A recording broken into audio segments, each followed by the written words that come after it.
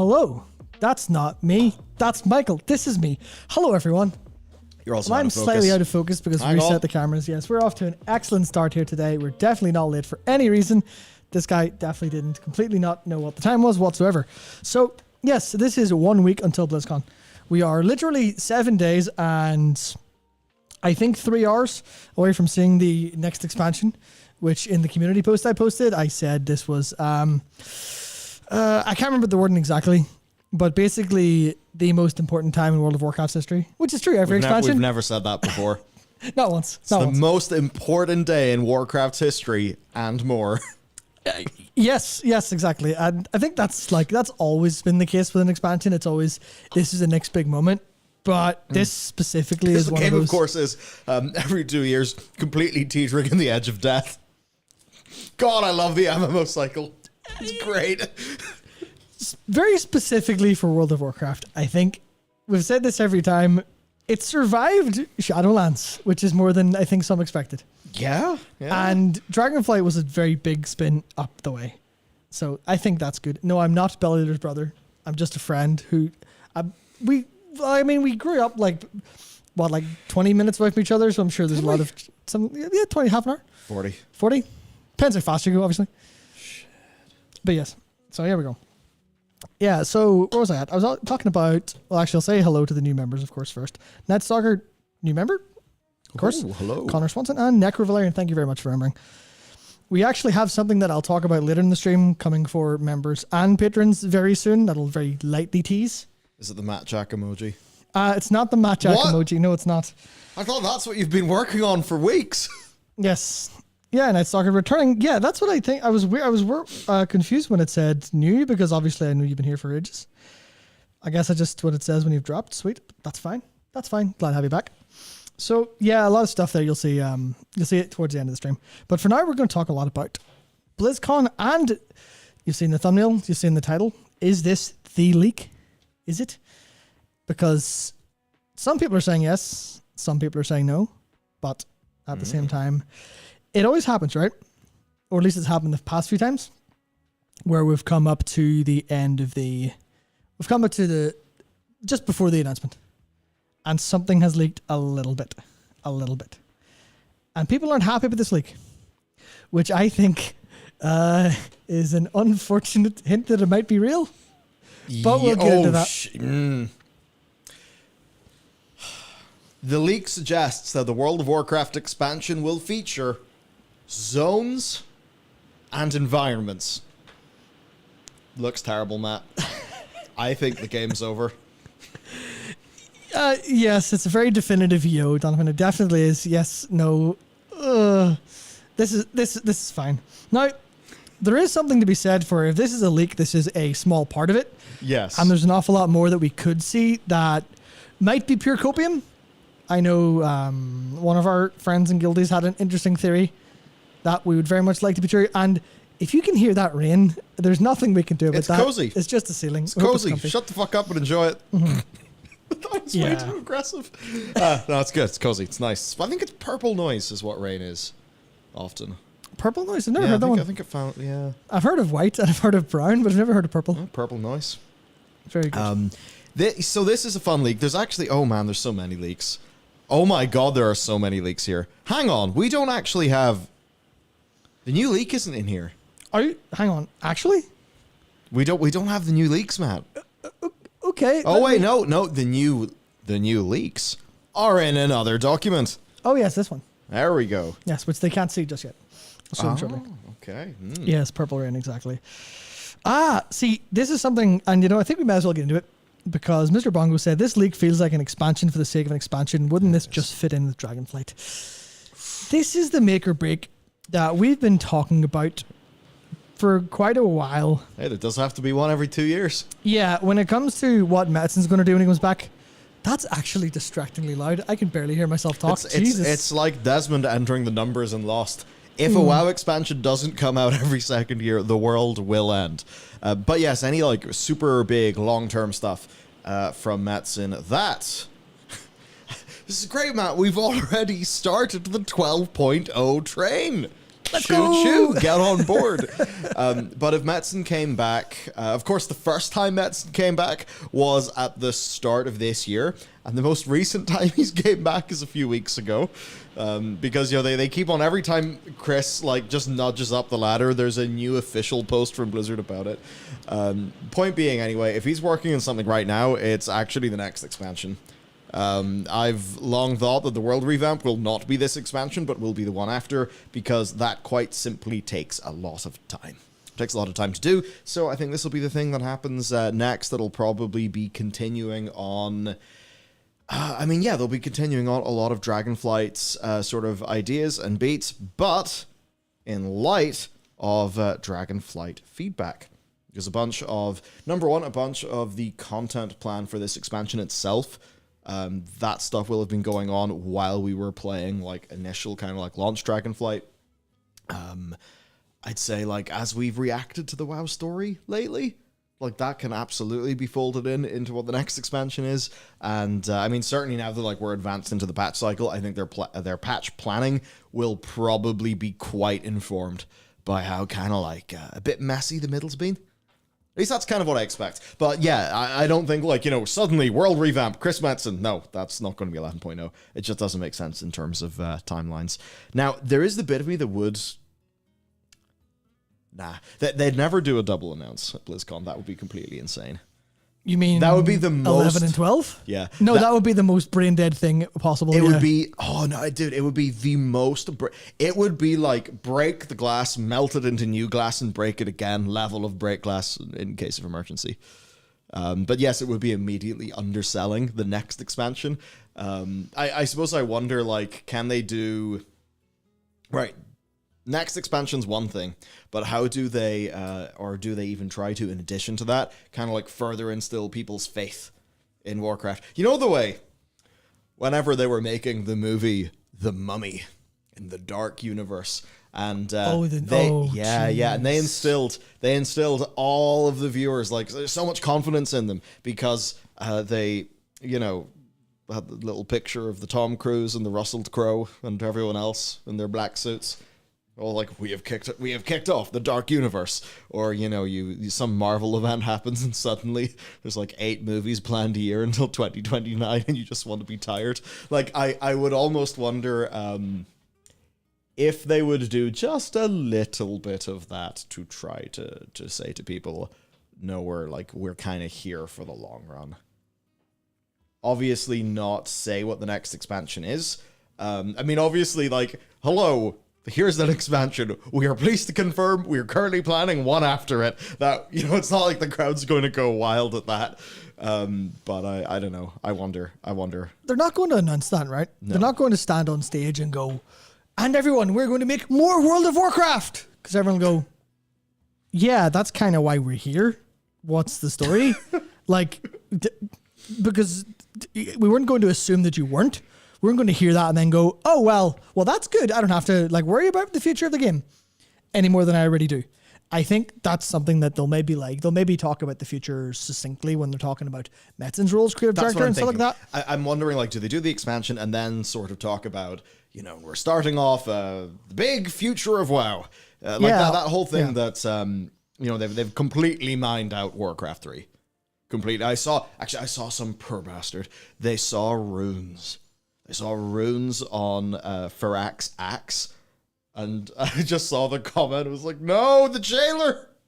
Fyrakk's axe was part of his plan. But yes, some sort of get Metzen up, talk more about the future.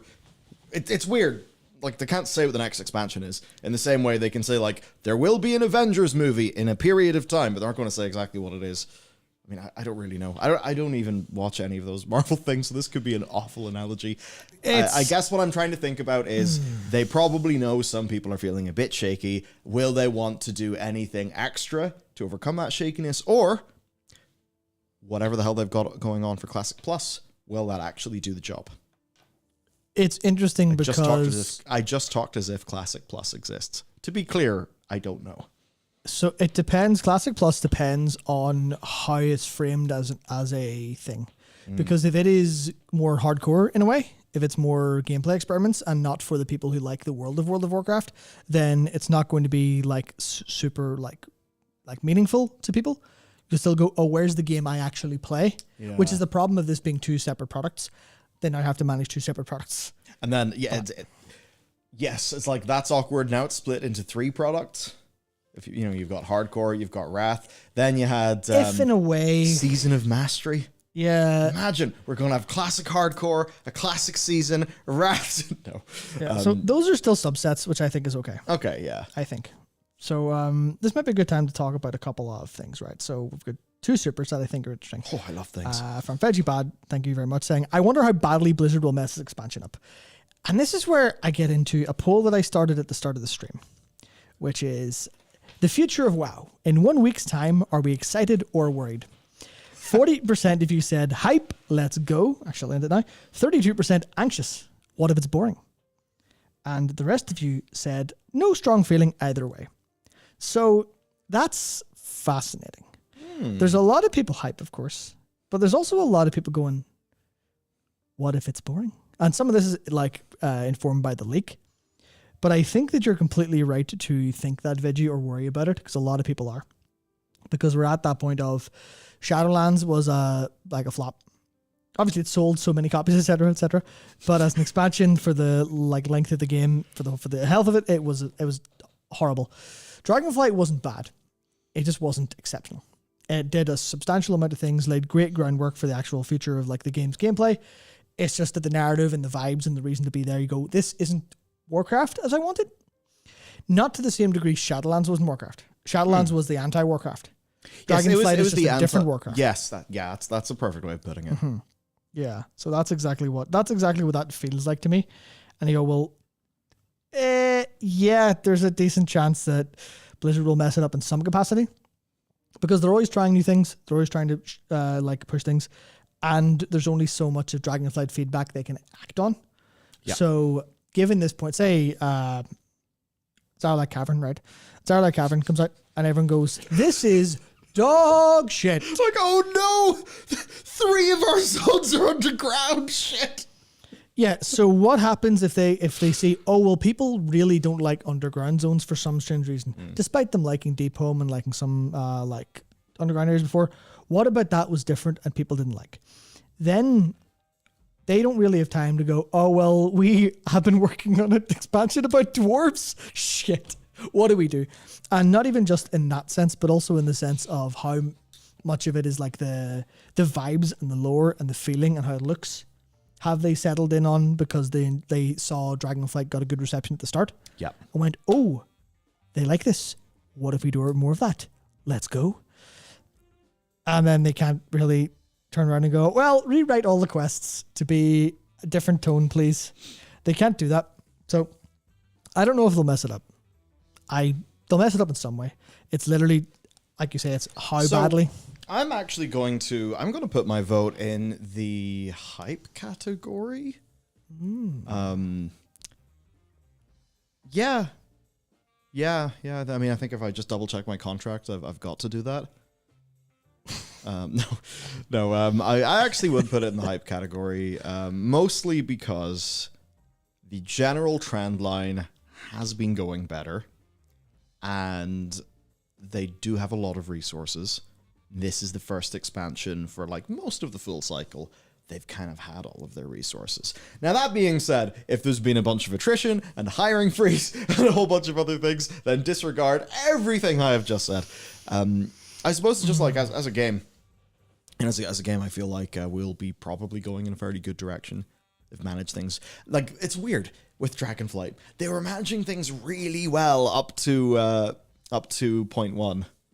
And then it just kind of feels like, the whole God comp happened. We had the whole Ogvoker thing that was a bit messy. Now, of course, the trinkets are something that people are talking about. And I mean, yes, I don't think the trinkets are going to be like the most impactful thing for the majority of players or anything like that. But there perhaps has been a little bit of messiness in towards the middle. Not exactly sure what or why. I certainly, I'll talk about this whenever I imagine we get to the new cinematic. I wouldn't be surprised if something changed in this expansion. just that they like had the manpower to throw at the problem. I don't know, and I'm not trying to be conspiratorial. I'm just trying to make sense of how the middle particularly is the bit that felt confusing and disjointed and like it didn't really go to plan. Whereas you look at point 2, and point 2 is actually all looking quite solid. Fyrakk is kind of like Fyrakk seems like a good villain. It's just where is his middle bit? And it was, his middle bit was like lost in Fury Incarnate, not really having much Fury Incarnate in it. And 10-1 being messy. So I don't know.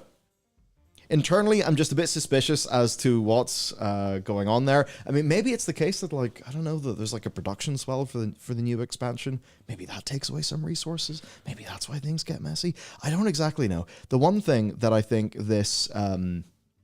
what this leak has done, though, Dakor, who does many things here, including our stream notes, has in all caps put in chat, 4 new zones, 8 new dungeons. And it's just that whole thing, like, 4 zones, 8 dungeons, a new raid, Season 1, slightly different affixes. To a lot of people, this is going to feel like, yes, it will continue. To a lot of people, though, I think they are now, even though some of these things, like, may be good and healthy, I think for a lot of people, like, to actually actively go back, and this is the bit where it's going to be challenging. I think we'll talk about this probably later, but, the way, like, 3 weeks ago, we talked a lot about, like, hey, Warfronts could have been really cool. Why did you make it a, like, once a week for a bit of loot thing, where you could never, why did you go and ruin it? Or, Island Expeditions could have been cool. Why did you go and ruin it? Torghast could have been cool. Could have been very cool. Why did you go and ruin it? I'm beginning to think it's like, if it is 4 new zones, 8 new dungeons, and just more of the same, then we're going to need to start seeing other things. Like other features at endgame, other, like just new, interesting stuff. Especially now that like classes are pretty much good and solid. Don't know if that would piss people off or not. Classes are definitely not. Moving Unless in a far better, direction. Yeah, so unless there's people who are very specifically worried about like balance issues at the very high end, I think the vast majority of people are pretty happy with their class. I think at the minute. Yeah. And it's hard not to be because like talents are pretty... Like, there's clearly a bunch of issues all over the place, but considering how much they've added, like, reworks and changes through stuff, even, like, being a rogue in 10-2 or Demon Hunter, you're going to feel fantastic going in. So I think the talent trees are definitely one of the like, the bigger wins of, the expansion overall.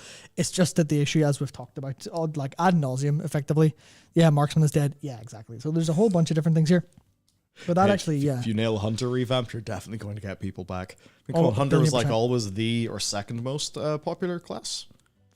Around there, I know it's like Druid has a pretty substantial lead, and there's like Hunter and Paladin are very close after that. Yeah, seems right. Generally, which is basically to say, stop putting any effort into monks whatsoever because no one plays them. Please don't. Monks are great. But that actually brings me into what Necro said in their super. Thank you. Cheers, lads. Hope the new story is engaging. DF was good game wise, not great story wise. There we go. And that's what we've said. We've said that so many times so far. It's literally just. Yeah, you're definitely getting there. You're working super hard. Your design people are they're stumbling sometimes, and there's certain it's far from perfect, but it's so much better than it has been in recent years. It's just that the story informs the vibes and informs like how people feel when they play the game.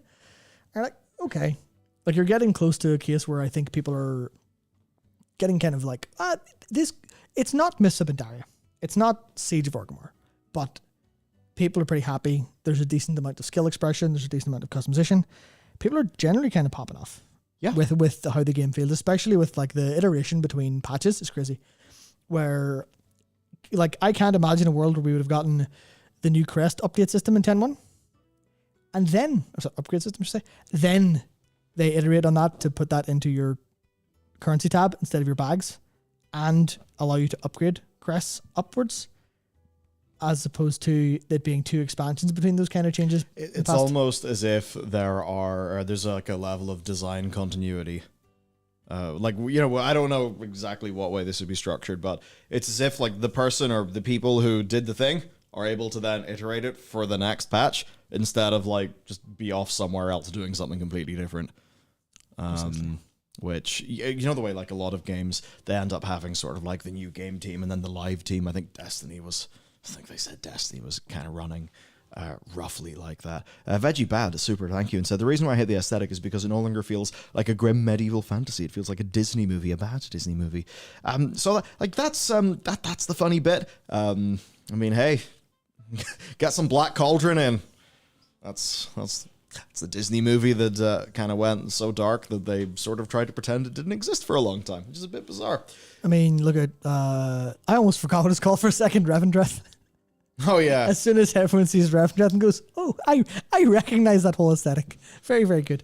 Which is like, yeah, there's a little bit of that. We've talked about that at length, so I don't think we need to go too deep into it. I think it's just that difference of, remember what a dragon used to look like, and now look at the new soft dragons. And I know the way they do it, like spiky, that kind of thing, is going to be hostile dragon, friendly dragon, going to be soft and smooth. But ultimately... That's really juvenile design. That's really juvenile. Yes. That's so childish. Yeah, I know.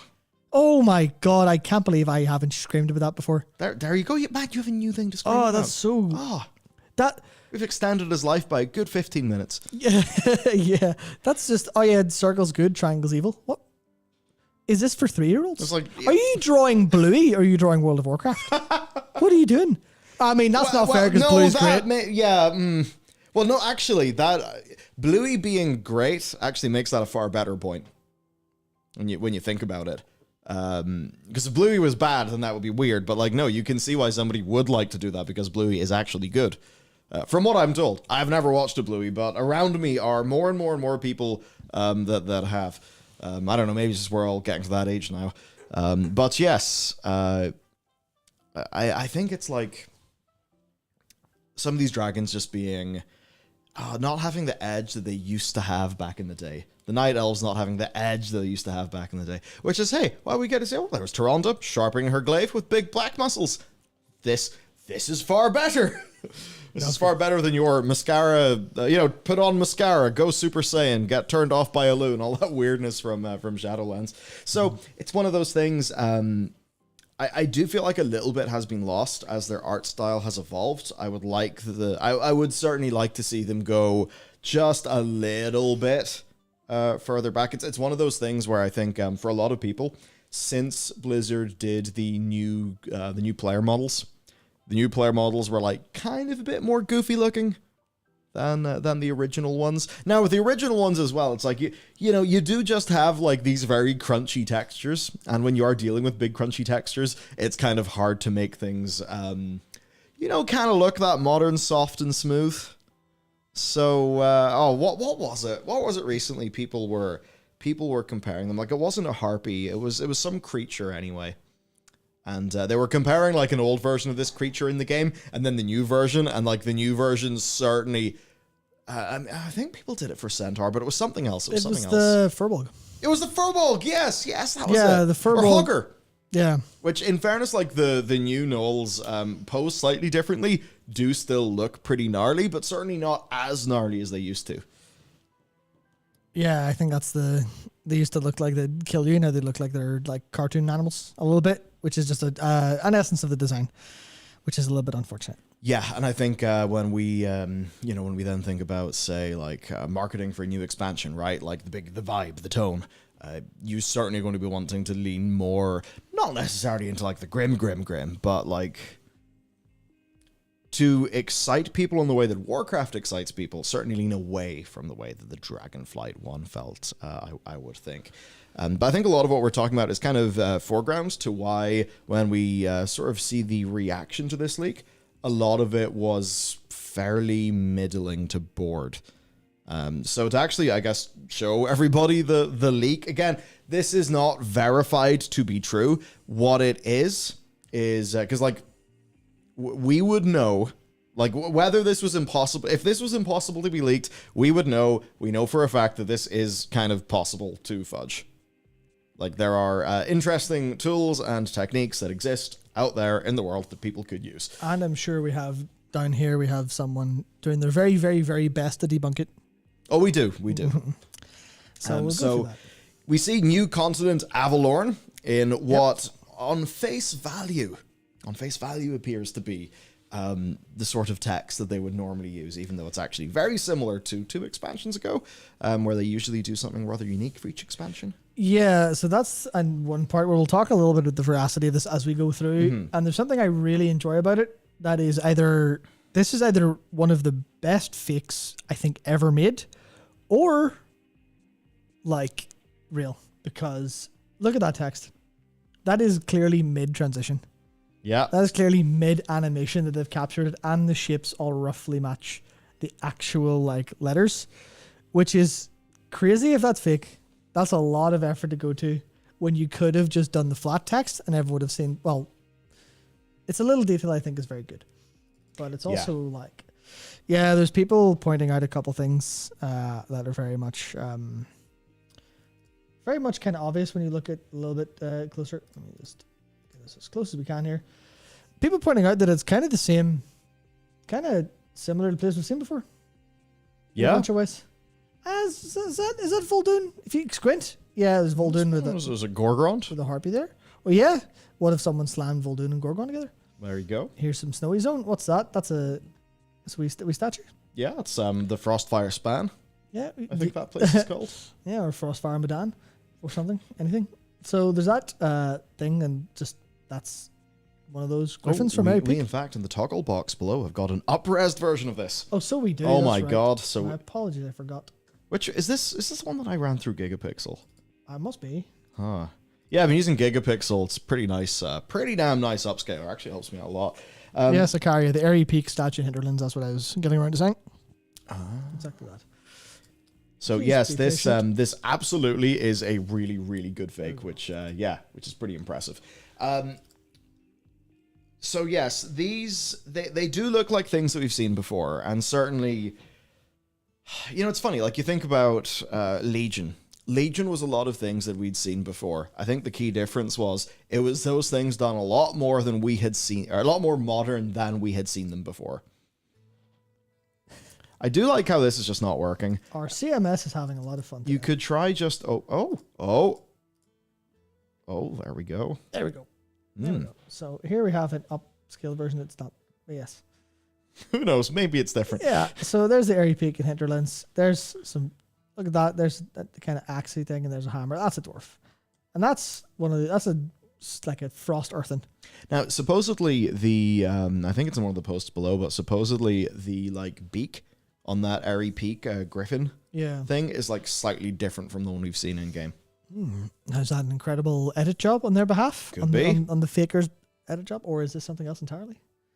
And here's a deserty zone with the harpy. Harpies, they're Warcraft. I remember dying to those in Barrens all the time. Yep. They're pretty good. So we've got some earthen. That's Wrath of the Lich King. There Icy you go. Boys. Yep. That's from Classic. That's good.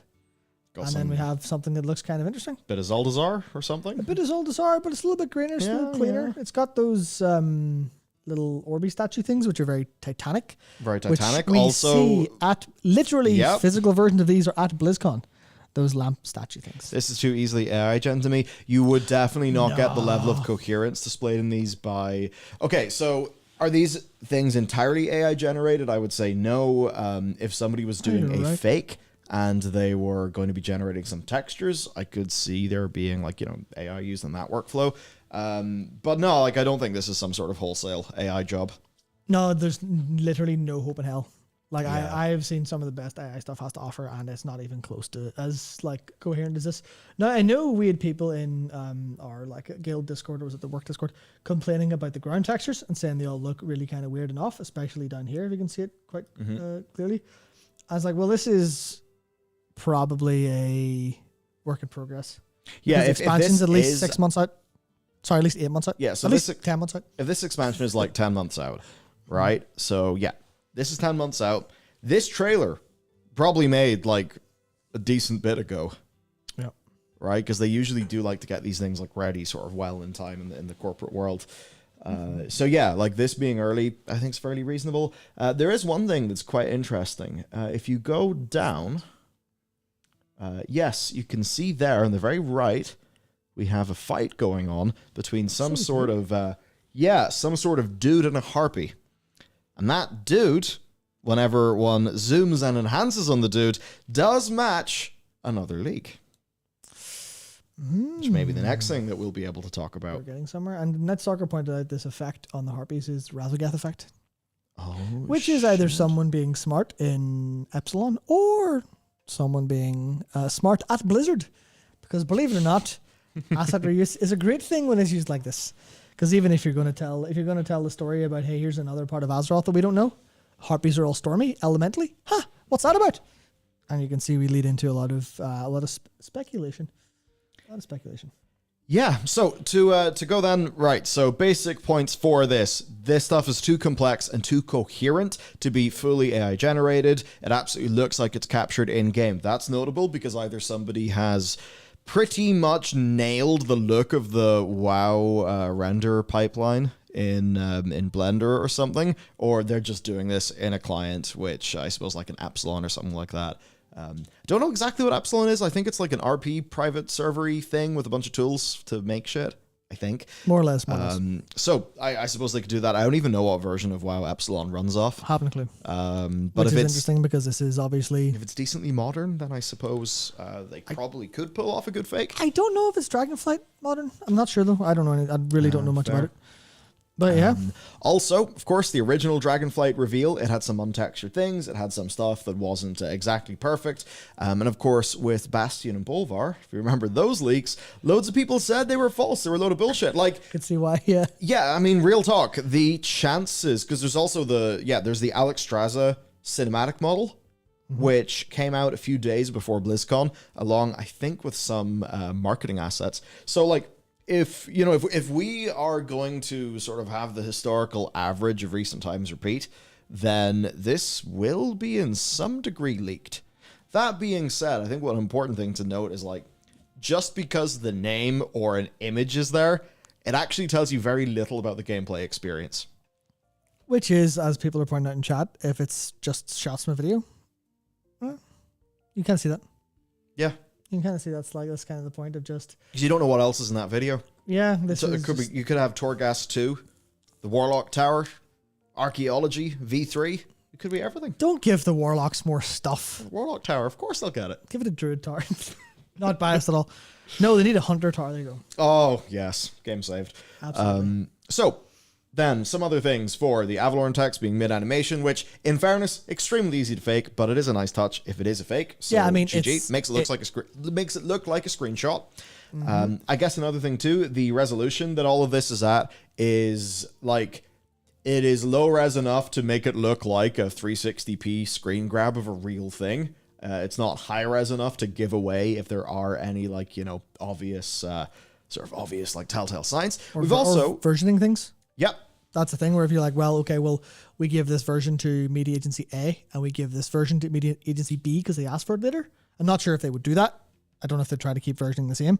But if you do that, even for like translation differences and things like that, then you go, oh, well, that wasn't how that looked for them, so we can narrow it down. So yeah. obviously the whole point is there's more veracity and believability in a shitty leak than there is a real one, obviously. Yeah. We've got the new Direhorn model thing, whatever it is. It's a funny looking dude. But yes, this kind of looks like the Briarhorn hatchling battle pet that we got in Time Rifts. So, one wonders, because, I mean, look at the two of them. Come on, like... resolution. Would some people say this is a bit of a smoking gun, like we... I guess, I mean, basically... Unless, actually, hang on. Unless you could open that model up, you could just mess around with the textures, I suppose. I mean... Everything is fakeable, but, yeah. Yeah, I guess this is the point where you go, well, how much effort... And this is where I think a lot of my this is real comes from. And it is literally just... Now, obviously, people are very dedicated and very crazy. But to have something that matches all the correct vibes... and also be this much effort is insane. Yes. And this is either a ploy to be hired by Blizzard or someone who just really absolutely loves like being part of the community and stuff, which means it could absolutely be true. But it's definitely like, it's extremely good if they did bother to go to this length to make sure that, yeah, because it was pointed out there in chat, what if the zone is like a Titan utopia? And that's the kind of vibe you get You kind of get the lifey vibes of, hey, is this like a Titan-y place, but life good instead of life bad? Is this something like one of like ANR's retreats or something along those lines? Something along those lines? Could be. Hopefully not. Yeah. Because people wouldn't we would resonate with that. I don't know if people at large would. Yeah. Marleman had some thoughts as well on the Living World assets. Living World assets are just like, when you move your character walks through, I don't know, some foliage and like a bunch of butterflies, like a little animation, a bunch of butterflies play. It's that kind of thing. Just makes the world feel a bit more dynamic. So there are a few of those that are kind of like models from Dragonflight. Reskins of those, which of course does make a lot of sense. It's like, hey, we need butterflies. We've already done butterflies. Okay, we can swap them around. Fine. There's a sitting cat that resembles, but is not the same. He says is one of the 9.2 cat form cheetah skins, but a bit more snowy. Yep, absolutely. I mean, that currently unavailable reskin. And this is the thing where, again, I'll say it again, with the backing of Marleman this time. And if you don't know who Marleman is, the owner of, or the what's the term? The updater, the creator of WoW.tools. Wrinkly brain, very smart, good. Very smart and like fundamental to data mining. Yes. One of the people who likely know the most about this stuff outside of Blizzard. Just goes a few reskins of existing models going on, which ignoring the amount of work with the environment, with proper retail fog and lighting. That was something else someone put that up, which was there's a bit of like vertical fog that's only in Dragonflight. Which means if this is something like Epsilon, which people pointed out in chat is running on Legion with models and some features being added. Well, there we go. Obviously, they could do that, but that's an awful lot of work. That's a crazy amount of work. Probably not. And as Marlon says, not impossible, but good amount of work. It's getting realer. It sure is. More real might be the better way to say that, but oh well. To keep on going, we've got a new big griffin. Higher resolution. Sorry, Epsilon runs on BFA. Thanks for the update, fairly. Okay. So I guess that changed at some point. But still, BFA's 2 expansions ago. Yep. So we've got this, which of course, looks smoother. Does kind of make sense. So that's kind of interesting. And now, dwarves being there makes sense. All the Khazal Gar stuff. So if you've kind of got like big frosty zone full of frosty dwarves going riding big griffins, it's all pretty cool. A lot of people think the Wildhammer dwarves are pretty awesome, and we haven't actually had a great deal of Wildhammer dwarf stuff going on in World of Warcraft. Or anything dwarven, outside of a couple of different side stories, realistically. Yeah, so there's just a little post saying, pointing out all the differences between it, which means it's not the same statue, nowhere close to it. And if you look at these collections of pixels that are down below, we can see the new snake animations. Right, I'm going to be honest. You see whenever a community does stuff like this and looks at... like, I need to run this through Gigapixel and see... No, you don't. No, not a chance, not hope. When people are doing this... How does it interpret this? You have to know that this is a game... Like, I want to say this. I don't know if anyone at Blizzard is watching or watched our clips or anything. You have people who are looking at these pixels. You can count the goddamn pixels in this thing. You have people looking at that and they're trying to figure out that looks like a snake and they have a different animation to the ones in game. If people are doing that, you have a community that you should never let go, because that is a level of devotion that is beyond all form of belief. Yes. These are the kind of people that will live and die for your game if they're going to this length. And that's something you should absolutely go for. Absolutely never let go. Which is a little bit savvy. Oh, this is the vertical fog bit. Yeah. So there's vertical fog. It's been showcased in the Dragonflight or Plus client, which is something people don't really use, because every time the game gets a substantial update, there's a huge amount of work that people have to do to get private clients and things like that running. Which is obviously Blizzard's whole point, because they don't want their game being pirated. Makes sense? Oh, yes, this is the bit, right? Yes, this is the fascinating right. This is certainly something. The question is, and this is the bit that I forget, the leak that then we can reference this with. I don't believe this leak, I don't know what date it was. I don't remember. It was a good while ago. Yeah. Now the person who goes to the amount of effort to do this is totally the person who could kind of get that web template, swap some things around, and sort of be good to go. But what you do see is a very similar looking NPC who is also in a rather Gorgrond, Vol'dun, probably a bit more Gorgrond looking zone. Very Gorgrond. Which, what do you think about this, Matt? If you're thinking Gorgrond, then you're definitely onto like vibes of lore and story direction, because Gorgrond is where all of the life shit went horribly wrong in Draenor. Fyrakk. Remember Oh, sorry, I was thinking of Vol'dun. Yeah, no, the Gorgrond where all of the life, like the Everbloom, came from. Oh, I've bullet pointed a video on that. I should probably write that video. Yeah, so that's exactly the case of, that's fascinating. You're right, it also looks like an ogre/dwarf kind of thing. Now that's kind of fun. If it's looking like an ogre dwarf dude, then we could be thinking about, there's all that first flesh talk. There's the lineage between the Jaredine, the Vrykul, which ties into what Tarjan the Elder said in The Waking Shore. Which then, of course, ties into there being a Vrykul ship that is shipwrecked on the Waking Shore. And sort of a whole bunch of things in and around there. To actually look at this then, new continent Avalorn. Now, if I can make out through these pixels, the distant lands of Avalorn. Our GMS is having a slight... yeah, that shit never works in Notion. There we go. Maybe we should just use any type. Anyway. Or just... the distant lands of Avalorn. No, we'll use censored. Censored. We'll use censored starting soon. TM. Yes, Sorry. we will uncensor that later. Yeah, redacted, I should say, maybe. Now, I don't know how we can unredact this later. Time travel? Yeah, do that. Paradoxes, though? Well, you'll find out about that in probably 2 or 3 hours.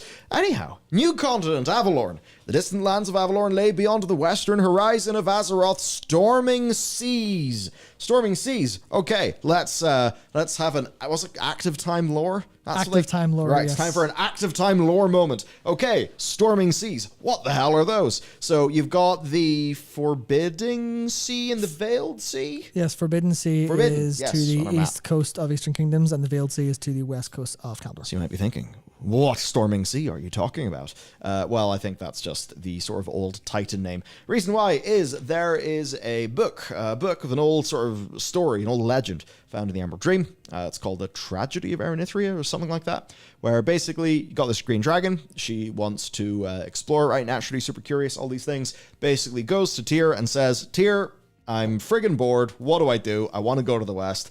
And Tyr says, no, you've got everything you need here. You don't need to worry about that. Beyond, the storming sea lies only ruin. Now, this was Tyr saying beyond the storming sea. So the Titans would call it the storming sea. We then think about the Algarian Storm Rider. Oh yeah, Khazalgar is basically confirmed to be the expansion anyway because of the Algarian Storm Rider. Yeah. Yalamau. Okay, cool. So... yeah, we're saying this is probably real for a reason. Oh yeah, no, I yeah, there's a lot of threads, why do those bits and only this one wraps it up. Sort of connect for me? Yeah. So, I'm not going to say that on stream because it's very rude. Yes. I kind of wish I knew. We've got the Airy Peak stuff. Of course, Storm Rider. I want you to have images of, say, the original, like, vanilla WoW. I don't know if it was a loading screen, whatever, but, the dwarf. Yeah, so the Storming Sea, it seems like that is what the sort of Titan Watchers and Keepers on Azeroth called that region. Now, Storming Sea, you might be thinking, lightning. Not, lightning, maybe that's not going to be an Odin thing. Well, or, no, who's the lightning man? Thorim. Thorim. Yes, put an M in the end. Odin is worshipped as a storm god by the Vrykul. If anyone was to put up a big storming sea, it would be Odin. If anybody was to not tell us about that because he doesn't want us to find out about certain things, it would be Odin because we literally know he's been doing that. So all of these things basically line up. And also, right, if Erenithria does, or maybe in the past made it over there, we do see lots of green things. Erenithria was a green dragon. Who knows? That could likely tie into a little bit of what's been going on to the Emerald Dream as well. So, there you go. Isolated for millennia. Those who call these enchanted kingdoms home. Ooh, another active time lore moment. Enchanted kingdoms. Number one, enchanted, what does that mean? Number two, kingdoms. Okay, so there's like actual, peoples and shit here. Then you think Khazalgar. Well, Khazalgar, Dwarven kingdom, sort of makes sense. Okay, I'll try to get through this a little bit faster.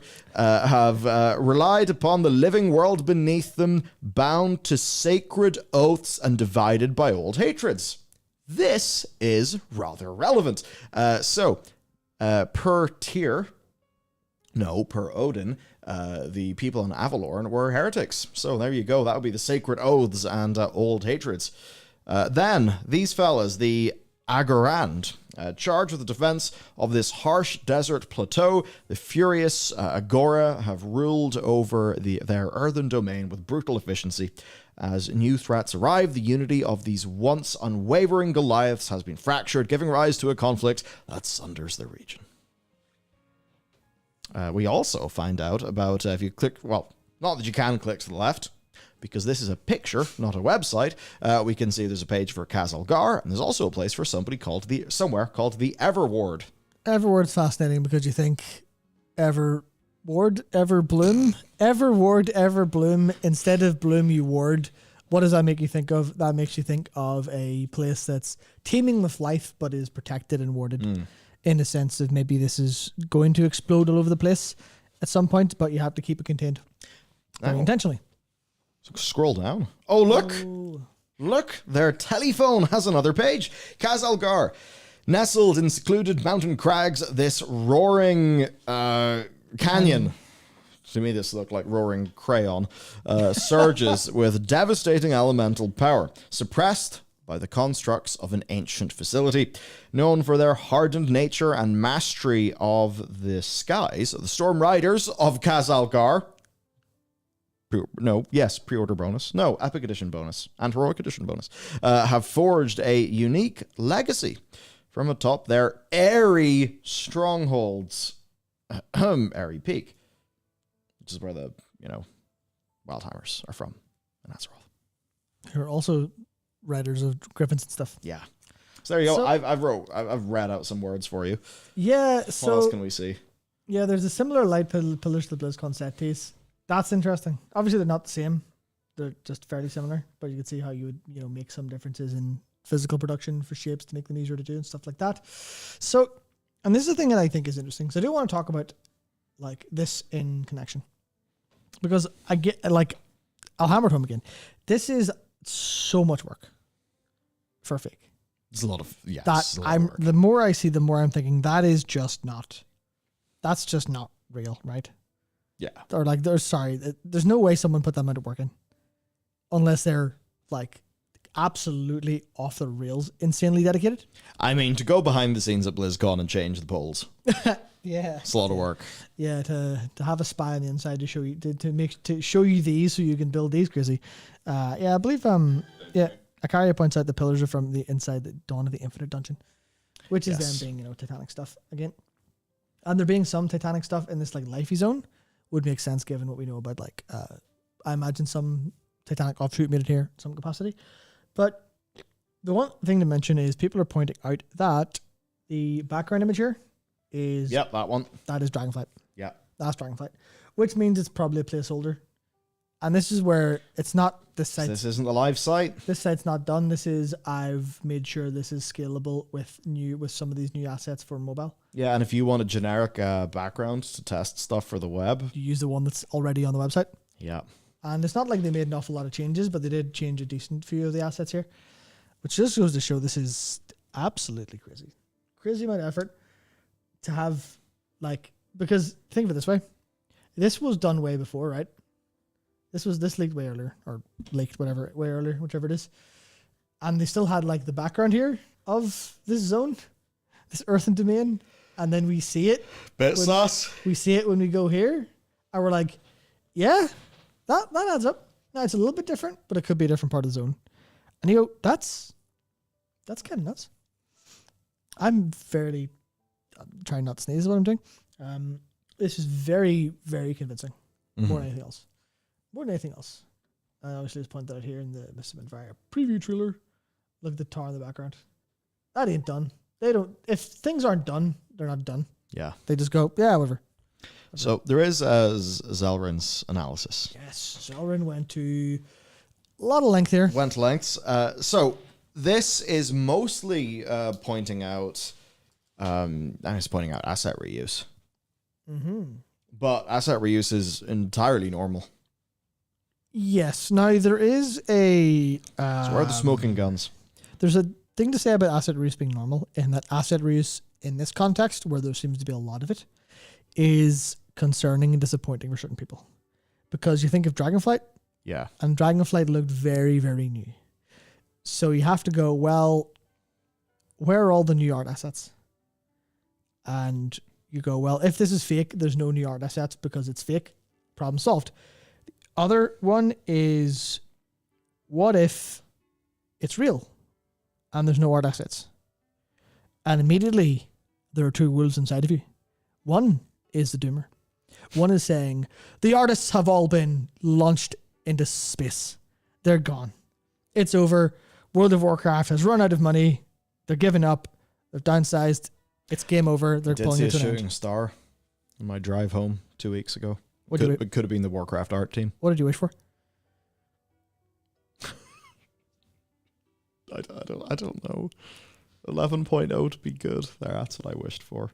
If I wish I could believe you. No, do you know what I thought? I thought like, imagine if that kept on going and got brighter. Wouldn't that be interesting? Then it disappeared. No, you should have wished for that. That would have been way better. So that's the doomer part, right? Where you go, well, it's underwhelming. It's over. They're going to throw all the money somewhere else or all the artists are dead. No. The other version of that is, well, what if they're working on other things? What if there's more than 4 new zones?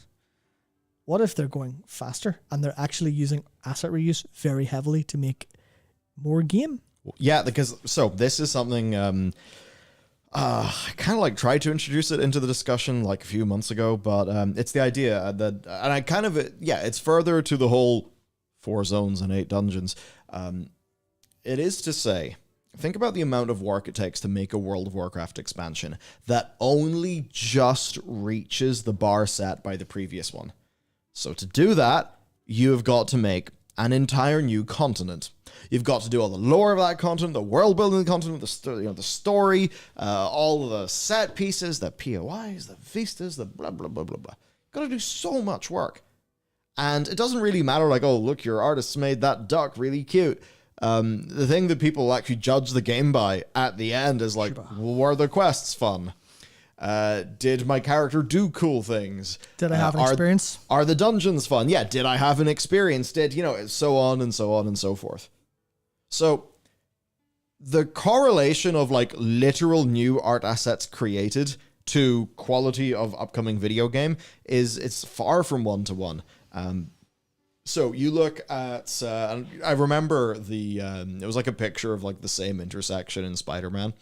Maybe it was between Spider-Man 1 and Miles Morales, or maybe it was between Miles and a trailer of 2, or something like that. But it was somebody basically said, lazy developers. This looks the same. And like this is the one to bring up as a joke because it's like, yeah, it's New York City. Now, obviously a new continent shouldn't look like exactly the old one. But yeah, sure, I get that. But what I think I'd bring up is like, look at Spider-Man 2. It's constant 90s. Extremely, extremely well reviewed. And one of the useful things I'd imagine for Insomniac is that they didn't have to completely rebuild New York from scratch because they already had New York. Look at Tears of the Kingdom, right? Yes, it does have its whole underground, everything. But it is literally built on top of Hyrule. Like it's Hyrule again. Oh, Barry has it perfect. Don't ever show that person the Yakuza game. Yeah, don't show me Yakuza game. Yeah, here's the same area in every Infinite game. Wealth looks, oh my god, Infinite Wealth looks insane. Yeah, so a lot of the reason they get to have a huge amount of fun with what they're making in the Yakuza series and why they're such a reclaimed, an acclaimed series, it's like a cult, not cult classic anymore because it's seeing a lot wider success, but like, they're just like, here's the same map because your character's in the same area for multiple games in a row. Like that makes sense. So they get to use it and go really, really deep within that. And you get a whole load of like great positives out of that. But you also get a series with 1 billion games in it that are all like generally fantastic. Yeah. and they get to iterate on things like combat and their writing and stuff, as opposed to wasting a load of time going, well, how can this like 10 streets look better? There's like, yeah, what if we just make it really, what if we focus on the things that matter to people more a little bit? Yeah, so as an example, there's lots of ways that could go. Perhaps they have some sort of new feature. That new feature involves the art team. Maybe they want more beefed up patch content, and that involves the art team. Maybe 12.0 is a world revamp, and that very much involves the art team. All of these things could be true and could explain a reasonable amount, yes, of asset reuse. And it's one of those things where it's like, in many ways, not always, but in many ways, a tree is a tree. Grass is a grass. You know, a desert rock is a desert rock. And yes, obviously, through a lot of the details, the, you know, color selection, the lighting, they will feel very different in different contexts. Because it's not just about plopping assets down in the world, like it's about world design, level design. So, you know, it's like if you remade Dragonblight or stuff like that, with the assets from the Azure Span, it would probably still feel like Dragonflight, because so much of that is about, like, you know, layout, composition, lighting, music, all of those things. So that there is like a bunch of similar asset reuse doesn't really like worry me that much. Even to take a look at that tree, I'm just going to assume that's a tree from, I don't know, Zuldazar or something. I don't really mind. It's a tree. But like, tree's a tree. Whether that's a new tree or an old tree, as long as it doesn't stick out, I don't really mind. And if I was just running around in this zone, I would not notice. That's the thing that happens, especially when you are... How do I put this the most effectively? Whenever you're being a pundit or an armchair critic, and you're looking at something before the game is out, before it exists, you're going to look so carefully at all of this stuff and pay super loads of attention, like, well, what's that? What's that? What are the pixels? What do these pixels mean? Are those the right pixels? No, those are the bad pixels, and I hate this game preemptively. Defeat in detail. In the same way that people were screaming over puddles in Spider-Man 2, and you're like, I get that you're bored. I get that you want to say something, but sweet Mary Mother of God, calm down. You know, the people who they saw, you know, I forget exactly the name of the technique they use, but it's for filling in the interiors of skyscrapers in Spider-Man. There's people like, they saw two similar scenes in, like, you know, a few windows in a skyscraper. Like, I can't believe they've done this. I cannot believe that this, like, filler for some detail in a skyscraper that I will be zooming past on my web is the same. Yeah, it's like that's really, that's where the... Now, this isn't entirely applicable to this situation, because we would like World of Warcraft to be better. But the thing going around of, like, for a good while now, people saying, I want shorter games with worse graphics made by people who, like, work less, and I'm not kidding. It's like that's yes. A real vibe. People want the games that are more experiential and more important that way. And that doesn't really super apply here, but it's the same idea of, like, if you fly past a tree and you're dragon riding and it looks like a tree and you don't get stopped by one of those branches, you're going to be like, that's a tree. Sweet. Cool. Fantastic. Wonderful. So even if this asset reuse is all very much proof that it's lazy expansion by lazy developers, that'll be fine. Obviously, Zelda was kind of just pointing it out for the reason to try and maybe debunk it in some capacity. But there's definitely a lot of cases like interesting reuse, like that isn't. I wouldn't call that asset reuse. No, I wouldn't. That's not asset reuse at all. That is a shape. That's similar swirls. That's a swirl. Like that's just a swirl. Oh, don't apply this to their combat designers. Oh Jesus, yeah. So I suppose, yes, going through it, there are plus if there's Titan elements in the zone, it's like, do we need them to completely rebuild their entire Titan tile set? Like, if they have a modern Titan tile set that is good to go, I'm happy for them to use that, because that's what the Titan stuff looks like. I accept that, you know? And it's like, art assets made does not, like, correlate to, you know, places that you can go to, right? Like, though those places are made out of assets, the bit is going to take, you know what I mean, right? I'm just trying to point out that like the more that you are able to lean on work that you've already done, well, the more you're doing that. And I suppose, as you know, in your job, whenever you get to lean on experience or assets from a past project, that can really help your efficiency. And then that means, the extra effort that you can sort of buy back with that, you can put that into more content.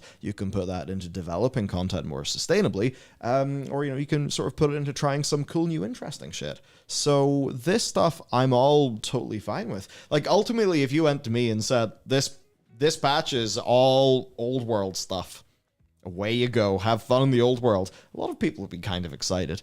A lot of people would say like, oh, it's content reuse, boo. But if the actual content was good and fun, you wouldn't really mind that. Oh, reuse like all the content you want. Exactly, yeah, because like we want to be in Azeroth. Send me back to Bellular Forest for some reason. And people may say like, but if I go back to the videos that you made about patch 8.3 or the Nyalotha one, it's like I'd say, well, yeah, I just didn't think the world content was that fun. It's like if you are doing a lot of that asset reuse, I mean, yeah, you do need to make that ground back up. Yeah, that's one of the things where it is about the experience. It's not, the asset reuse doesn't make or break it. It theoretically makes it a little bit easier to do. And it makes it easier to focus on that experience. Yeah, because Marlon says the amount of this expansion will suck headcanon that's been made around the lake is absolutely bonkers. It's insane. It's like I was saying there about like people just having headcanons and ideas before it comes out. And I mean, I could literally talk all day about what this stuff could mean in the sense of lore and all of these like concepts of, right, well, if they asset reuse and then you can follow that logic to a billion different conclusions. Like I said, there's a doomer angle of, oh no, the artists are dead. And I wasn't about to say Coper. I was about to say something different, which is not the angle I was looking for. Also began in the sea, the Coper angle, which is, oh my God, they're able to do so much more with this. Incredible. And it's like, I think it's just people kind of projecting their expectations and using anything as a wedge to get that expectation to make sense. Yes. Whereas if this was all new assets in a Dragonflighty style, people would immediately say the exact same thing of, no, it's Dragonflight all over again. It's over. It's so over. We are not back. It's completely over forever. And ultimately, like, those perceptions are reinforced by stuff that they've seen before. They then see this leak. What does the leak kind of look like? It looks like 4 screenshots from a standard Blizzard trailer, which is probably what Blizzard will do. Then it's very easy to just have that leak or that link continue, and people just think like, yeah, doomed. Because it just resembles what you would expect, when in reality, World of Warcraft expansions that have been really, really good, if you leaked them in this exact same way, would basically look like this. Mists of Pandaria is an interesting one. Okay, maybe not Mists, because that was quite a direction at the time. Good ass expansion, people would be raging about it. Maybe Warlords would be different. People would like that, I think, it was like super really well. I can't remember if it actually was or not. I wasn't super around community stuff at that time. But yeah, I know a lot of people talking about, yeah, just generally, people are forming an awful lot of opinion off a very tiny pinprick of information. And it's very hard to do that without immensely projecting or just filling in your own blanks, which is more or less that. Yeah, yes, Marlon, the only argument around the asset reuse regarding the leak is that it would be far easier to make a leak with reused assets rather than new ones. I think it's irrelevant otherwise. Agreed. Yeah, more or less. Yeah. More or less. Agreed, and I'm not going to prejudge the whole thing based on a few screenshots. It's like, look, all these zones could be quite fantastic to be in. We just literally don't know yet.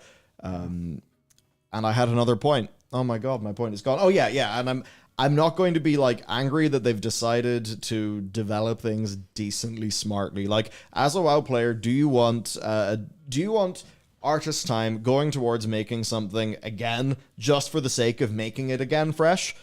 Or would you rather their time maybe went into something new and different? I mean, obviously the latter. For most people. It's just, I suppose, like, gaming discourse is very... I don't really know where it comes from, but you know the way, like, everyone these days, it's like, you've got to have an opinion, you've got to be right?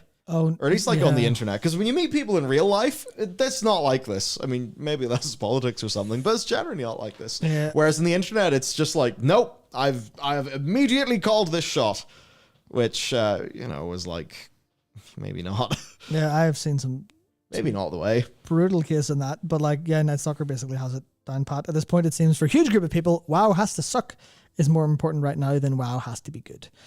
And that's just it. People want their truth to manifest, and they will look for any example of that truth and extrapolate it to be the truth that they want to say.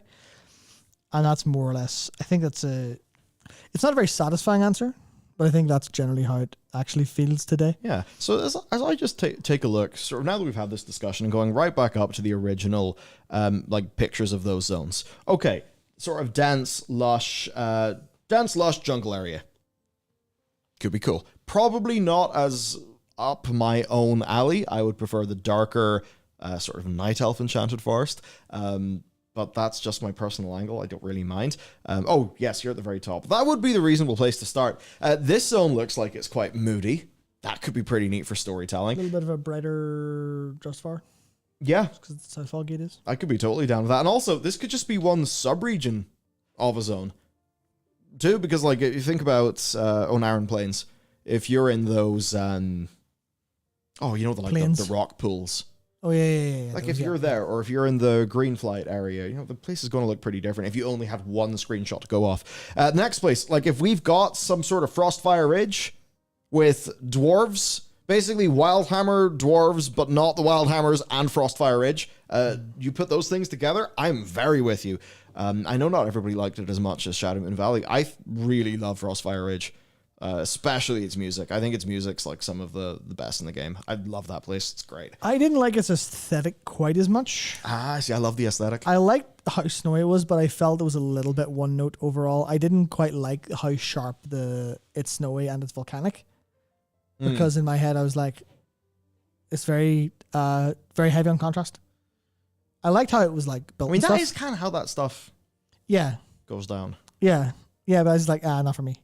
Not see. for me super well compared to all the other zones in that region. But at the same time, the story of it was beautiful, and actual like the garrison being there was gorgeous as well.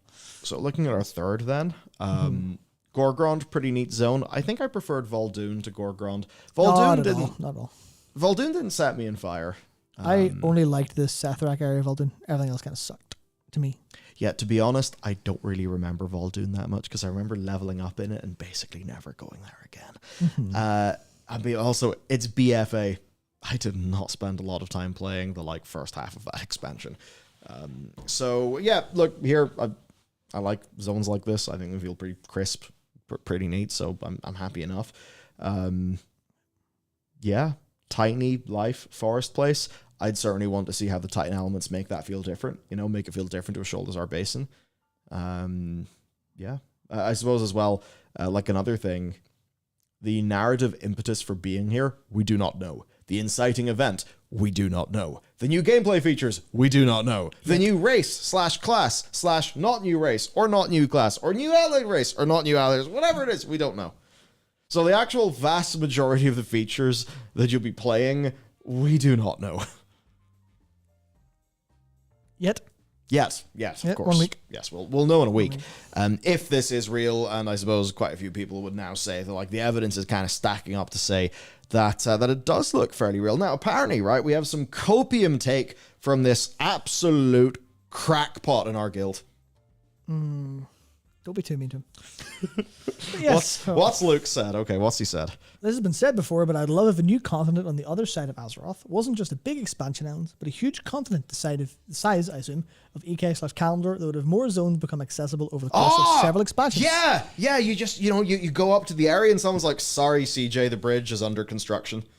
It'll be out next batch." Perfect. Great. Obviously, you can have a whole load of reasons for that, but I mean, and this is the thing where, I do like. Kel'Thuzad wasn't So agree with accessible. that. Every song, the Ghostlands weren't accessible. Hyjal wasn't accessible, and people just were like, "Yeah, can't get there." It would certainly be a tougher prospect whenever you're dragon riding about the place. Yes.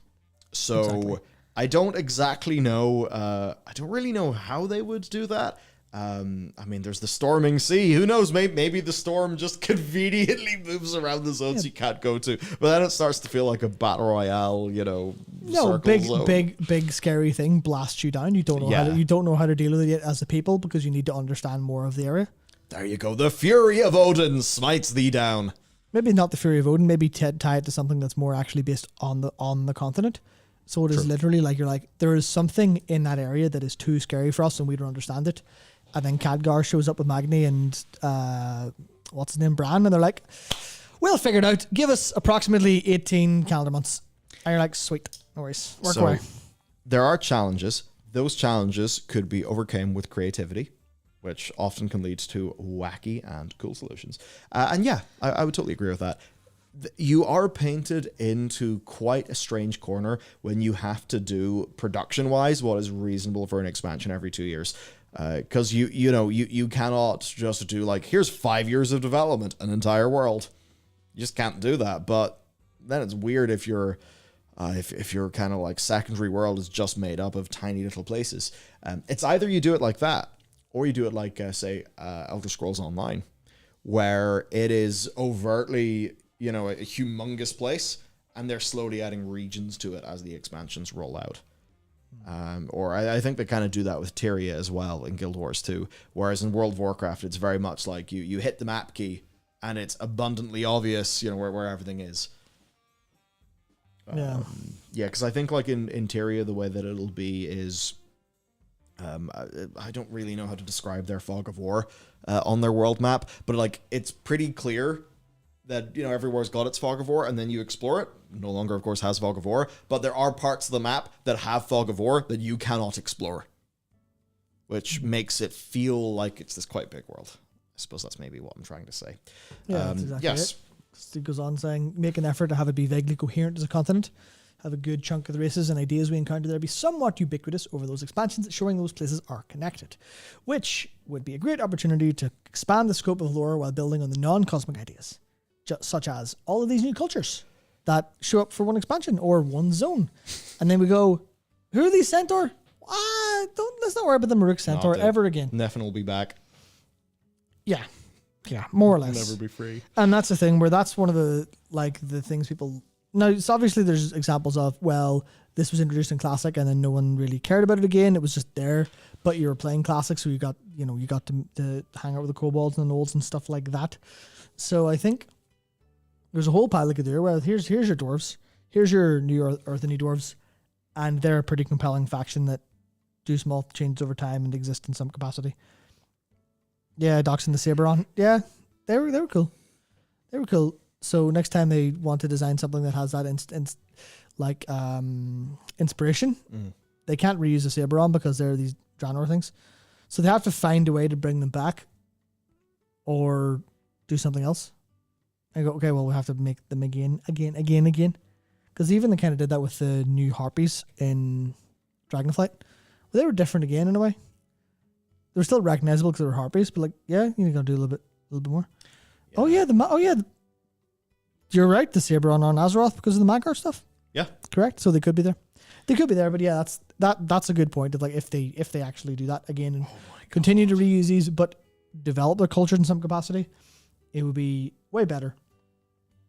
Now, yeah, it goes on to say the important thing is to make it feel like we're going to the proverbial new world. Show us there's a whole other half of Azeroth just as vast and developed, but separate. That would be cool. There's a little bit of a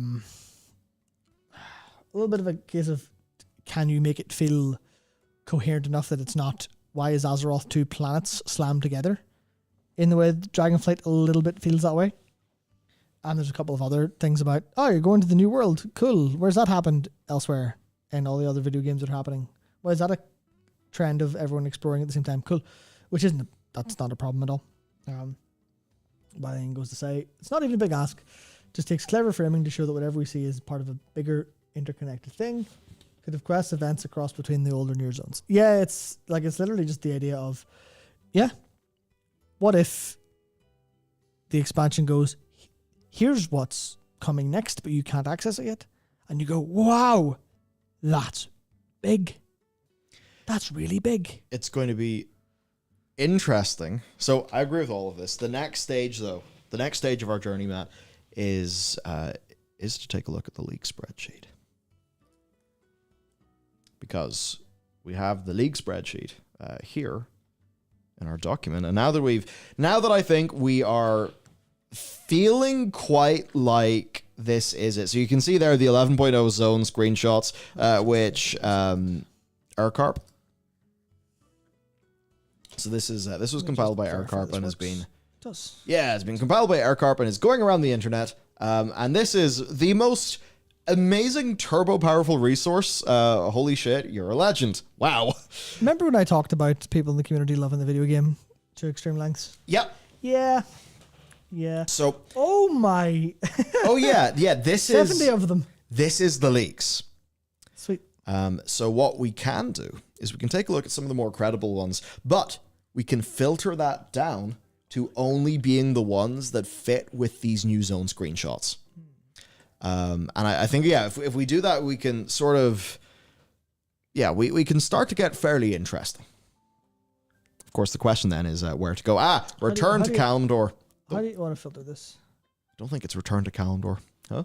Well, how do you want to filter this? Credibility score? Credibility score. Credibility score. Hello, computer? Hello, computer? It's over. Now we can just do it manually. Sweet. Okay, so I suppose, right? If something, so detailed. If anything has Kaz Algar, but is before the Algarian Storm Rider, that's like an intro. Oh yeah, so here, here we've got the Agarand website leak, which of course is the other one that we brought up, which was posted on the 11th of this month. So that was posted like 16 days ago. The website Snapchat thing. Below. Row 38. Yeah. So that's what we just looked at then. Okay, so that's row 38. Let's see. What are you? What is Horizons? Okay, let's take a look at Horizons. This is all happening in and around the same time. I trust this is not going to get us bumped. Yeah, hopefully it's not some freshly caught prawns. It would be really funny if this was all an effort to get us bumped. I would enjoy that. I'd be very upset, but I also think it would be hilarious. Okay, so 10.2 is getting a big show as they round up the roadmap for Dragonflight. 10.2.5 will have new race class combos. Makes sense. If they were to do, say, more Drakthir stuff, that would make sense to me. 10.2.7 is the big fated patch. There is going to be a 3-boss raid with the actual final raid boss of the expansion, Tyr. Tyr isn't bad. It's a test of strength and a bit of celebratory raid. The first boss is Alexstrasza. Not sure who the second boss is. You know what? That would be really cool. That would be odd, but it's pretty sweet, isn't it? I don't. That's insane, but I think it's awesome. I do not believe it for a single second, but that would, and the reason I don't believe it is because that would go too hard. Because it would be cool? It would go too hard? It would go too hard, yeah. I don't trust them. Hang on, though. You see when 10... Words, Michael, can you do them? You see when this happens, we'll all know what the next expansion is. Now, not to break any walls, but Tyr will know that we know what the next expansion is. That's because Tyr isn't real, and he's written by developers. And those developers know that whenever 10.2.7 happens. Oh, my immersion! Right? Oh, so hang on. What if Tyr is just like, I don't know, before our journey, let's have a big fight. It'll be fun. Come on. I don't know. I could do it. Okay, so this leads us directly into 11.0 when Tyr finally gives some answers on Titan Cosmic stuff. That makes a lot of sense. If you've been watching the lore videos that we've put out, Tyr is the guy who's going to know absolutely everything because he was responsible for a lot of the funky stuff. Right, with the eggs and purifying the stuff, and he obviously will have had disagreements with Odin, as an example. So Tyr, he's going to be our lad. He sides with the dragons and the mortal races, entrusting us to know what's up. So basically then, this is Tyr. This would be Tyr. Pretty much undoing all of the weird history stuff that Odin fiddled around with, that we learned about in Uldaman. Okay. Expansion name has something to do with following the horizon. The name might be a synonym. Odin is our primary villain at the start of the expansion, looking to enact the Titan's will as things have gone too far off course. Titan device is key to recalling them and reordering the planet. That'd be kind of key, though. Now, if...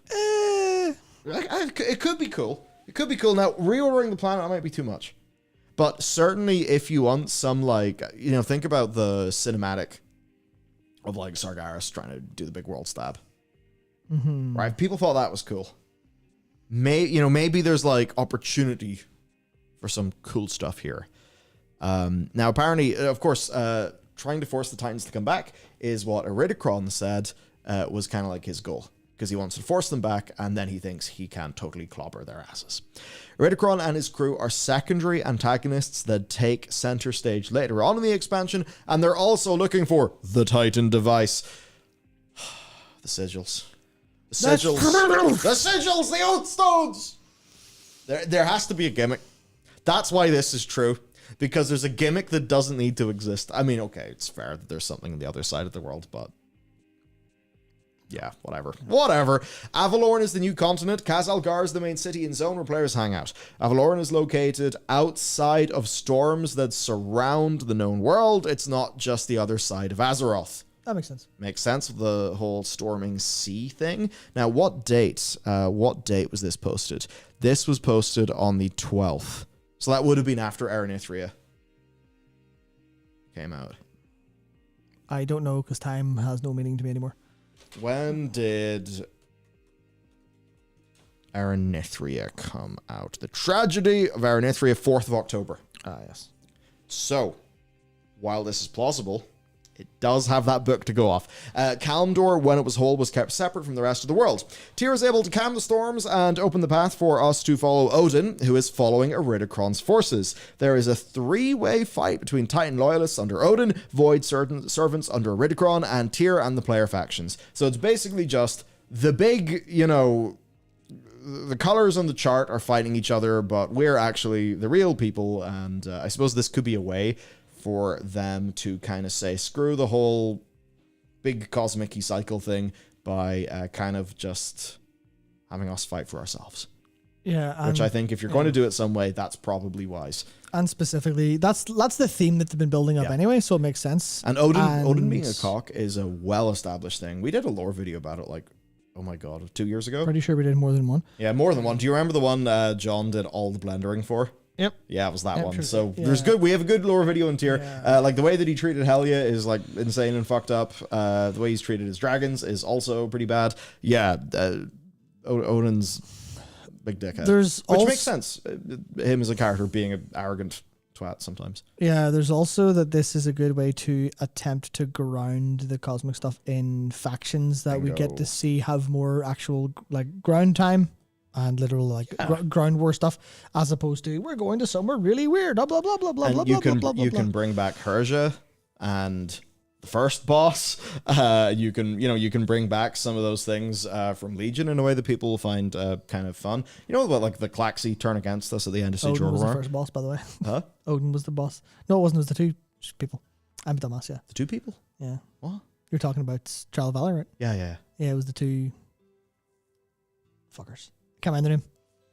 It was those. Well, there's that point. It's a good one. Yes. No, I know what you mean. Yeah. So is that okay? No new class, but some will be getting support specs.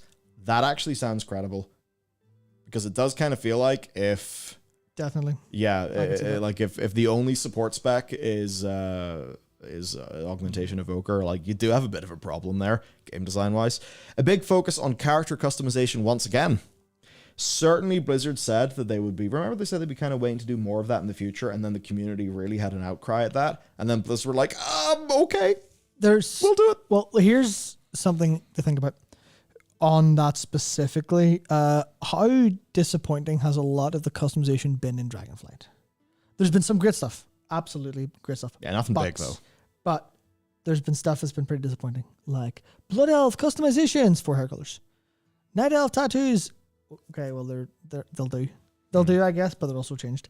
There's an awful lot of stuff. It's like this isn't the big changes you'd expect.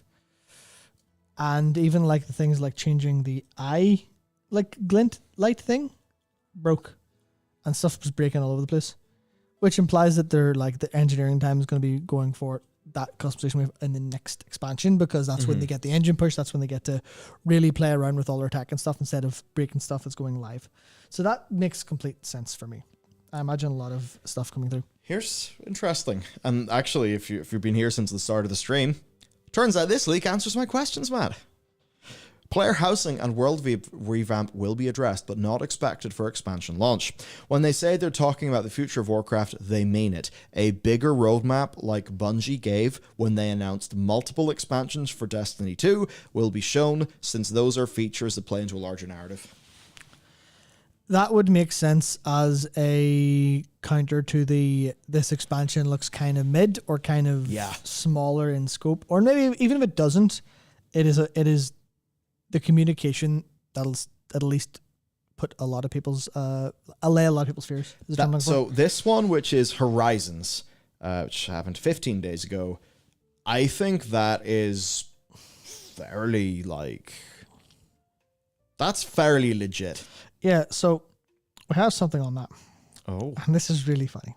Well, first I'll say thanks for the super foreign, and thanks, Knacker. We'll talk about that shortly.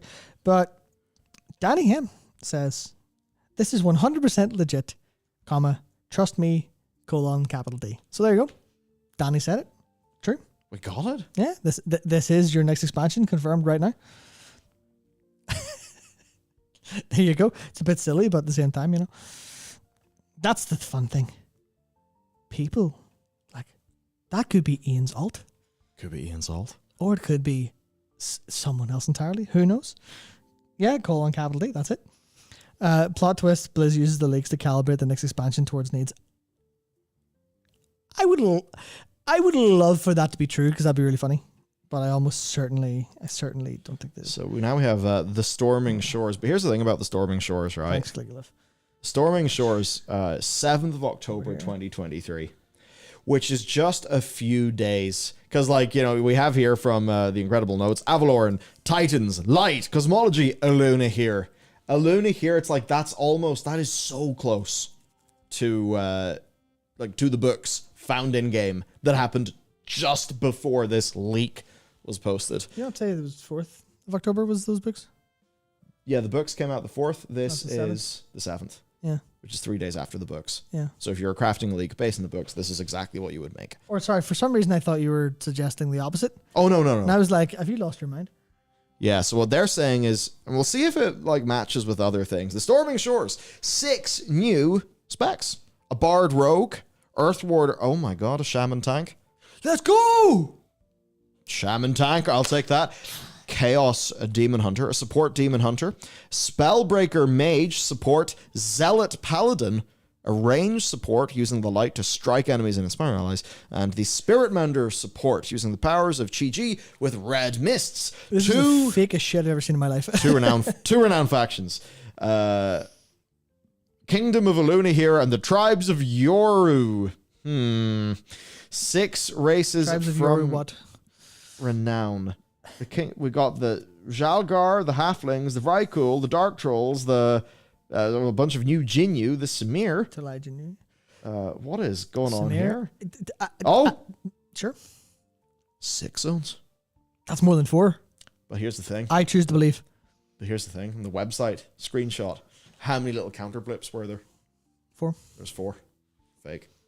Done. That's why this is fake. Yeah, 100%. That's why this is fake. Okay, well, let's see what the story is, Matt. Okay, this could be real.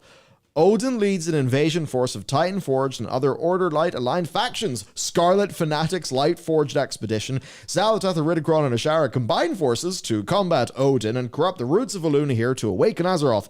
Avalorn is caught in the middle. Thrall, Khadgar, Jaina, Tyrande, and the other heroes of Azeroth lead a ragtag expedition to try and save the soul of the world and find allies. Hence, Dreadlords led by Denathrius pulling the strings, leading to a much larger cosmic war with Azeroth as the battleground.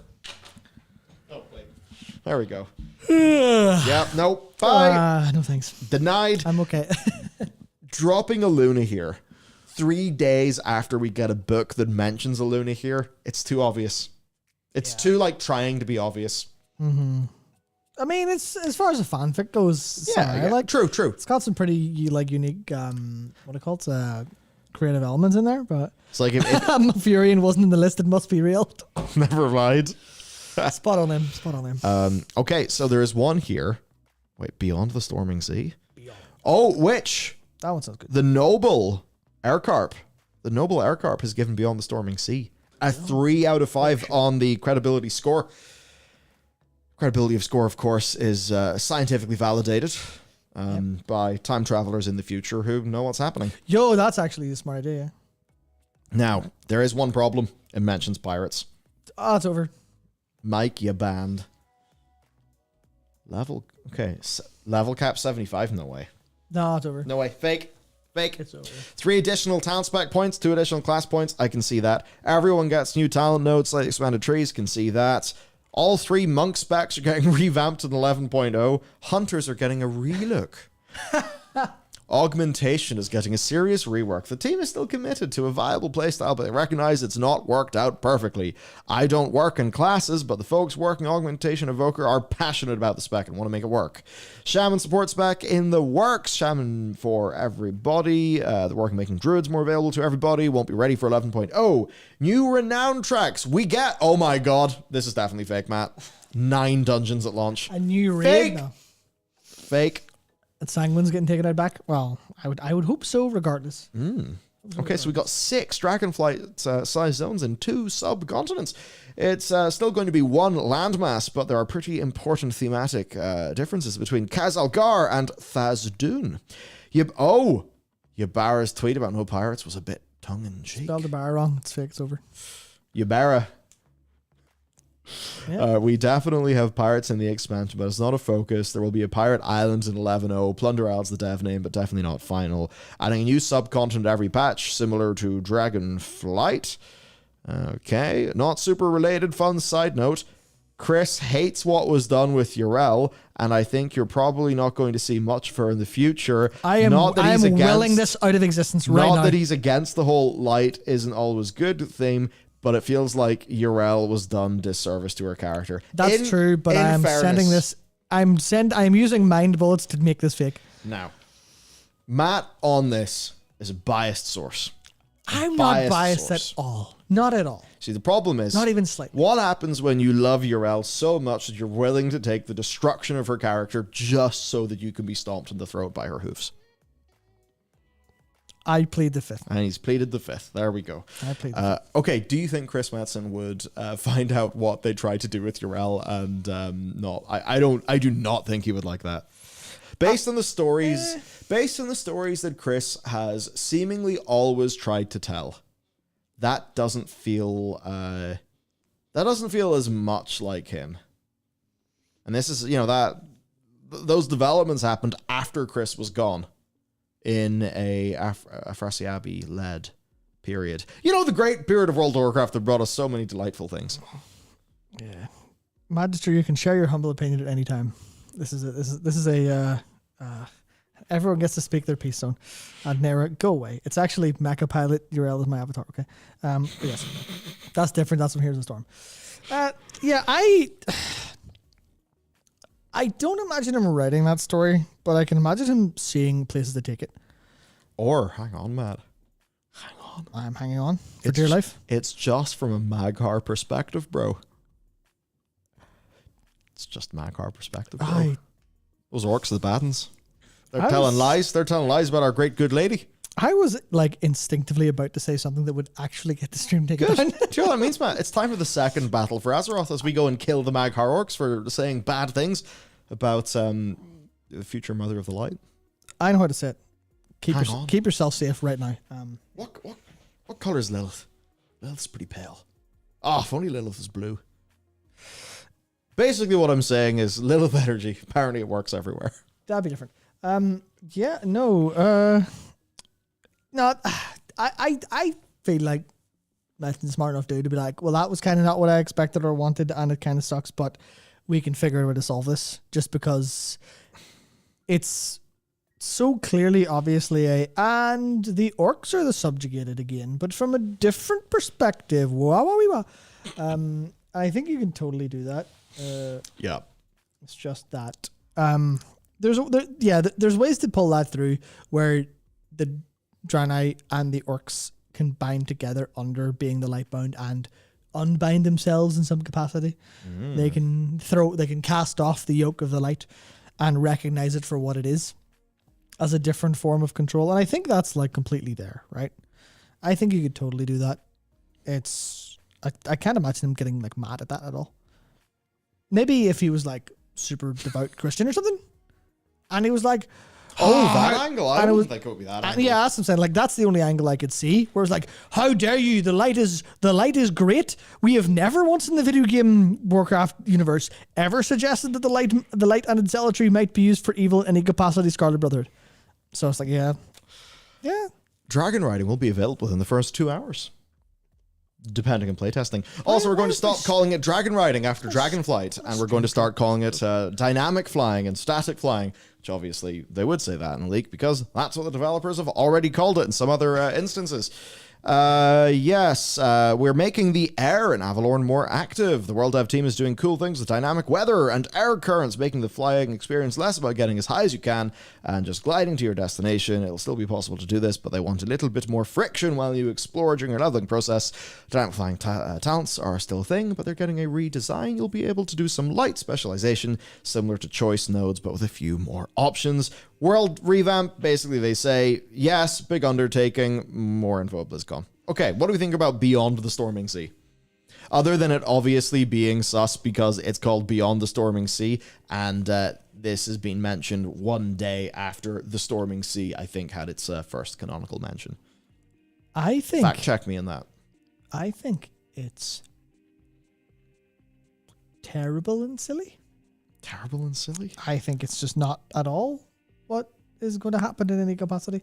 There's some interesting parts of it, and I'm gonna look at this as a leak more than an expansion concept. A relook for Hunter specs, not a revamp? Nah. Why would all 3 monk specs get revamped? Wouldn't make sense. Nah. Well, because 3 people play them. Yeah, like, sure, that's whatever. But the thing that gets me is an awful lot of typos. Getting the Barra's name wrong. Yeah. Now, maybe, like, I don't know what people are like, but I despise, especially names and nouns. Just type it right. If you work under Mike Ibarra, you're probably going to know how to spell his name.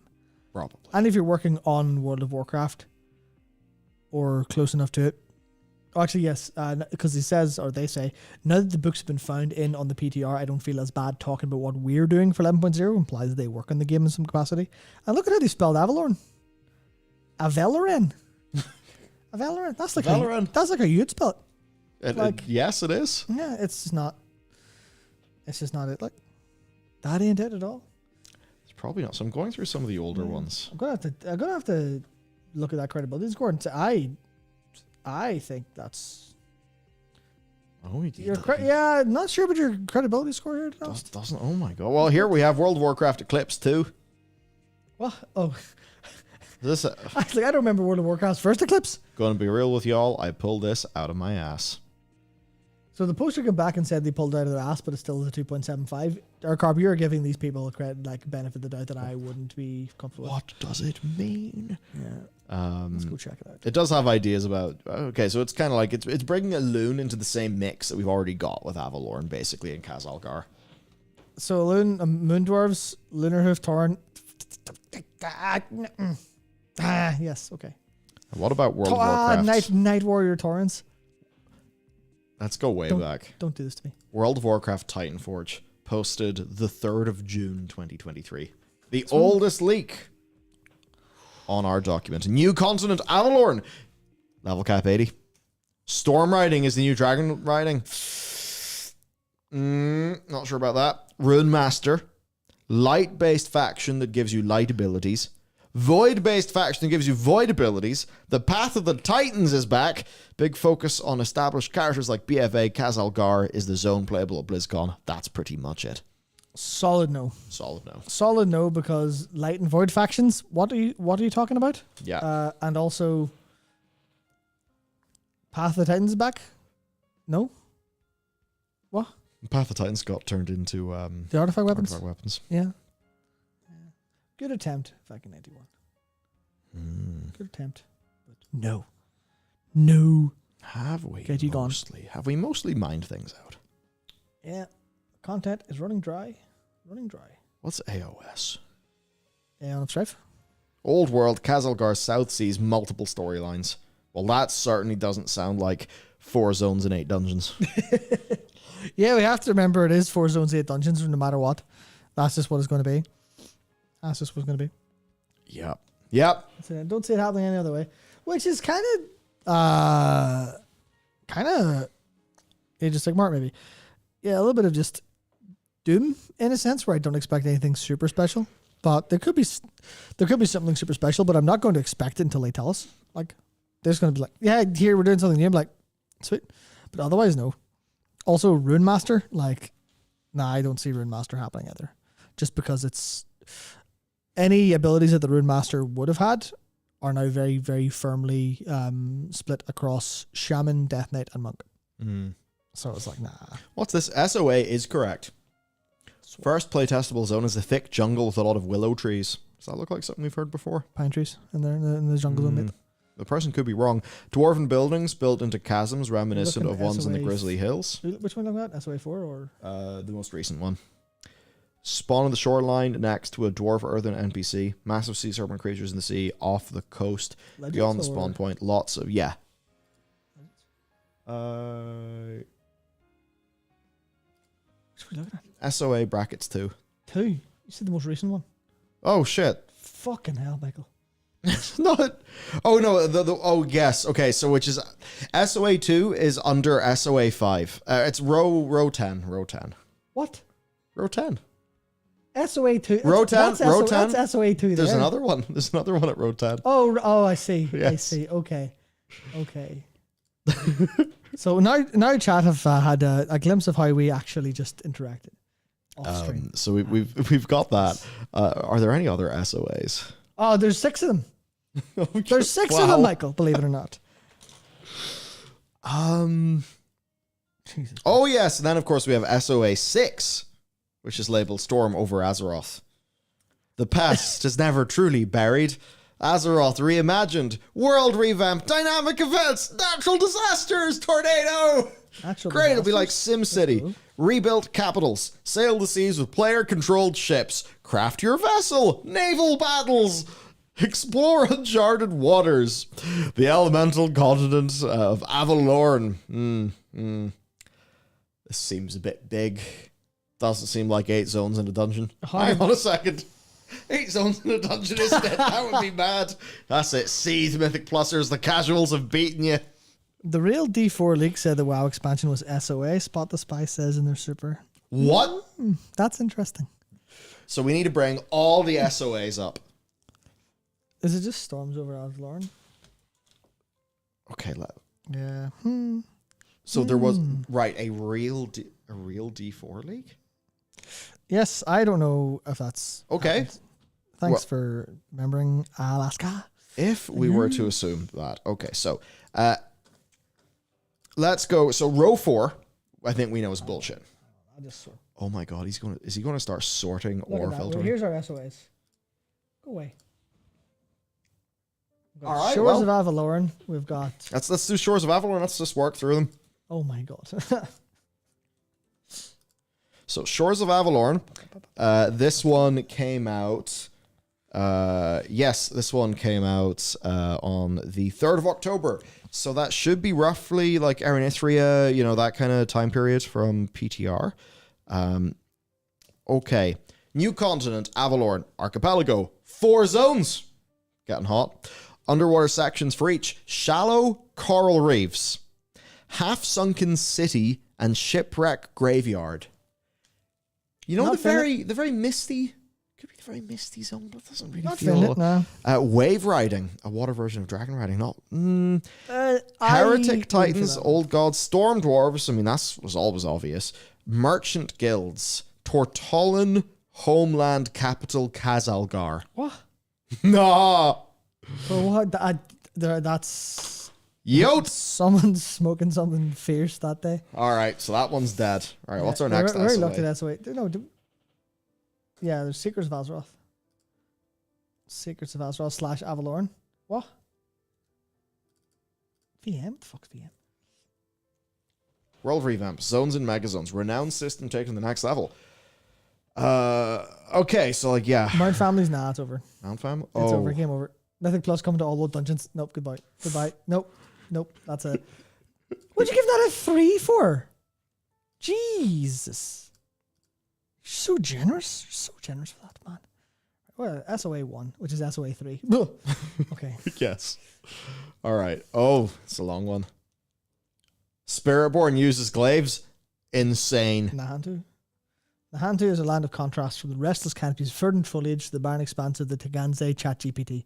ChatGPT to the field of ChatGPT, a place of lingering AI, and the dark depths of the no one bothered to write this. Each location presents some shit that some AI made up somewhere. Oh, this is the and most for the fucking ChatGPT thing I've seen. Yeah. Okay.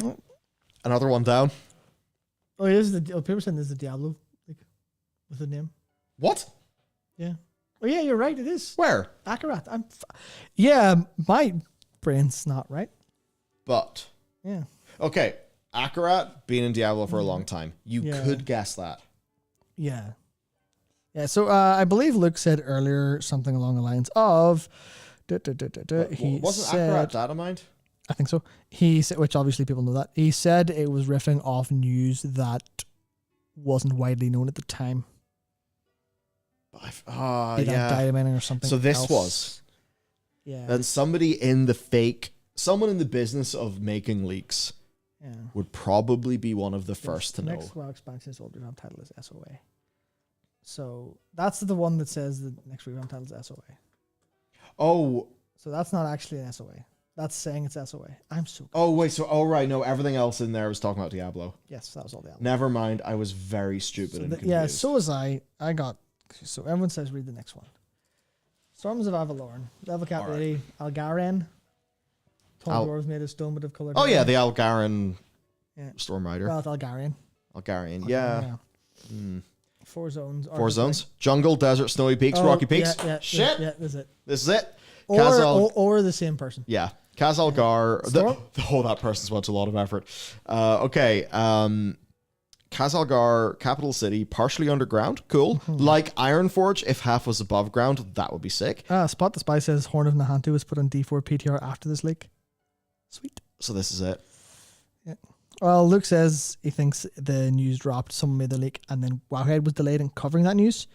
So it's... As Zach... But at this point, Luke's saying something, Spot the Spy is saying something different. As Zach Baggins / Bacons would say, this is compelling evidence. It is, yeah. This is compelling evidence.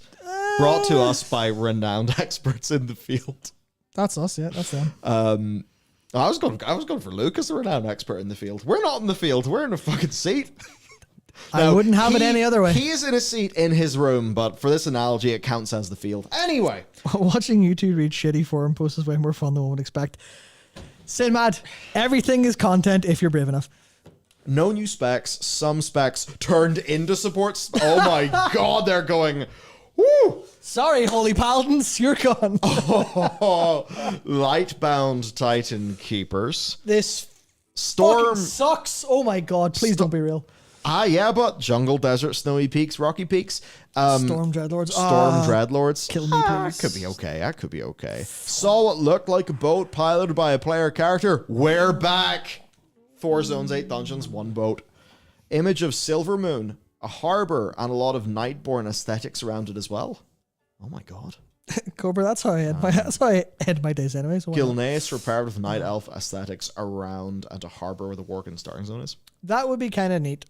And also, the news mentioned about Gilneas being shown in game repaired and stuff, and Night Elf aesthetics working. That would be good too. So yeah. Okay, what's our next post? Oh, I wrote fast on my lunch break to clarify some things. I saw only some slides and pamphlets.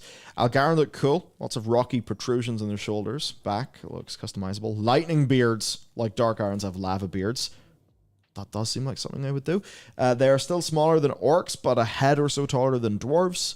Their hair is real hair and not rock-shaped like hair. Zones look great, only saw concept art. Kazalgar being partially underground is more like a giant cave with part coming out. Lightbound Titan Keeper, meaning a very holy looking infused thing that looked like a Titan Keeper to me, doesn't mean it was one. Heretics.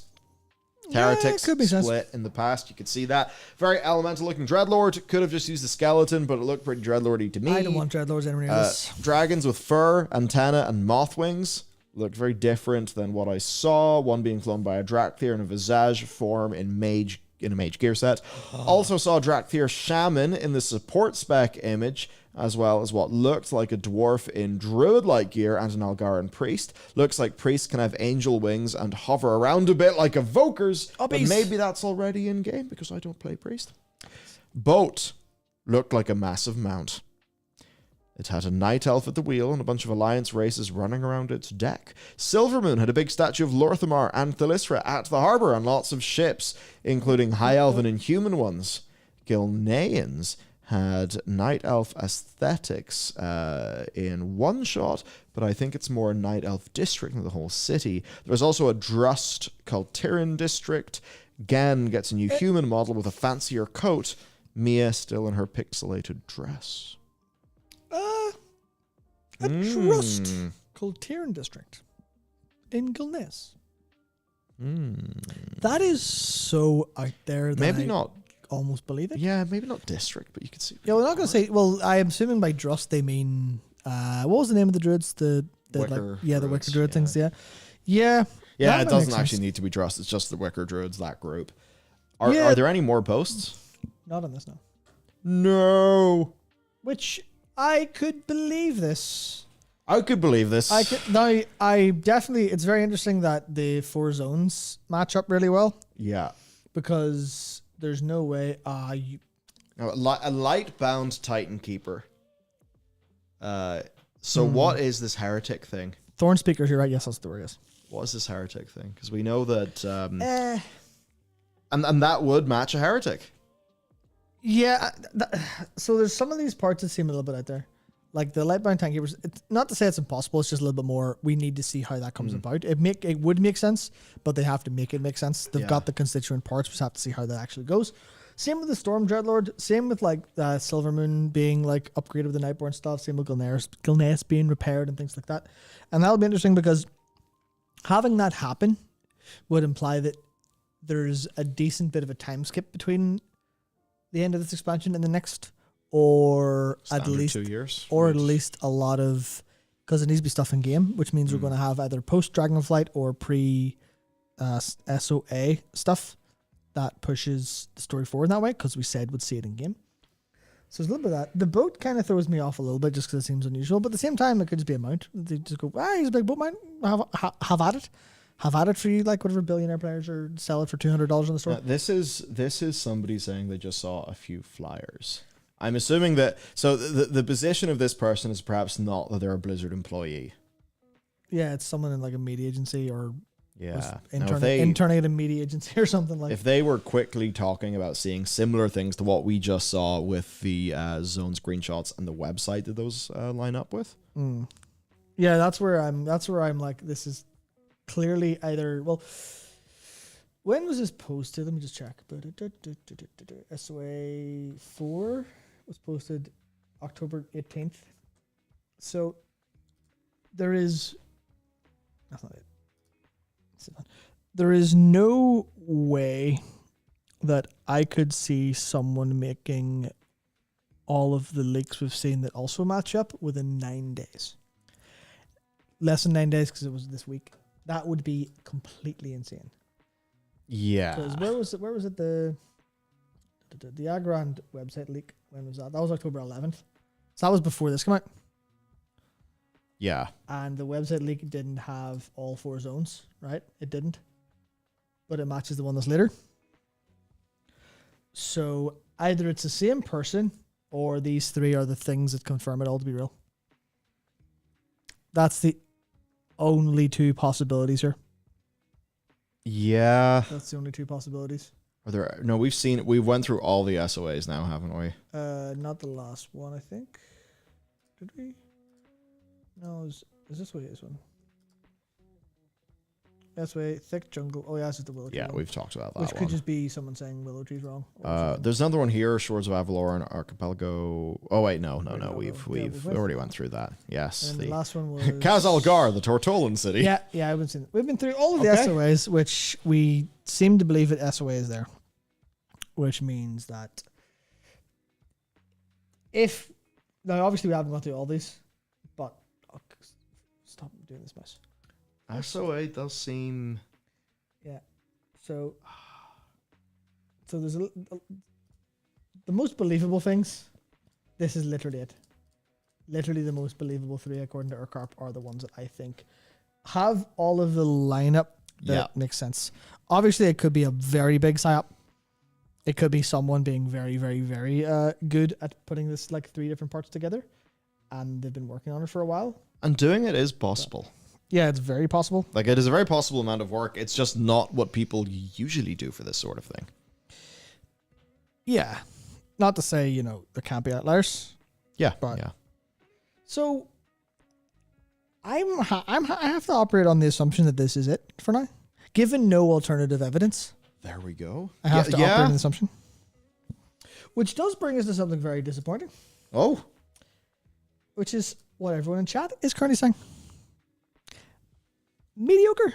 Mid. You guys aren't super happy with this concept. So you're not? okay.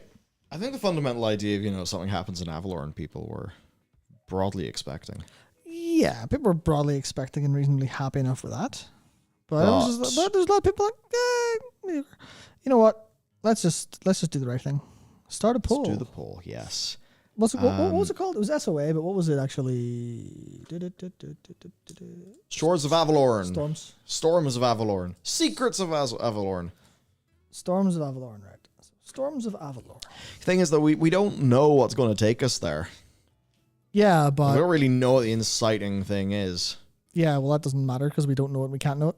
Yeah, true. So true. you have to. I've pointed out the obvious. Yeah, so I guess is the point, right? You have to operate on this, which is there's a lot missing from our understanding and our knowledge that could be substantially better. There could be some really strong inciting event or incident, or the actual push that is okay. Odin shows up and he's a real bell end, and Tyr tells us some crazy stuff that actually fixes out a little bit. So there could be a huge amount of great stuff there. There could be big features that they're keeping a super close lid on, super tight lid on. Hang on, what was the leak that was talking about this being announced in a broader context of showing this future roadmap like what Bungie did? Wasn't a part of these three, so Wasn't part of these three, but did it line up with these three? I don't think so. I don't think so at all. I think it had a lot different to it. Balls. Yeah. Because if they do that, then this is something that people are going to feel a bit better about. Because right now, I have a feeling that anything other than World Revamp is going to be filed under I don't care if it is following lore that's been developed recently. Mm-hmm. I feel like if people knew there was a World Revamp coming, then this would be more okay. Because the thing I feel like that people are actually wanting is a sense of long-term faith, stability, dependability. They kind of want to know it's going to go the distance. And I think anything other than that proper return home is very much not going to be, not going to be that. Now, tonally, this doesn't seem like a Dragonflight. I don't know. I mean, we can't say at this stage, but totally, it feels think about like anything you want it to be. So, but if it is going to be, It can put on any costume you want. is this one of the three ways? What? Is this a three-way expansion between Odin and boys, Eridogron and boys, Tyr and boys? So this is the complicated part. We've seen so many leaks that you're blending ideas through, That's the problem. Yeah. and that's the thing where any single bit of information that goes against Storms of Avalorn being the title and the Agaran stuff and the Four Zones is immediately discounted based on this theory we're building, which seems like the biggest theory. And this is why being a detect is pretty hard. This is why I love watching Columbo, because it's an amazing show.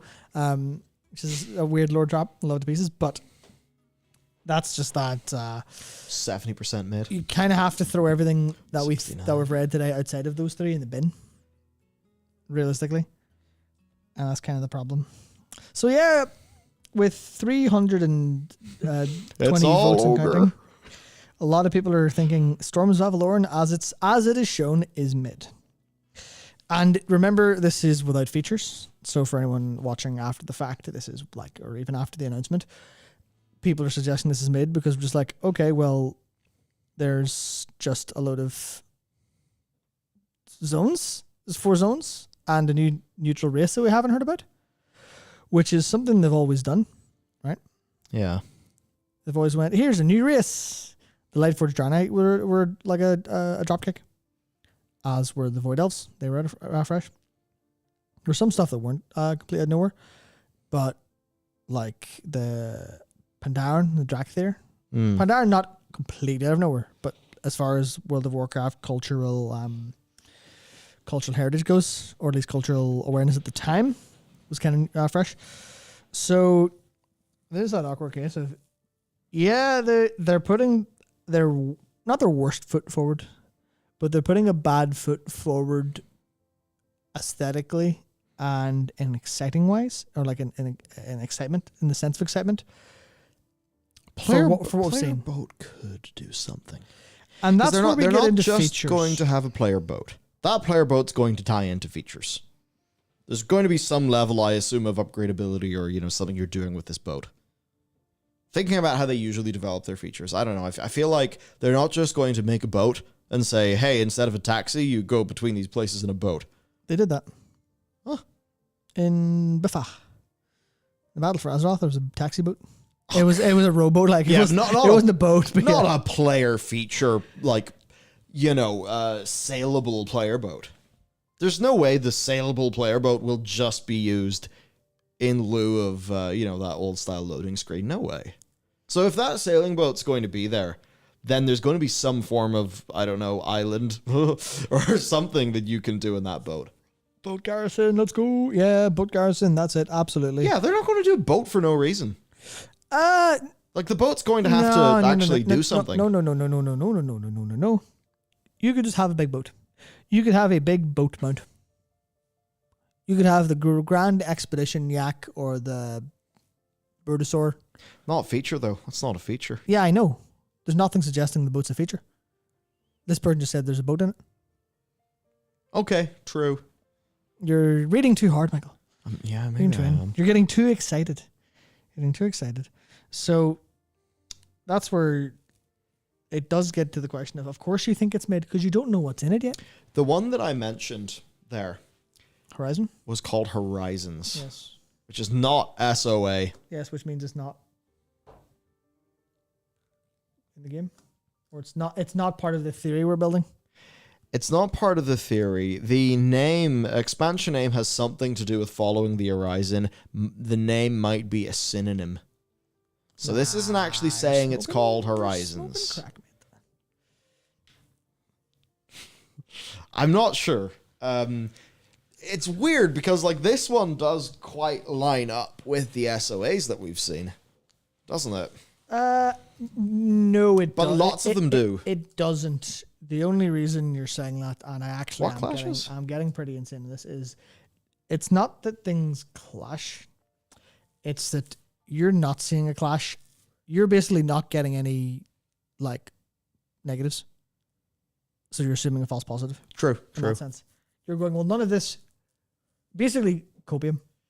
Well, essentially, it's that this all it all fits, but in the same way that multiple leaks or fake leaks fit.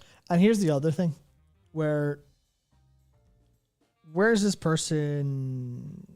Okay, this is through the Irving grapevine. So we kind of go, well, why did this person hear that, and the other person who leaked it didn't hear any of this? How do you get two entirely separate chunks of knowledge leaked? And that's the part that's I'm not talking to you, Siri. And that's the part that's a little bit interesting, because I'm assuming the Titans or some capacity would have been mentioned there. But at the same time, I could see the desire for this because I definitely want this raid. I definitely want the 3 boss raid with the final with us fighting dragons and tier. That would be super sick. Someone I know, just start DMing me on a sock puppet, please. Hang on, did we not get another super that I thought was hilarious? Oh, Or was it? Or was it recanted, or am I losing my mind? I'm pretty sure someone's super literally just a smiley face. And I was like, I see. a smiley face. I see. There's nothing I love more than when someone goes, here's a vague message. And it could mean anything or nothing. I love that. But yeah. Yeah, so there was that. Mm-hmm. Yeah, so I actually don't know. Yeah, I'll end that poll actually. So we're in an interesting spot. We're Storms. We are. I think that the way that you achieve buy-in is the way that you achieve buy-in is how it sort of feels when it's presented to you. This is kind of like little tidbits out of context. Yeah, which means people fill their own context in and doesn't. Yeah, which is naturally going to skew negative because that is the predominant skew outside of active players. I think what will be interesting is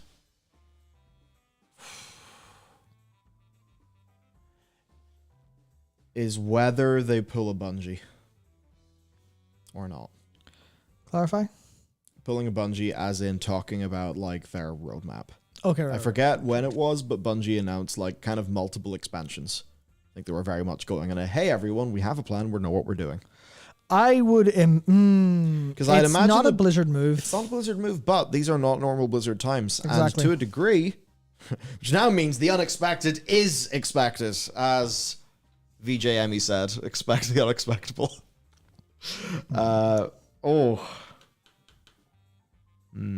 It would make sense to bulk out people's longer term faith in the game. If they're reading the room, then this will be the time to do it differently. And it would doubly work with the acquisition confirmed, and then be able to talk about, hello everyone, we blah blah blah blah blah blah blah blah blah, and all of the good things will happen from Xbox ownership, Microsoft ownership, and consolidation in the gaming industry is nothing to worry about. Please shut up. Please shut up and get excited for next product, which is something I'm going to say anyway.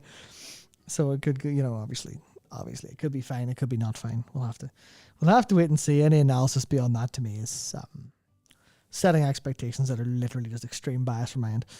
But yes indeed, we are. So is that it? I think that's Storms over Avalorn. Is that us next week? Is that what we're going to hear? Is Metzen going to shout that on stage and everyone's going to go, we knew that! Why does this happen every time? Damn it. Diablo 4. Diablo 4? Apparently is why. Yeah. Is there any wiggle room in the timeline of that D4 data mining? I have no idea. Yeah, I believe there seems to be some. Right, because like, if this is after, then it's not case closed. If any of these leaks were posted before any of that Diablo stuff came out, then this is definitely it. This is my view. Oh no. Sorry, Big Putt Lover. Thanks for the super. I was engaged to a girl named Avalon, and my most recent ex's name was Lauren. Blizzard hates me. I'm very sorry to hear that. Oh no. My God. First of all, may you have more success, and two, you can skip this expansion. It's fine. Or maybe it'll be what sees you through those experiences. Maybe we'll see. But yes, live through it in a safe manner. Process the trauma. Jesus Christ. Well, that's rough. That's that then. Yeah, that's that. Maybe again, who knows? But I mean, yeah, it sort of does look like it, doesn't it? Yeah. Oh, they're gonna need a cool cinematic. And They're going to need a cool marketing package. That's the one thing we always are kind of worried about. Yeah, they're going to need to convince people that this is cool. Because if you're thinking of like a proper, dwarf place, like a big Ironforge 2, some more storm elements, like these stormy boys in it, like that could look real core Warcraft, like really good. If they do it right, obviously. But, it could look good. Yeah, that's the issue we run into, where without knowing that, it's like, is this going to be oh look, we found a new island. Everyone, let's have a little jaunt over to the new island. And it'll be fun, it'll be wonderful. Or is it going to be Odin shows up and goes, you brought Tyr back. I orchestrated his death because he was too dangerous to me. You're all going to die. Fight me on Avalorn. Why? And then we beat the shit out of each other and there's war immediately. Like, is that... Hopefully. One of those two will happen and it'll make the difference. Why have we reestablished the Tyr's Guard? We're about to do a time heist from Elisond to get his memory disk, which of course we lost to Chronolord Deus at the start of the expansion. Now, by the time that happens, Fyrakk will be defeated. And we know this because it happens after the main campaign chapters of Guardians of the Dream. Like, it seems like it canonically happens after Fyrakk is defeated. So, it's not like we're going to be getting Tyr back just for the sake of help us defeat Fyrakk. Now, that almost certainly then means that Tyr will be talking about the future. And if we're going to have a fated raid, like if what people are speculating that this is the final raid tier of the expansion, at least big new raid tier, then Tyr being the impetus for our next expansion, that makes sense. Tyr leading us across the storming seas, that makes sense. The word storming sea comes from him in game. There being tension between him and Odin, that makes sense, as is already being established in game. All of these elements are fairly present. So yeah, we will have to see. I agree that like it's not the most big crazy thing, but has it ever been? Other than Legion? Legion wasn't big and crazy until August. Legion was the Legionnaire. But remember the reveal of Legion. Like for so many WoW players, that was like, oh, holy shit, it's War of the Ancients in game. Yeah, but that's because the framing was Legion stuff. That's what I mean. We don't have that framing now. We just have the zones. Well, yes, I suppose that's the thing. What will the actual framing of this be? Yeah, because we could have seen, and here's High Mountain, and here's Suramar would have been pretty exciting, but the rest of the zones have been. Depends what angle you took the screenshot from with Suramar. Well, yeah, it could have been just here's some fucking like addict elves in the woods. And you're like, what? Oh, sure, I guess, whatever. But like, I guess that's a thing where Legion was extremely crazy, and none of that would have been apparent through screenshots of the zone. Yep. Especially because you wouldn't have seen the broken shore, and you wouldn't have seen the Tumor Sargeras or the lighthouse on, or the big sky beam as we see. So yeah. Yeah, that overall is to say we cannot know for sure. Yeah, sure is. So yeah, makes sense. Thanks for 15 months, Eric. I love all your lore vids and live streams. Thank you. Oh, thank you. We don't really plan on stopping anytime soon. I think we actually plan on doing more stuff, believe it or not. Oh yes, the redacted thing. That's the whole point. So we'll talk about redacted future. Yorko says, do you guys have confidence that Blizzard could create and map out a long-term narrative plan for something like a roadmap right now post-acquisition? Thanks to the super. With Metzen been on the board for like a good period of time, I imagine that they could hammer something out. Mm-hmm. I'm not sure how confident I would be in it overall, but I almost certainly believe that they could, in fact, do something like that. Yeah. And it might only be major like plot points. And I would worry that they would go back on them because they've never been seemingly ones to plan out things in order in a big way. They've been ones to plan things out and have them loosely in mind and work towards them slightly. But every expansion has largely been self-contained with a lead towards another, as opposed to we're going to tell this amazing story over the course of a couple of expansions and have them all thematically tied together and things like that. That's not been something they've ever worried about doing. So I don't see them really start it. Maybe they could start that now because maybe they think it's the done thing to do. Maybe Metzen comes in with like some great ambition to loop everything back around to the stories of orcs and humans, like killing all the other races off, or something along those lines. So, create a map, yes. Have it be good first try and not need iteration, no. But that's fine, because as long as they iterate properly, I think that's completely okay. Yeah. Completely okay for me, as far as I'm concerned.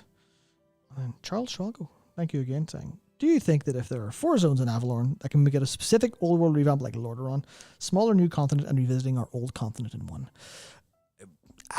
I don't know how much they'd be willing to do that, because that would probably mess with plans for a larger world revamp if there's one cooking, which I almost certainly believe there is based on all of the evidence that we've talked about at length over the past couple of streams, with like old world assets and stuff. There's at least an attempt to hedge their bets on doing it eventually, especially because the old world is destroyed and it's in a horrible state since Cataclysm. So I would imagine that. I would definitely imagine we won't get that for a while. But old world revamp and the zone changing meaningfully aren't the same thing, because you look at the Scarlet Monastery, right, and you see that there's a bit more grass has grown back, and that's the change. Lordaeron because I saw someone mention it in chat earlier, someone mentioned the Tears Guard and how they should be a vital part of taking back Lordaeron or the Plaguelands. And I could completely see that happening in a small way, just because there's been nothing happening with the Paladin since the Paladin Order Hall campaign. So the Tears Guard showed up and going, hey, we're Paladin people. We're like this shiny new guard, and we're going to revitalize like the early days of like love for humans and blast ahead through that. I think that would be a pretty good idea overall. I think. What do you mean, Matt? Didn't the user say the world was healing? Yeah, and that's the thing where they can selectively slightly heal the world whenever they want to. So I could see some content, but not in any other way. Not in a Lordaeron revamp is content. I wouldn't expect that. So I wouldn't. Not at all. I've been browsing. I have not found any information particularly pertinent. Sorry to hear that. Browsing is terrible. There we go. Terrible. Yeah, so that was the longest opening segment to the stream we've had in a while. That was a long segment. It's almost 9 p.m. Yeah, but it's also most of the thing. Do we have any drinks? Don't think we have any drinks around. What sort of drink? Ideally not council juice. Right. There's one kind of lukewarm Club Lemon there. A can of lukewarm Club Lemon. Let's go. How excitable. I hope you viewers noticed where it was. Because it was right beside him, and I was the one who pointed at it. It was beside a used can. Yeah, it was. It was. Dubhuds just walked in. They discussed the leaks yet. You know what? We haven't. We were waiting for you. Let's start talking about the leaks. No, Let's go. Okay. We have talked about a lot of leaks. Yeah, we talked about them for like the last 2.5 hours and loads of them. There's actually a spreadsheet. Is it 2.5 hours? Yes. You did a Fellowship of the Ring and that shit. Yes. Oh my god. There's a spreadsheet in the pinned comment. If you go to the ones that are the highest rated, the 3 highest rated by the creator's credibility score, those are the ones we're talking about, the BR. But also, just rewind to the beginning because we have VOD enabled and you can work away. Oh, come on, you two keep talking. We're not done yet. We're just done talking about this. So, patch 10.2.5 has hit the WoW vendor. Let me just quickly... And we know nothing else about it.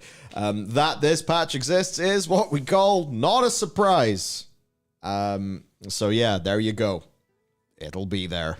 10.2.5? Do you have any biting commentary about patch 10.2.5? The patch is going to bring us the archaeology revamp, new version of the Mage Tower built into a rebuilt Brawlers Guild, amongst other features and content. All of the above. All of the above. It will be the greatest patch in World of Warcraft's history. That is my commentary. And if Blizzard failed, to deliver, I'm suing them. No, yeah. You will not need the secrets of Avalorn once you've seen patch 10.2.5. Storms over Avalorn. Storms over Avalorn. Do you know what's going to be weird though, right? Is we're going to defeat Fyrakk. Then what's going to happen? Big question. No, I just say that because nothing. Fyrakk's the final boss, and we defeat the final boss. And then we have the Misfit Dragon storyline, and then Tyr comes back. Like, what does that set? Does that set us up for some FF14 like situation where we sort of do a budget introduction of the next expansion whilst mostly running around zones we've already made? Yes. Yes. Yes, they are. Which, if so, is good for narrative cohesion. It's good for narrative cohesion as long as they can tell interesting stories with tier. Yes. And the problem with tier's story is that it's so been like, what do you call it? It's been split up and fractured and it's all over the place. Then you go, so it's like the first one is available depending on how much renown you have with one of the factions. Then the second one happened at a point in time. And the second one happened in 10.2.5? No, it didn't. 10.1.5? Yes. And then 10.1.7 is the third one, which was the reforming of the Tiers Guard and training them. Then, yes, the heist will be 10.2. Or thereabouts. So, yeah, depends on what he'll do. One of the things you'll have seen in all those SOA leaks, though, is some kind of... Or not all of them. Actually, I don't know if you saw it in any of them. But one thing that you have seen... What a recap! Wow. Well, he's taking that story back. What you see in loads of the leaks is Tyr Odin tension. Tyr knows shit. Tyr sides with us over the people who made him. All of these things are in all of these leaks. Fake or not fake. Because they're the complete obvious next stage in the story. And therefore are kind of predictable. I don't mean that in a bad way. I mean that's why I think a lot of those leaks, regardless of whether they're true or not, are sort of converging all in this direction. Tyr and Odin in the shroud. What? I said Tyr and Odin in the shroud. It's a reference to something that you wouldn't get. Is this an anime? No, it's not an anime. Well, it's actually a reference to Fear and Loathing in Las Vegas, but through FF14, because it was Fear and Odin in the shroud. So yes. Good. Well, there you go. 10.2.5. It'll happen. When will it happen? Probably January, in my view. If we've got like November 7th, and January. So, hopefully. There's that. What other things have happened? Oh my God, Matt, there's new Prime Gaming rewards! Oh, where are they? I want to go through those. Incredible. Right away. Where are they? The very top. Right top. Oh, 12 months. Matt, I've done the crazy thing of going through the document in order. It's pretty revolutionary. Yeah, I wouldn't do that. What have I been? So, for only £105, pounds of what? You could... Flesh. Oh, for £105 of flesh, which could be your own flesh, anyone's flesh, doesn't matter, just needs to be flesh. You can get the 12-month sub bundle where you can get a hue shifted version of the last 12-month mount. But also an owlbear that looks really cool, and that makes me angry. What about you? I have no strong feelings except for the fact that I like the mount, and I'm not going to... I already pay for the 6-month sub, and I don't think I want to give them any more money. That's the thing. It's the same. Even though it's not more money. It's more commitment, though. It's me giving them more money now. That's it. That's it, Matt. You want to keep them guessing. You want to think, in 6 months' time, Matt could unsubscribe. Be quivering in their boots. I could unsubscribe at any time. My 6-month sub renewed like 2 weeks ago. It's more over for me than it ever has been. Yeah. I'll have it every time. But also, there's the mysterious box of loot that is in that graphic. Nobody knows what this WoW Classic box of loot is. Is it just a graphic? Nobody knows. And of course, this will come with all the future 6-month mounts, which according to this seems to be some maybe tree skin for the Wither Drake or something like that. As for other things, wait, oh no, Blizzard, don't do that.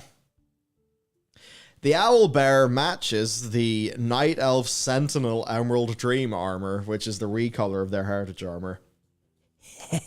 Damp. Nothing gets past you, FortiGate. Money. Give them money. Yeah, see, that's the part where I'm not sure how much of a fan I am about monetizing this. Oh yeah, they did it with the Blood Elves too. I am going to find someone who works in the monetization and the product offering at Blizzard, and I'm going to have strong. You're words going to with them. grief their Minecraft server. I am going to go. I'm going to follow them around in Roblox. I'm glad that got the reaction I wanted. Oh no. Yeah, I'm going to follow them on Roblox publicly and try to join them when they're ERPing or something. I don't know where this is going. Just keep on going. Keep on making it weird. I think I could have stopped talking now. I can't wait for the third iteration. I gotta stop talking now and say nothing else because I think I may have. So yeah, there's Everyone's that. There's also classic mount stuff, which is there, and also on Prime Gaming. Oh, how exciting! You can get the Armored Bloodwing. Look at this. We even have a section here prepared for us called The History of the Armored Bloodwing, which was previously available for purchase as an in-game mount in Mists of Pandaria, then retired in 2018 with the See You Later bundle, which, for all of your historical knowledge, contained the Grinning Reaver and the Swift Windsteed, which has also been available as a Twitch drop since December 2022, along with a bunch of bets, 2 of which have also been on Prime Gaming and Twitch, and some transmogs. So there you go. Our next Prime Gaming reward has been revealed as well. Matt, are you a Prime gamer, by the way? Of course I'm a Prime gamer because consumerism has destroyed my life. So what do you think will happen? Do you think Prime Hydration, the electrolyte drink that is notably a really bad electrolyte, are they going to purchase Amazon, or Amazon going to purchase Prime? Who knows? But I imagine someone's seething about it anyway. If you're really thrilled, you can watch Gen V and get your Tabard of Fury. Oh yeah, Gen V. I need to watch the last episodes. Oh, there's a new one! Because today is the day of movie. Yeah. Show. movie. Television film. Let's go. Yeah. I'm so sad. We were planning to watch the FNAF. The reviews for the FNAF movie are terrible. So I might have to watch a good movie by Martin Scorsese instead. Oh no. What a shame. So yeah, there you go. Don't purchase this in the black market auction house. Jeez, And that means what's remaining? We've got the Tabard of Flame, Nature Arcane, Void, Defender, and Frost. Oh yeah, they're gonna run out of colors. Just $1,000 for a Tabard of Frost, like. I full on blue screen when I saw those numbers. Yeah. It's like, gee. And remember, list prices do not necessarily indicate final sale prices. Oh yeah, don't worry. I've tried to sell things in the World of Warcraft auction house before. I know that very well. Oh, what's that? That's listing for a respectable price, and it's back in my mailbox every day for 6 months. Yeah, well, that sounds about right. So we've covered all of this. We've talked about all the things. Is our next thing to talk about? The book about Alex Strasser and her roommate. Yep. Which has been given to Noble. Some other people. I'd have loved to have got an early copy of this. Yeah. Well, Please. I won't destroy it, I swear. You know what? Maybe if we had have made even the slightest effort to ask, we could have got it. Yeah. But we didn't. Yeah. There's been like 1 or 2 times people at this have been like, hey, like, do you not want to do any giveaways? Like, we have codes. We could give you some. And I'm just like, I was really busy. I didn't see the post. I didn't know there was codes. We're letting you down. We apologize. Yes, we need to be less busy. But we just keep on working on special projects like Redacted, which will be happening later on today. It won't be happening. We'll be talking about it. It will definitely not be happening later on today. Yes. I can't even show it because it's currently in a horrendous state of disarray. But yes. Oh. Yes. Lovely. So, early impressions then. What are they? We got some forum. Okay, so here's a forum post. Yeah, this is going to be full of spoilers, by the way. I don't even want to read it, but we do things for you. We do things for you. Really, you just can't wait. Probably GPT written. That would be so funny. Okay, so we learned several interesting things. Fyrakk is Alex Strasser's cousin. Yo. And he taught her to hunt and fly? Hunt and fight? Well, wouldn't have... Imagine if that was in the game. Imagine if we knew. Imagine if we knew that this was a family drama. Would have made it all so much better. Imagine if you put your fucking story in the game. Because, like, I feel like, so hunting and fighting. Like, now, hunting and fighting may not be the things that a dragon aspect has to do, because they can just, turn into a hot elf and not eat. But a drake needs to eat shit. So this is like really important. So that's quite something. Yes, it isn't exactly. He was also the first to ascend of the primal incarnates. What? Ascend? What? He ascended, bro.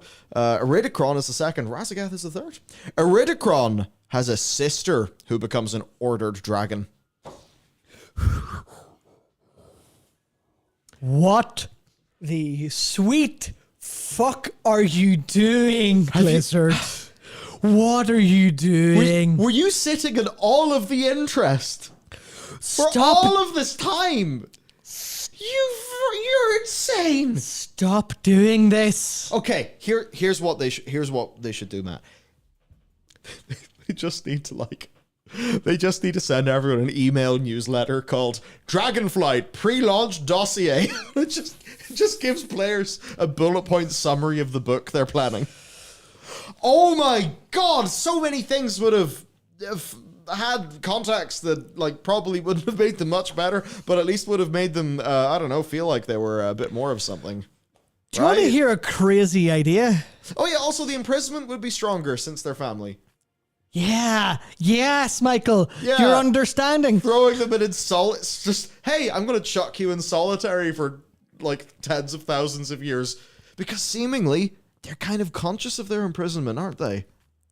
Yeah. Can you think about how much of a turbo torment that is? You think Illidan's bad with his 10k? Do you want to hear an idea? And this might be really out there. This might be the craziest idea I think I've ever said on stream. Could you do things in the right order for once, please? This is really good prequel knowledge. This is really good stuff you read before. Foundation of story. Yeah, this is perfect. This is exactly what you want. And I'm not even, put it in game, right? I can't believe Put it in game. Put it in game. But write the fucking book first. Because if you write the book first, you know what that book does? And I'm not even talking about us, you fucking morons. I'm talking about the people that work in your fucking company and make your goddamn game. If you write the book first, you know what your quest designers can do? They can read the fucking book. And they can go, that's pretty good information. What if I put that in my quest at the start of the fucking expansion before you've made the whole thing and then went, oh yeah, here's all the stuff we didn't bother to tell you because we didn't make it up early enough. It's so bad when you say it like that. Because, right, if this is all stuff that they knew a year and a half ago. So if they knew this a year and a half ago and they just decided we don't have time to put it in the game, we'll leave it for the book. And we won't give anyone even so much as a hint. Then that's completely fucking insane. Which I suppose means that a lot of these details must have came into being from, oh shit, yeah, from the development of the book. Which probably happened with the narrative designers. But the narrative designers surely must have told the quest designers a while ago. Hang on a second. Who wrote this book? Who wrote this book? Because she's not a narrative. Zoom in and enhance. Yeah. But she would have been working closely with them.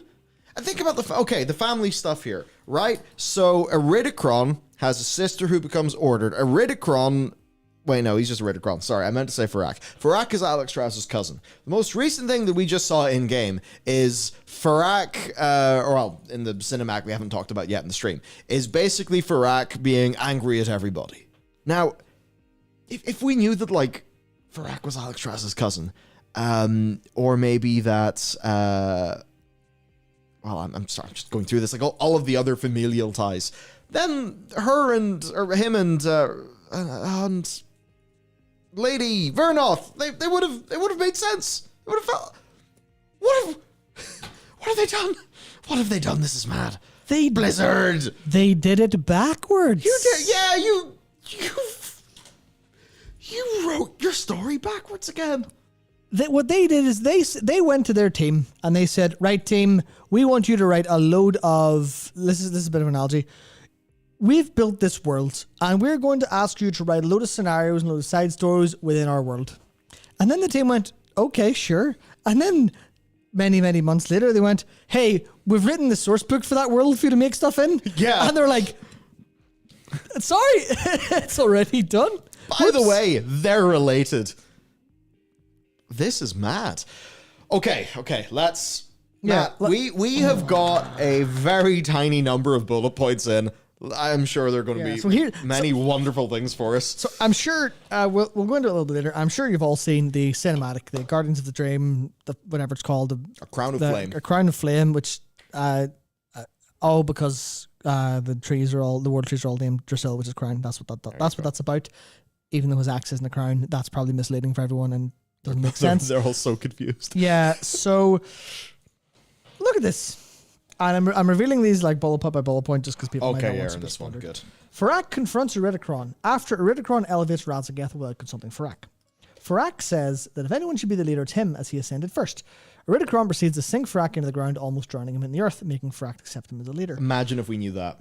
Imagine if we knew that when we saw them for the first time. Yep.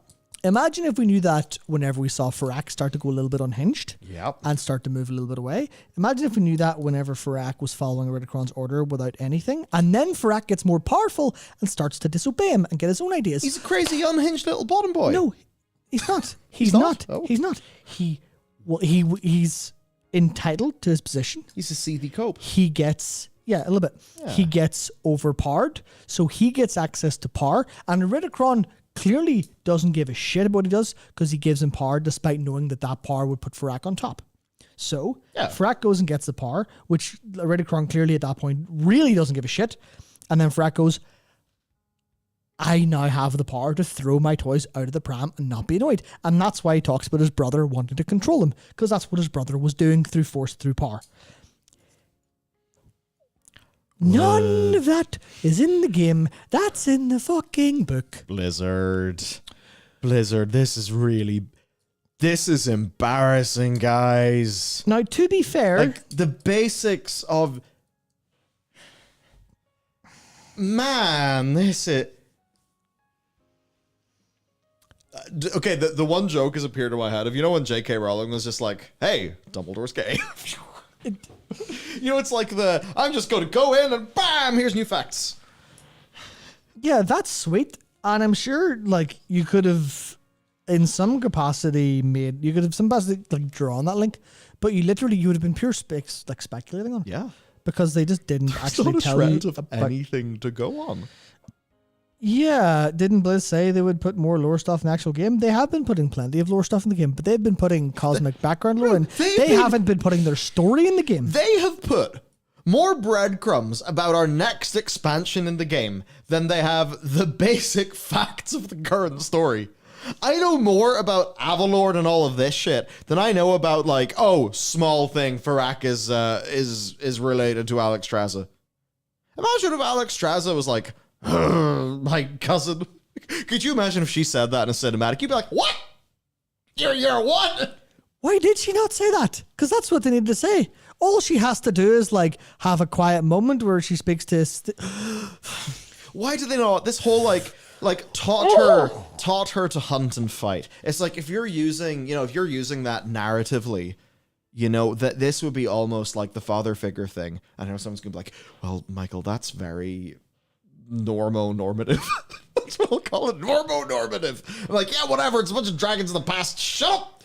The way people are going to read that is like, you know, and then my father, when I was a boy, taught me how to use a bow. It's like, that's kind of what the Fyrakk thing will feel like, because the cultural context and, you know, shared histories, blah, blah, blah, blah, blah, blah, blah, that everybody has lived in, which would really make Fyrakk, like, have more of an impact on Alex Straza, and maybe would have her stop talking like she's Blockwood. Oh, this is so bad. This is so incompetent. What the fuck? And like, it's not that this is like incompetent on the part of the people doing the things in the game. Because I have to assume that they somehow didn't know this until it was far too late.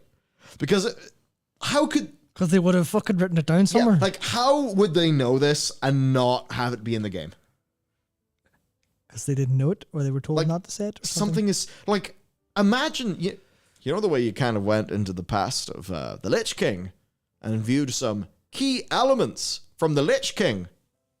Or like you did in Legion when you saw Ilds past. Yeah, it's a little bit of, you know the way people can talk about, like, hey, just give the player the echo. It's the past echo. Maybe Chromie. What if Chromie and Co are like, we need to find out about the past. Let's go look at the shit. They did use the echo. It was the Nosdormu and Emberthal's cinematic things. And that was utterly pointless. That was all pointless. It was pointless in the grand. It wasn't pointless. It was pointless in the grand scheme of the expansion story because the expansion story was about the Drakthir for some reason more. So here's why I just had to recover from extreme mental breakdown. So, right, maybe you'll be able to work through this with me, chat. Right. So, Fyrakk is Alexstrasza's cousin. Alexstrasza's got some family members who, if you think about how a family tree works, you'll maybe understand that Fyrakk is maybe the cousin of someone else very important asterisk in this expansion that we haven't fucking spoken to. Imagine if Alexstrasza had to tell Ysera what their cousin was up to.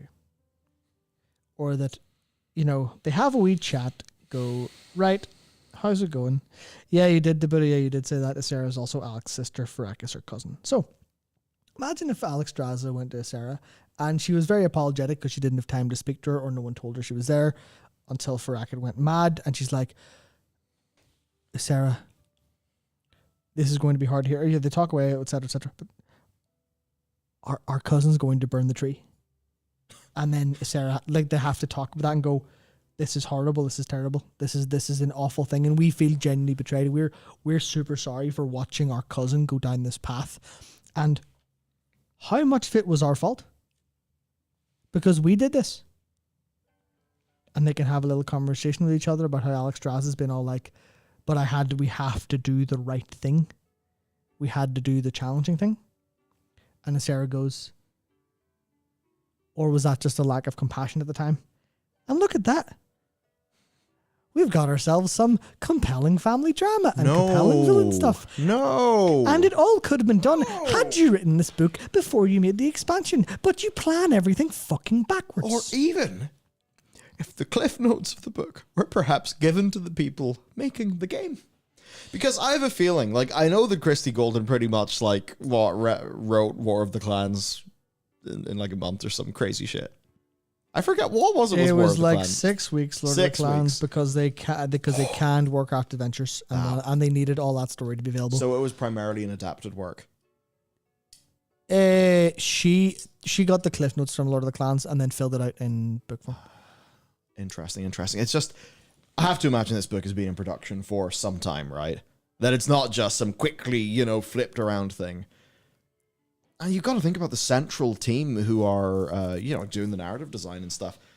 How can they not see the content that they're releasing out into their game and think, sweet fuck, none of this works because the players don't know that's her cousin. And you might be like, it doesn't matter. No, it does. It does, because the bit that actually matters is the characters. Because it's not just, the characters matter because of the characters. The characters matter because when the players care about the characters and understand the drama between them, then that makes all the cool shit actually matter for something instead of being, a big Marvel-style, CGI soup. Because of stakes and, so on and so forth. That is insane. We have some other lore, though. That's a good point, Zolvar. How much harder would the Fyrakk Torture cinematic hit if he calls the Green Dragon his nephew? Yeah. Yeah. It's like we were family once, or you're in another world. We could have been family, but your grandmother destroyed your grandmother, and her sister destroyed that. So this is how it has to be. This is some crazy shit. Okay, let's continue on. I feel like we're going to get more golden nuggets, more yummy treats, more delicious delights, Matt. Are you excited? Oh, look! I have not seen Matt this happy in years. Hungry for joyous nuggets. Oh, so trolls moved north into the Dragon Isles 20,000 years ago and had created villages with straw huts. It's also mentioned they are more established in the south with civilizations. I suppose we were Cool, yeah. some point going to get okay, yeah. That's normal. Whatever. We'll move on. Tyr told the aspects to take proto dragon eggs and infuse them with order magic to bolster the aspects' ranks. Alexstrasza is conflicted by this, but is convinced by Neltharion and Malygos because who knows what the future holds. So they Stormy does.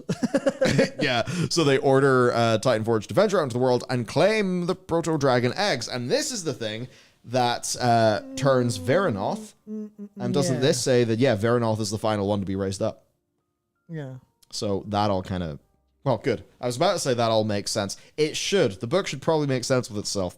Now, the preview pages I saw were the first 2 chapters. Veranoth is disturbed at how their culture is ignored when 4 ordered dragons just openly approach her. Sarastras, Alexstrasza's major dormo, outright said that Veranoth spoke well for her kind, showing her that some of the ordered look down on their proto-dragon kin. Sorry, I have to go back to this one. So, this would be like the English officer coming over here and be like, you speak well for a paddy. Yeah, sorry, I have to go back to this. Oh. Alexstrasza is conflicted with this, but is convinced by Neltharion and Malygos because who knows what the future holds. Nosdormu. Yeah, but she's convinced by Neltharion and Malygos, the 2 that go mad. To go mad. She has no indication whatsoever that this wasn't just her own choice. There was no sense of her ever sitting and going, I wouldn't have made that choice if not for Neltharion and Malygos. Imagine because that's pretty important, because those 2 were the unhinged ones. Those 2 were they were the militant ones. They were the ones who lacked that compassion. So why does she not act betrayed by them at all in this? So, Matt, what I'm getting for this is that you really love the taste of spilt milk. And I have some really good news for you. You're currently in a World of Warcraft lore segment on a live stream. Fantastic. You're going to be well fed tonight. Fantastic. Thank you, Dodos, the 18 months. I've missed the Matt Suffering Kino NGL. So there is a Matt Jack. There's a Matt Jack floating around. Yeah. I want to make it a pin. Yeah. So I'll respond to that directly. To live is to suffer. And I very much like being alive. Nothing gets the blood boiling. More like knowing what could have been and wasn't. Veranoth outright wonders why the dragons had to change at all to be of use to the Titans. Veranoth's just thinking like, why is this plot point? I wonder, does she ever get a good answer? Alexstrasza publicly pledging her allegiance to Tyr really rubbed Veranoth the wrong way, as she felt that she sacrificed herself to show her commitment to the Titans. This feeling grows worse when she picks on that Alexstrasza heavily disagrees with Tyr on something, and that Tyr defends it with wanting to make the dragon flights thrive. And I'll keep on going. When it comes to Alexstrasza's point of view in the matter, it's revealed that it was, yes, about infusing the order magic into whatever order magic is, into the primal eggs, and that the Dragon Queen very much felt that it wasn't a request Tyr was making, with Malygos outright calling it a command. Is this from another poster and then kind of clashes with... Or maybe eventually Malygos and Neltharion. Yeah. So I guess eventually Malygos and Neltharion flip to that side? Does that kind of like conflict with our previous poster? A little bit, but yeah. At different points in the book. This one is somebody talking about preview pages that they were reading for the first 2 chapters. Iridikron was reclusive and withdrawn, with Alexstrasza never having even seen him. Could be good potential there. Anyway, Neltharion and Iridikron are long rivals. Fyrakk is considered to be a hothead who wants to fight and not a true threat. However, Iridikron potentially joining him is a massive concern. Okay, so this is like as the Skillborn War develops. Initially, Iridikron just seems like a mad bastard that nobody's actually going to join.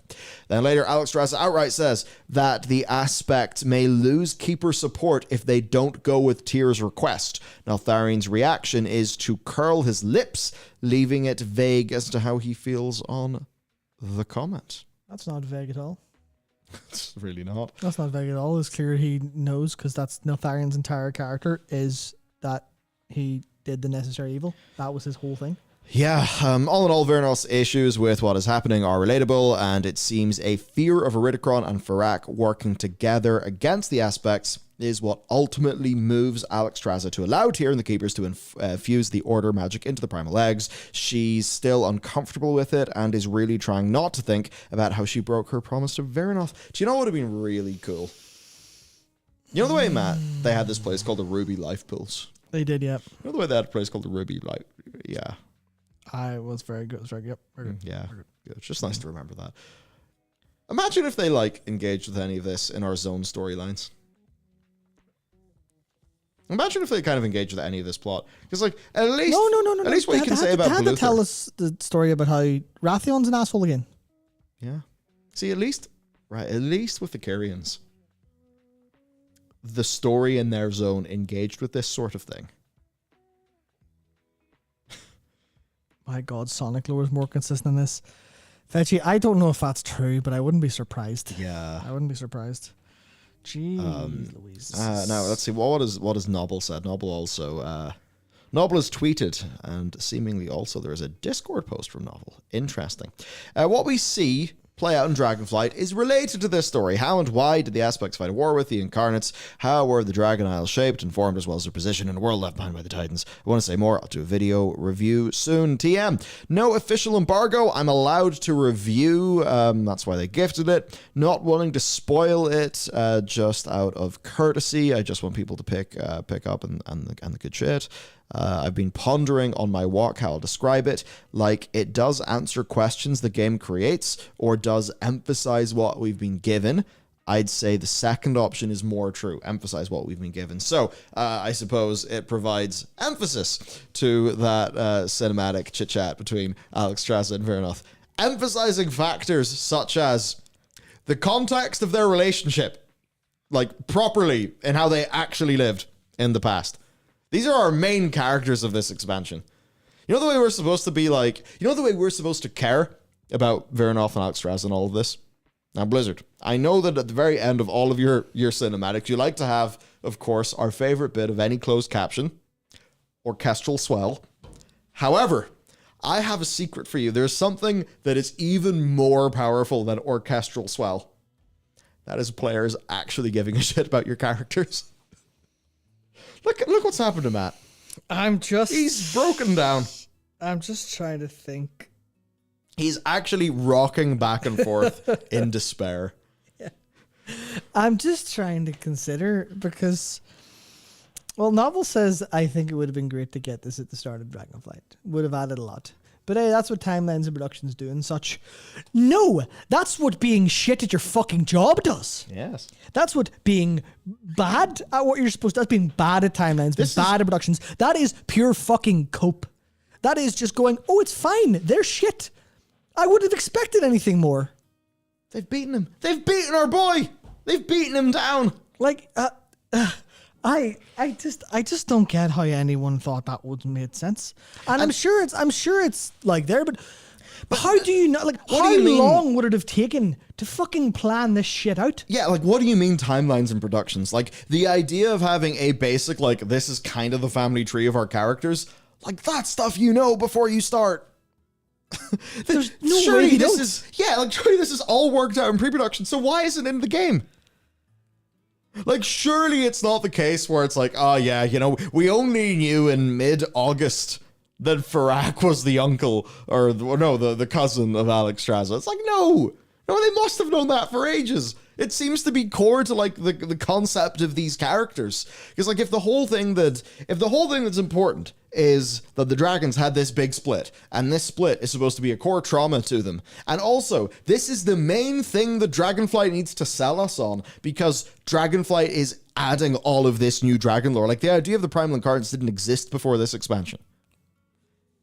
the way to express that would have been through this actual family tree, because now it's really weird. The idea that like Alex Straza and Ysera just had some relatives that we never found out about. It's like, some could say that's a bit implausible, but also if you think about how dragons should be compared to us, like, in vanilla, like the dragons felt a lot more, I think aloof is the right word.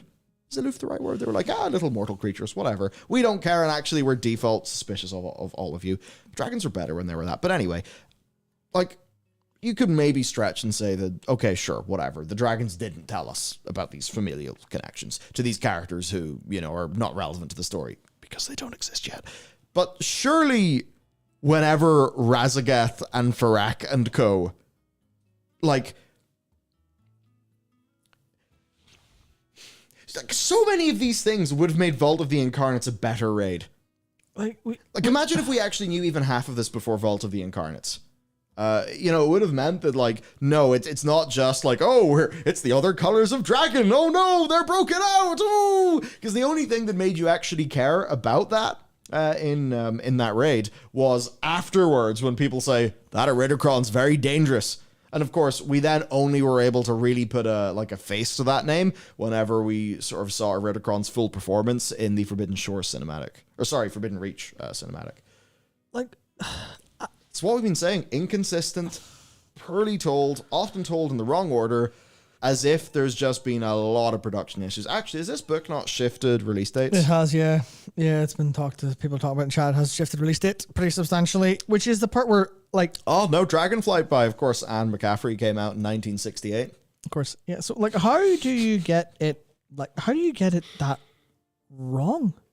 How do you not think it's important? Or how do you not think it's beneficial? And also, Anne McCaffrey, Ireland. Yeah, maybe they do think it's important. But they have something like that they can't do.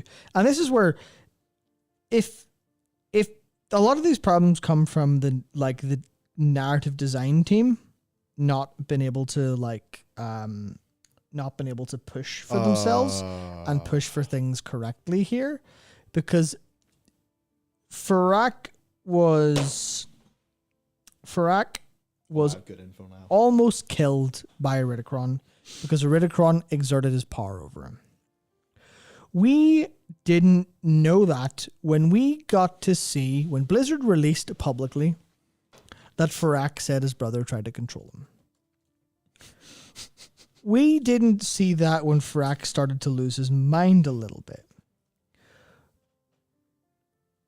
That would have sold him so much heavier than I think. Why did you... And I know the answer is because whatever. No, Matt. Why the fuck was that not part of that bastard cutscene? Why was that not visible? Why did we not see that happen? That is a extremely important part of our main villain's motivation, and you didn't put it in the game. You didn't tell us about it. If you left that for a writer to write, for an external writer to write in a book, and you thought, oh, that's a good idea, and then let her put it in, and then didn't actually bother to, put it anywhere in the game, there's something so scuffed with that. Matt, you are about to shit yourself. Yeah, I'm pretty sure I know what you're going to tell me. Oh, you're... Yeah. Okay, so I humbly request you return to our fantastic stream document.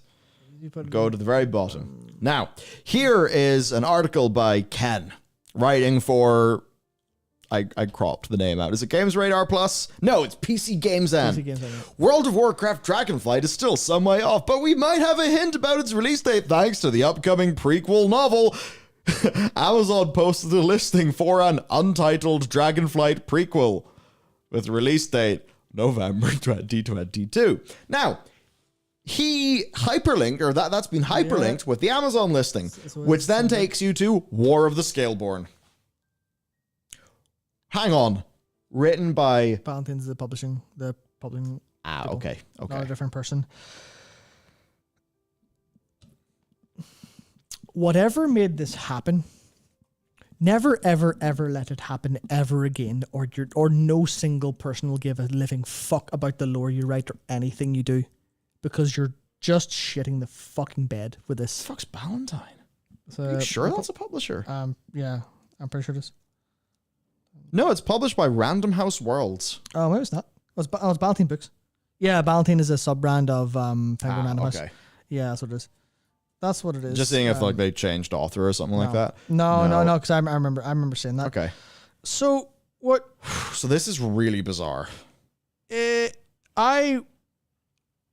a little bit more willing to forgive them like an error if literally just happened, but now this makes it even more interesting. Yes, because it means that all the basics of this that will have had to be locked in for the book. Like, well, here's the thing though: is this just an Amazon confusion? Is this just somebody publishing whatever, and Amazon's like, yeah, the Warcraft prequel novel will do that? But like, this is the story page that then turned into War of the Scaleborn. So then it's a case of like, why delay this by a year? Like, was the book actually just scuffed? Did they hear player feedback that they didn't want to have the story in the book? Like, that's like, I mean, I get that, but in that case, it should have been put in the game. And any of that patch content that they've made. I can't decide what's worse. Yes, this is insane. I can't decide what's worse. Is it worse that they knew all this and didn't tell us? Or would it be worse that they didn't know it? That's what I'm... Yeah, obviously if it was released, it's still not in the game. That's obviously the important part.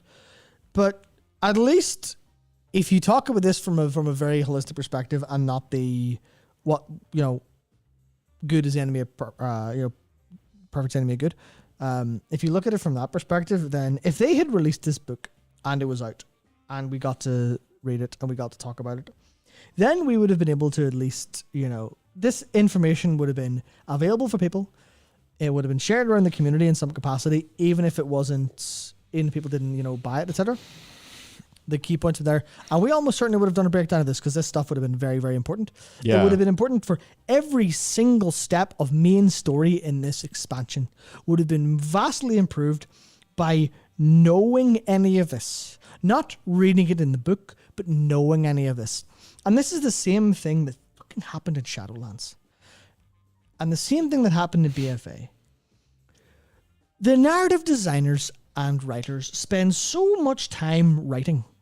And they don't fucking show it to us. They or seemingly even their own team. This makes no sense. I do not understand how Blizzard's management has let their narrative design team seemingly take over some fucking wing of the building and not speak to anyone else, which obviously isn't true because we know the quest designers and narrative people speak to each other. So I'm being a little bit hyperbolic here for effect, but it just feels like, how is this even feasible? How do you not give us these core details? How do you think it's okay to vaguely hint at these core details? Because what you're doing, right? What you're doing almost feels like you're trying to sell the book more than the fucking game. Because you're teasing the book in the game, not the other way around. And just before people are all like, oh, they just clearly do this for the money. There's no financial reason to do that for a book. Writing books to make money, ridiculous. I mean, compared to just doing World of Warcraft. Yeah, you would like a writer doing that, fine. But yes, Blizzard, no. Yeah. Courtney wrote this to make money, but Blizzard didn't. That's the thing. It's like I don't understand how that's possible. This is insane. Yeah, fellas, like that's what I was just about to say. I'll never be able to tell, but I know. My enjoyment of Legion, especially the opening of Legion, was so vastly improved by having read Illidan. Because that book was incredible. That book was fantastic. William King's an excellent author. And it did so much. Obviously, it had a lot of work to do to fix Illidan's characterization from Black Temple. But that did such a great job of improving that. And I'm not going to say, like, I don't know if Courtney Elliott is a better or worse writer than William King. I based on what Noble said, it seems like it's a very good book. He's like, he likened it to War of the Ancients. So I'm really excited to read this because I actually do like a lot of these characters and seeing where they're going and stuff. But how is it possible that you just write your story and don't put it in your game anyway? Like, I get doing it once, but twice. What's wrong? And why is this not? Like, maybe that's one of the things that, like, Metzin's supposed to fix, the creative director. Maybe he'll be able to, like, kick doors down and say, motherfucker, this is going in the story right now. I don't give a shit. Maybe he has to, like, put Terran Gregor in a headlock and say, change the cinematic dialogue now. Like, I don't know. But, like, I'd get the recast, put the money in, it's worth it. Maybe the narrative design team don't have, like, the, you know, maybe they're the nerds of the group and they don't have the, like, the social capacity to walk into a room and convince people. No, we need to change this dialogue now. We need to add this scene. Maybe they're like walkovers in a bunch of ways, something like that. But like I don't get how this is let as Blizzard as an organization. I don't know how they let this function. This is it's not truly functional. some goofed up shenanigans. Yeah, like this is we just ruined the entire perception of our story and our villains that we were super proud of and put loads of work in and got Matt Mercer to fucking voice, and they're fundamental to the future World of Warcraft because Veranoth is going to be the sixth aspect after a murder cell. And we just didn't release the information. It's as if this could be fixed by a single email a year ago. Or like, where is their internal Bible?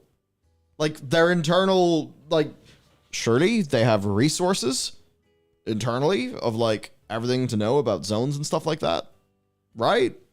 Because like indie teams have that, you know, be it Notion or Slight or whatever internal wiki solution is. Surely they have something to ensure like alignment.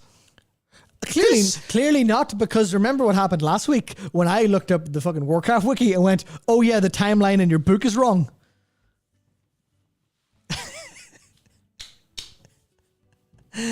Oh dear. Sometimes says, remember how FF14 releases short stories on the website? Blizzard do that too. Blizzard release short stories and they've released audio dramas. Yeah. And they were great. So that's not the problem. The problem is they need to actually make the... What do you call it? They need to make... They need to actually go, here's our fucking story. Are we dead? I don't think Are we dead? Is this really happening? This is really happening. Oh, I thought we were dead. This is really happening. That's kind of disappointing. Yeah, we do need more audio dramas. Yes, or carp. audio dramas are great. Those are very good. I really, really like the... I really like how... Oh, no. No. Not an errant thought. No, Luke. No, Luke. What's he done? It feels like post-launch they had to plan out 10-2 because they hadn't and had to figure out how they were going to make Alex and Fyrakk and Veranoth relevant. No, yeah, because obviously they fucking gutted most of this expansion. Luke. They changed the plan, delayed the book, rewrote the story. Change the plan, delay the book, rewrite the story. I don't know why I'm saying this like it's a campaign. Oh no. Have we figured it out? Well, no, as Luke figured it out, and then that's not what Luke said, but Luke put the idea in my head, so I'm yoinking that. Thanks.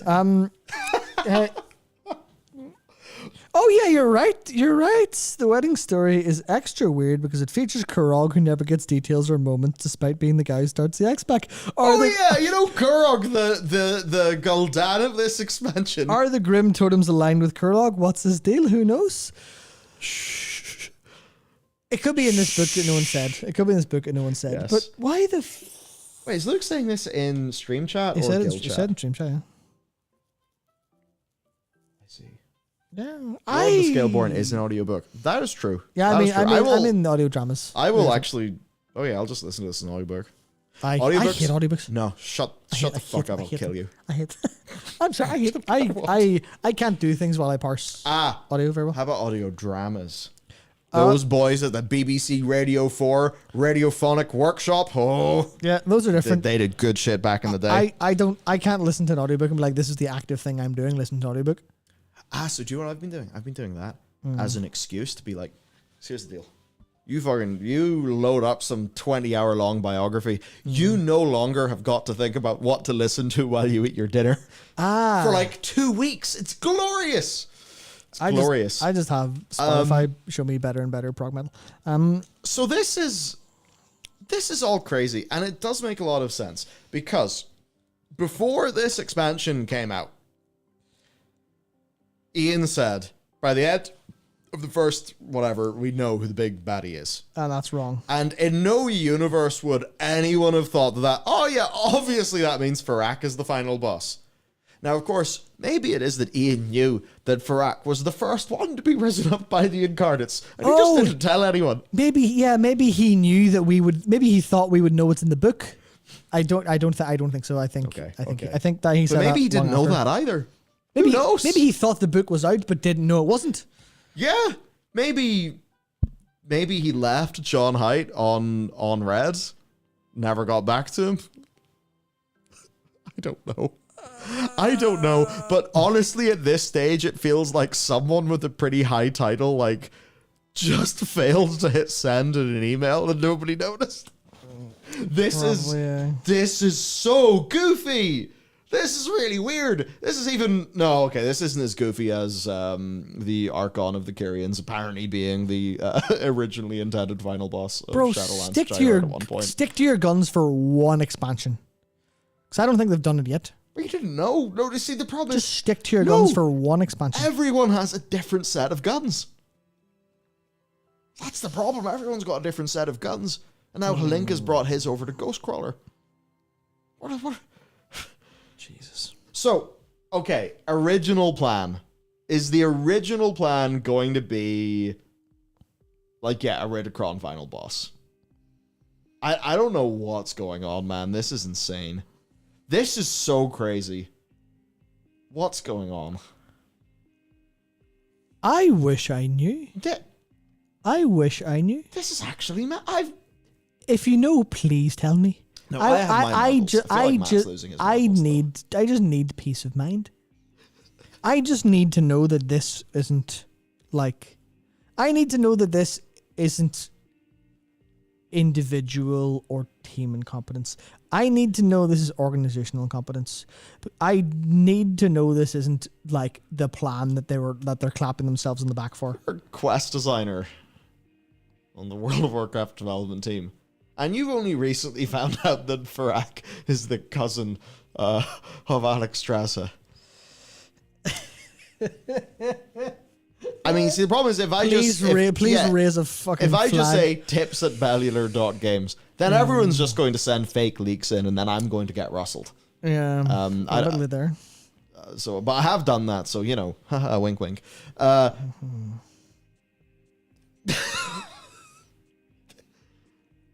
Yeah. This is like, because like there's things in Pale Beyond that didn't like make it into the game, or things like we know about characters that players don't know, but at no point are those like needed things. Those are things like didn't make it in, you know, it didn't work out. But like, if it mattered, the thing would have got in. And if we scrapped the thing and it then changed something in the game, we would have changed the thing in the game to like no longer have that be reality. Like this is just weird. It's like I was saying, I think it was last time I was talking about like when you have to cut stuff and you really like it, but it has to go because it's not important with other stuff. It's like that where, why does the important stuff not make it in? Why do you not, I know there's a billion reasons, but like, are the narrative design team basically the fucking, like the punching bag of the rest of the organization? Is it literally, is it like the first thing that goes is narrative? Is that how they organize things? Because if that's what happens, then I feel like whoever's leading that production wise needs to be like grabbed by the fucking collarbone. Not the collarbone, no, the collar. Don't grab by the collarbone. That's not very nice and good. That's not nice. You know, I actually think that grabbing people by the collar is also not considered to be nice, by the way. Yes, but it's not gonna, cause any damage. This is... Oh, yeah, of course there's, why do we do the mole people instead of all this? Haha. And that's... because the mole people was just like, hey, quest team, there's some mole people, away you go. The quest team are like, cool, we'll make them mole people. Cool, we get to do Can stuff. we find out about what's happening in the expansion, please? Yeah. See, Rich, no, I don't think this is them having contempt for their fans. I think this is just like, genuinely, they are completely unaware. So, okay, individuals at the company are aware and are probably trying to be like, what do we do about this? But the problem is, right, this is like, there's like little bits of the immune system at Blizzard. They're like, uh-oh, we're in trouble. Blizzard as a whole, it's like, it doesn't know yet.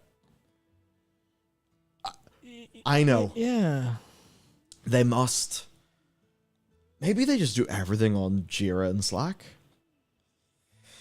Maybe maybe Blizzard are a paper-based game developer.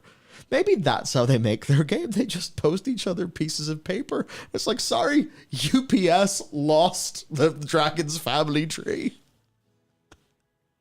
I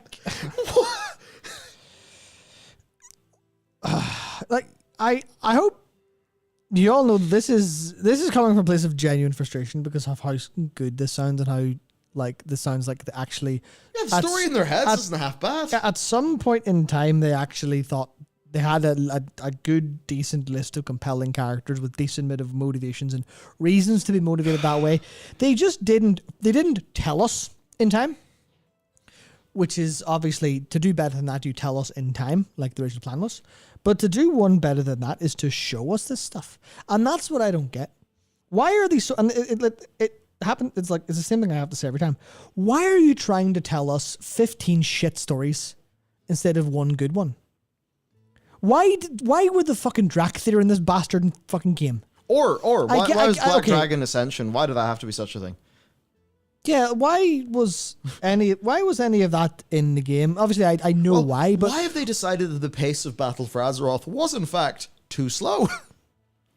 Yeah, I don't get it. Why not just tell us the story?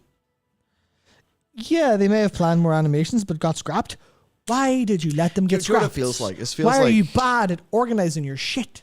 This feels like, the 13 course tasting menu. The problem is it's all being delivered out of order, and for some reason you got your starter at the end and you're very confused.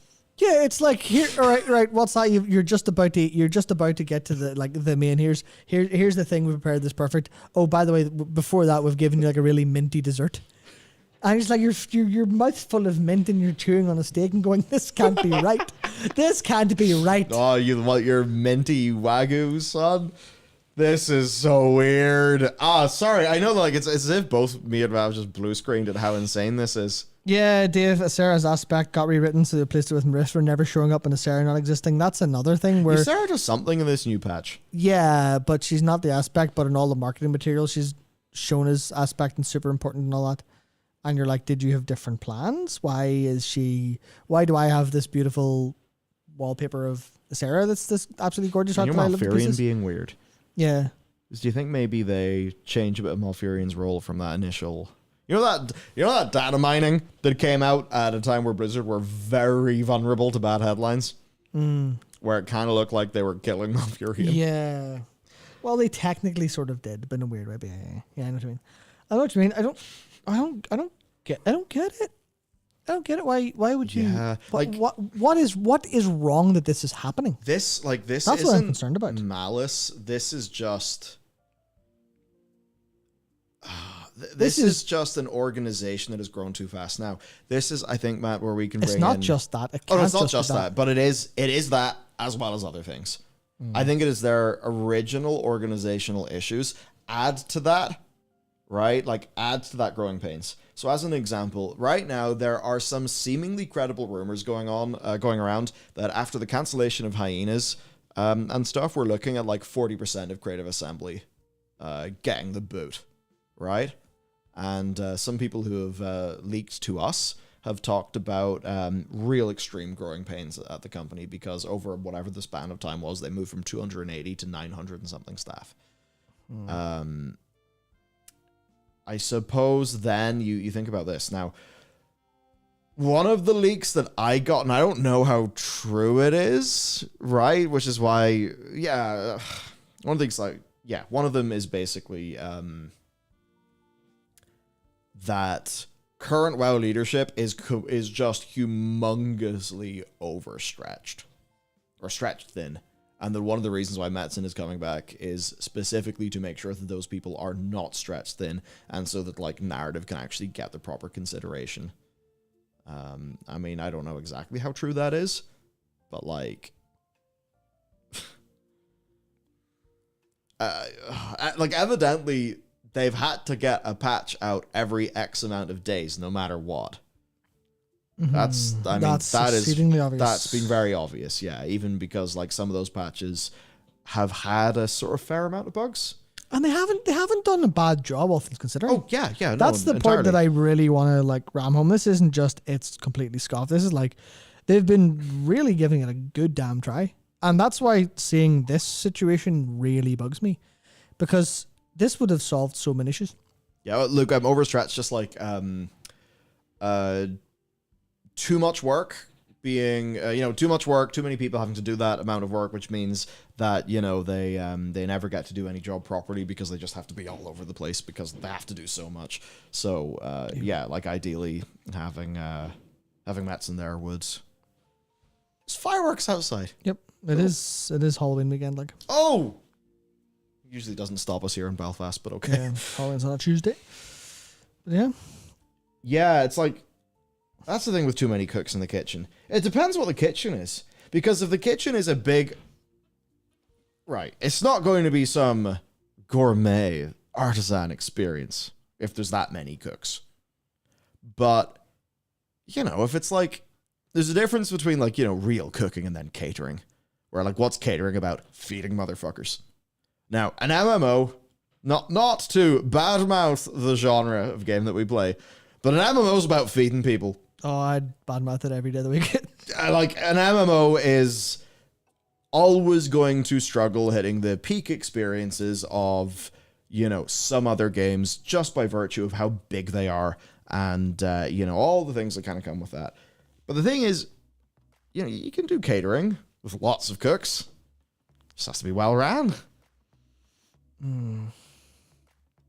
And when you look at the things that are almost, you could say, when you're thinking of World of Warcraft, if you think about the dishes that are catering friendly, we've actually had plenty of those, and they've been pretty good.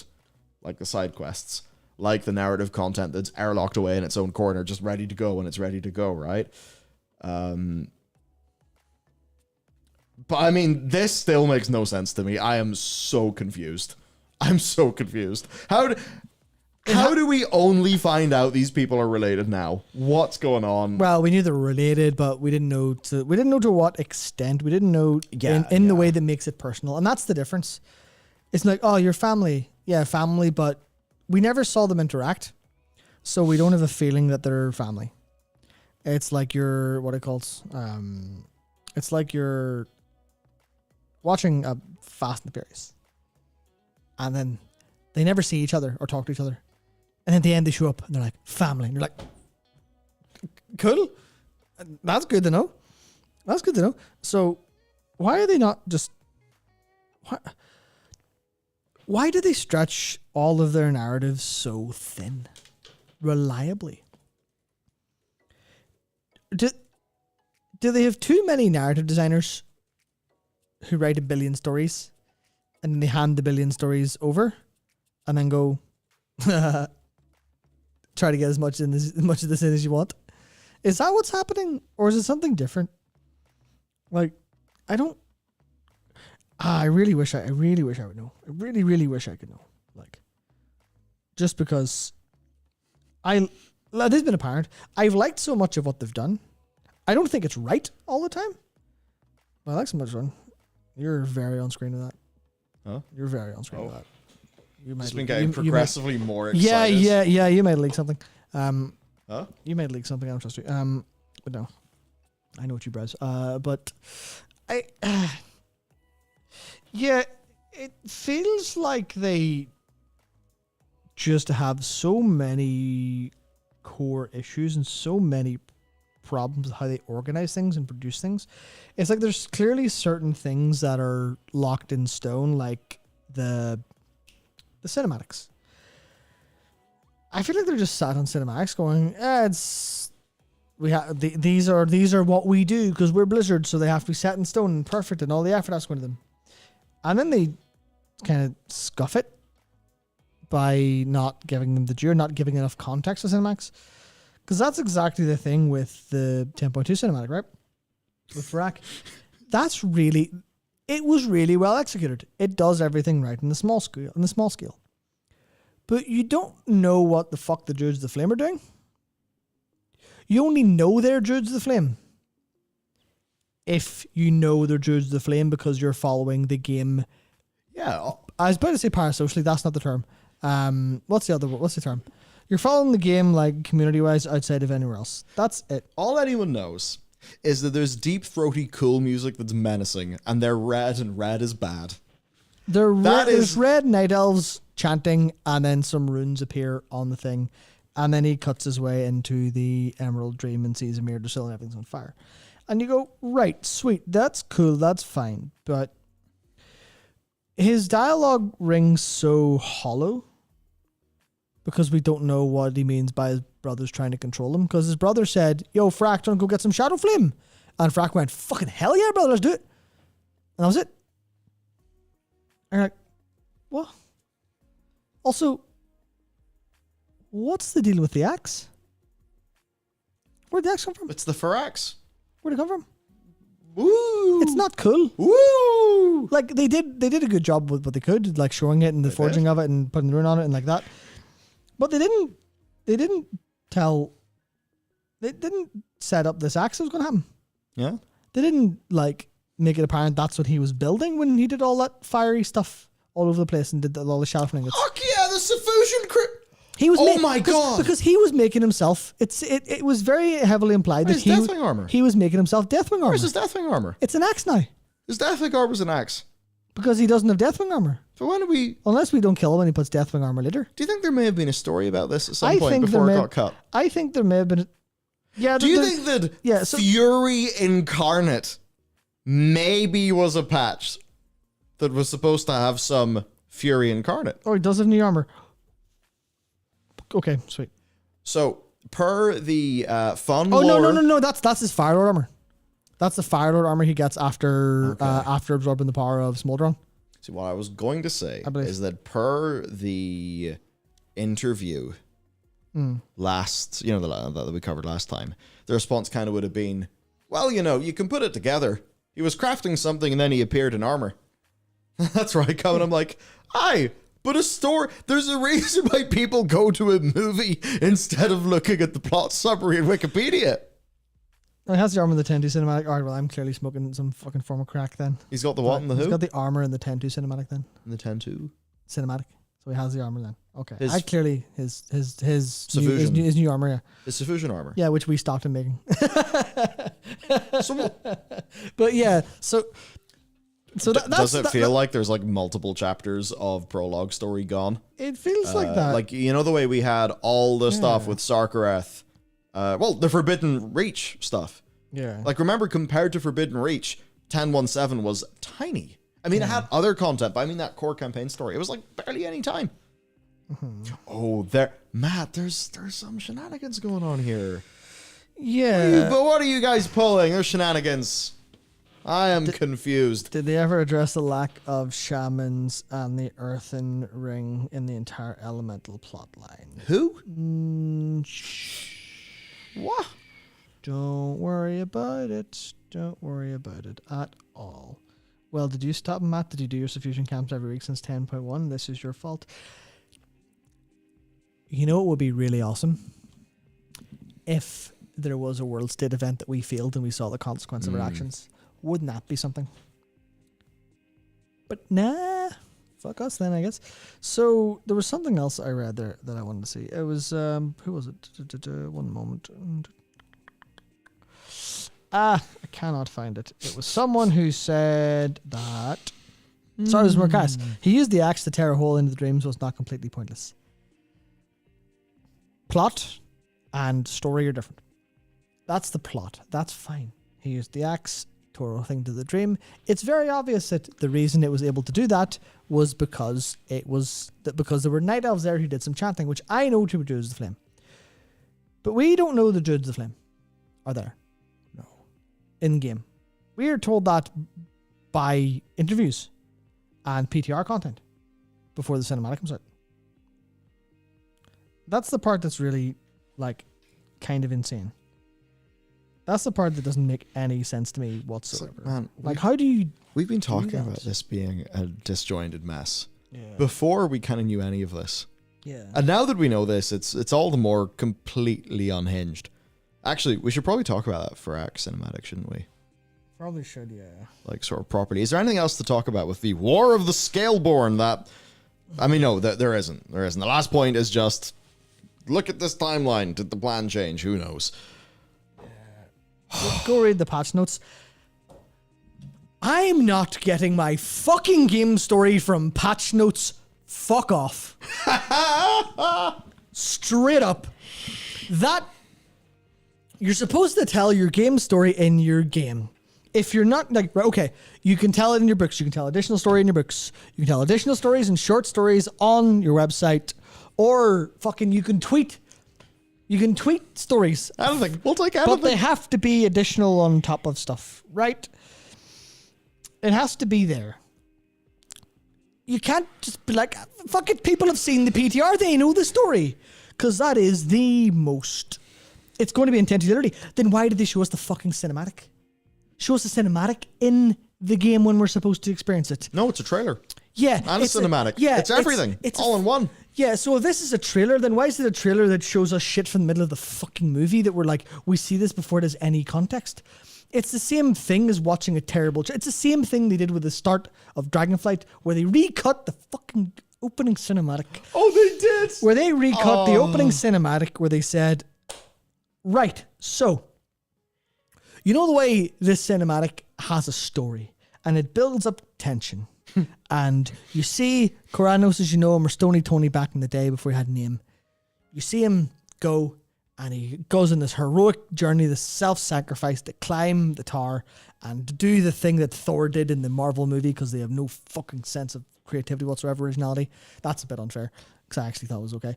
Puts it together, and he... It's just a snipe for the crack. Yeah, and he falls to his doom.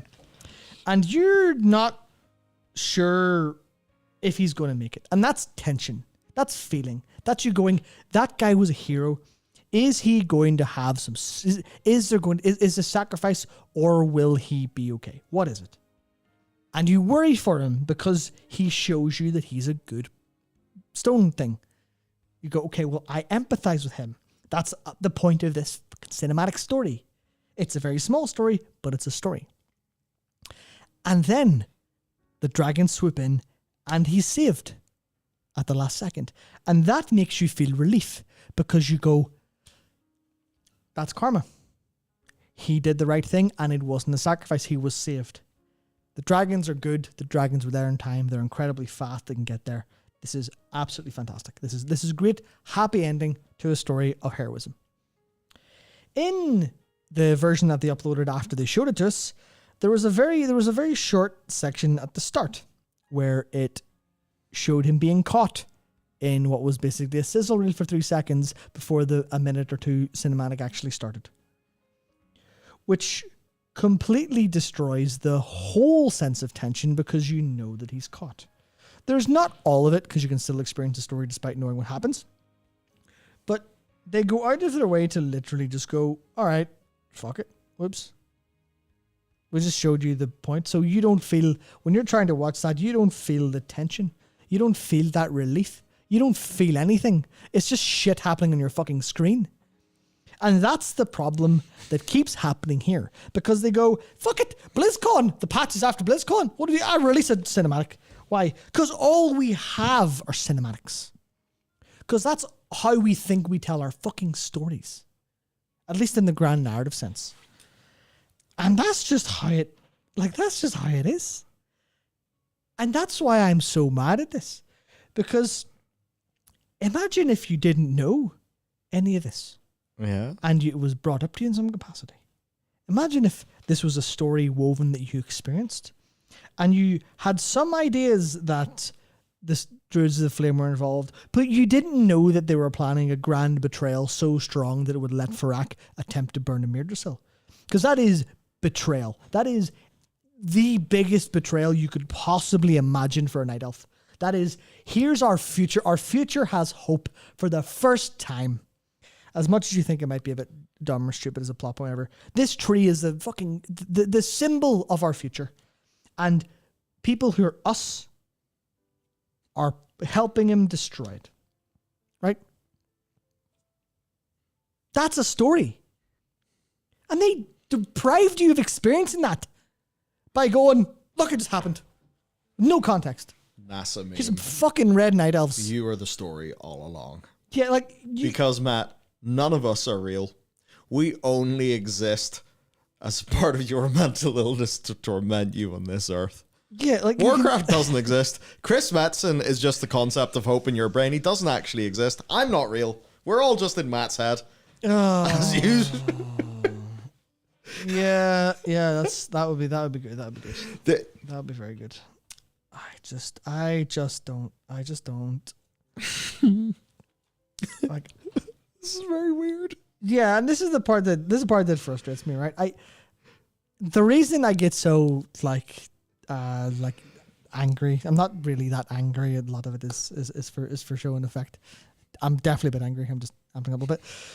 But yeah, you're all my tulpas. Yeah, that would make sense. So the frustration is because I really like very good stories, and I really like people who get to be creative and impactful and stuff, and they get to express themselves. I really like video games that have incredible stories because they're wonderful. One of the biggest reasons I'm a really huge fan of Final Fantasy XIV is I love the game in a bunch of different ways. But the thing that really drove home more than anything else was clearly the story and the love for the world that they had. And the thing that it said over the course of a dozen expansions, not a dozen expansions, that's far too many. It was a couple. So what they did over expansions was tell a story. And they plotted through a lot of hard work, through a lot of effort. They put a whole lot of details together, and they drew together themes that were personally impactful to people. And that's one of the reasons that is such there's such a diehard fan base to that. There's a lot of reasons, but a lot of it is because it's an impactful, meaningful story. And that's what World of Warcraft was to people. Yes. That's what Warcraft was to people at the time. It always had a decent sense of meaning. Maybe not always, but there was always core themes and core mythological characters present throughout. And obviously that's not quite, it's not quite as grand as here's a story of personal racial betrayal from people who don't feel like they're part of society because society is so traumatic and stuff that they're on the fringes and they act out. And that's a pretty important story to tell these days because I think a lot of people on the outskirts of society, because there's a lot of sacrifice and pain for no reason whatsoever. So you could have done that extremely well with the Druids of the Flame, but for all of the reasons, including Blizzard's level of production and their different, incentives for marketing and things like that, that they don't get to tell a story. They don't get to say, listen, here's the thing we've made for you that is this experience that I think a lot of people have felt, or at least can empathize with, being so fucked off with society that you decide to burn it all down, or that you want to have a hand in burning it all down. And you're willing to aid a villain to help burn it all down. I think that's something people could very much resonate with, and maybe even empathize with people in real life through seeing that story through a perspective that they understand in a fantasy world. And it just doesn't work. They just don't tell you that story in the way that they should be to make it great. And that's mostly where the frustration comes from. It's from, this could have been great. This could have been something that maybe not stands the test of time that's the real across problem. everything else. It all could have been great. It could have been fantastic, and we could have all been sitting here saying, this is incredible. Druids of the Flame have always wanted that. Yeah, but you don't know they're Druids of the Flame unless you played the Cataclysm. And even then, they're not the same Druids of the Flame. They're very different. It could have been all of these things. They probably intended for it to be all of those things, but the reality is Blizzard is fundamentally unable to deliver on that. It's as simple as that. It's the same. This has happened so many expansions in a row. This company cannot deliver on. It cannot deliver seemingly on the plans that its own team comes up with for a narrative. Exactly. Why did I hear? Okay, so Shadowlands. Sorry, I know. We don't want to go back there, but we have to. Shadowlands. Zovaal, very bad. Now, the whole Primus Zovaal thing, did their identities change? Did something get changed in development? Very compelling theory, backed up by a reasonable amount of evidence. It's all pretty strong. Remember the Pyromancer League? Oh, those were simple, innocent days. Then, so there's that, right? Did they switch something around there? Likely because of production reasons, having to change the expansion plans. Maybe. I don't know. At one point, I heard that the Archon was, in fact, the final villain, pulling all the strings. And maybe some of the stuff with the Kyrians would have worked a bit better if that was the case. Maybe Pelagos and Clay would have worked a bit better if that... Who knows? I don't know. Point is... And then the Drust, and all these other things. So you look at that past expansion, like, what the hell happened here? How many versions of this did you plan to make? What is going on? And then we look at this expansion. All these things that are bizarre, seemingly in the wrong order, that are happening too fast. Like, they probably set out with all these good ideas in their head, understanding all the relationships between these characters. And it just completely fails to make it into the game. And it's as if, right? You know the way there's usually, something is someone's responsibility. Whose responsibility has this been? Because it hasn't been, here's the thing, it hasn't been like Steve and the team's responsibility, because they're clearly just the narrative designers, and who knows if what they say gets into the game or not. I don't know. But like, you know what I mean? It's clearly not somebody's responsibility. And maybe with Metzen being here as, senior narrative director or whatever his title is, maybe now there will be somebody whose responsibility it is. But it fundamentally feels like it's been nobody's responsibility, because the blindingly obvious has fallen through the crack, like, all the time. Yeah, it's a pattern, which implies that there's something actually happening. This isn't intent. Active intent to make this problem. This is a lack of intent to fix the systems that are broken that are causing this problem. And I don't know what happens whenever someone tries to raise the alarm up the ladder in this team. It's clearly, and if it just is sorry, it sounds like boat too big, cannot turn, must ship, back to work. I don't know, but it's really weird. Yeah, it has to be that. It has to be just this is the lowest priority for the team to fix, or a pretty low priority for them to fix. I think that's literally what it must be, and it must be so frustrating, because obviously the way I phrase a lot of things is generally anger directed towards the narrative team, not literally, but the concept, because obviously they're the people who are supposed to be in charge of this, etc. And it's I disagree with a lot of or not say disagree. I don't disagree with much they write, actually, outside of some things. It's more that I don't actually I don't think it's the best for the game, which is talked about, but I respect a lot of it for what it is. Yeah. And I just I think it was Dragon I said earlier, it's the loss of potential. That's what irks me, because there's so much here. Even in all of the theming they did for Neltharion as a father, and all that stuff was there, and all that stuff that was clearly the intent was there, because you see when you go into Aberys and you fall down, you see the different versions of the murals, and you see, oh, this is all somewhere. It's just not being shown to people enough for them to feel it and care. Yeah. And that's where this game has so many players, and whatever's happening at Blizzard, they're not willing to go, we have a brilliant set of stories and we will make sure people see them. That's what's not really happening a lot of time. That's not what happened. It's not what happens. And that's the thing where I'm personally frustrated by.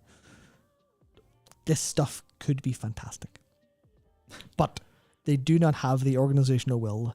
Be that starting at whatever Bobby Kotick lets John Haidt have. Be it that. Be it whatever John Haidt lets Ian and team have. Hard to know. Could it be to be clear, not that we would necessarily say we think Bobby Kotick would have anything to do with that. No. That's just saying that for the point of, Yeah, he's just making a point of trickling down. I'm just saying hierarchies of Matt doesn't actually believe. I don't think you believe, but just so that people don't get the wrong idea of what you said, you're not saying that John Haidt and Bobby Kotick actually talk at all when it comes to the making of games, which I kind of imagine they don't. No, it's more a case of the organizational effects of how much budget, how much revenue is expected from World of Warcraft, and what does John Haidt have to do to make that with the budget he's given. Yeah. How much of that is on a 1 year basis, on a 5 year basis, on a 10-year basis, stuff like that. It's like how much of that, and that's just basically business things.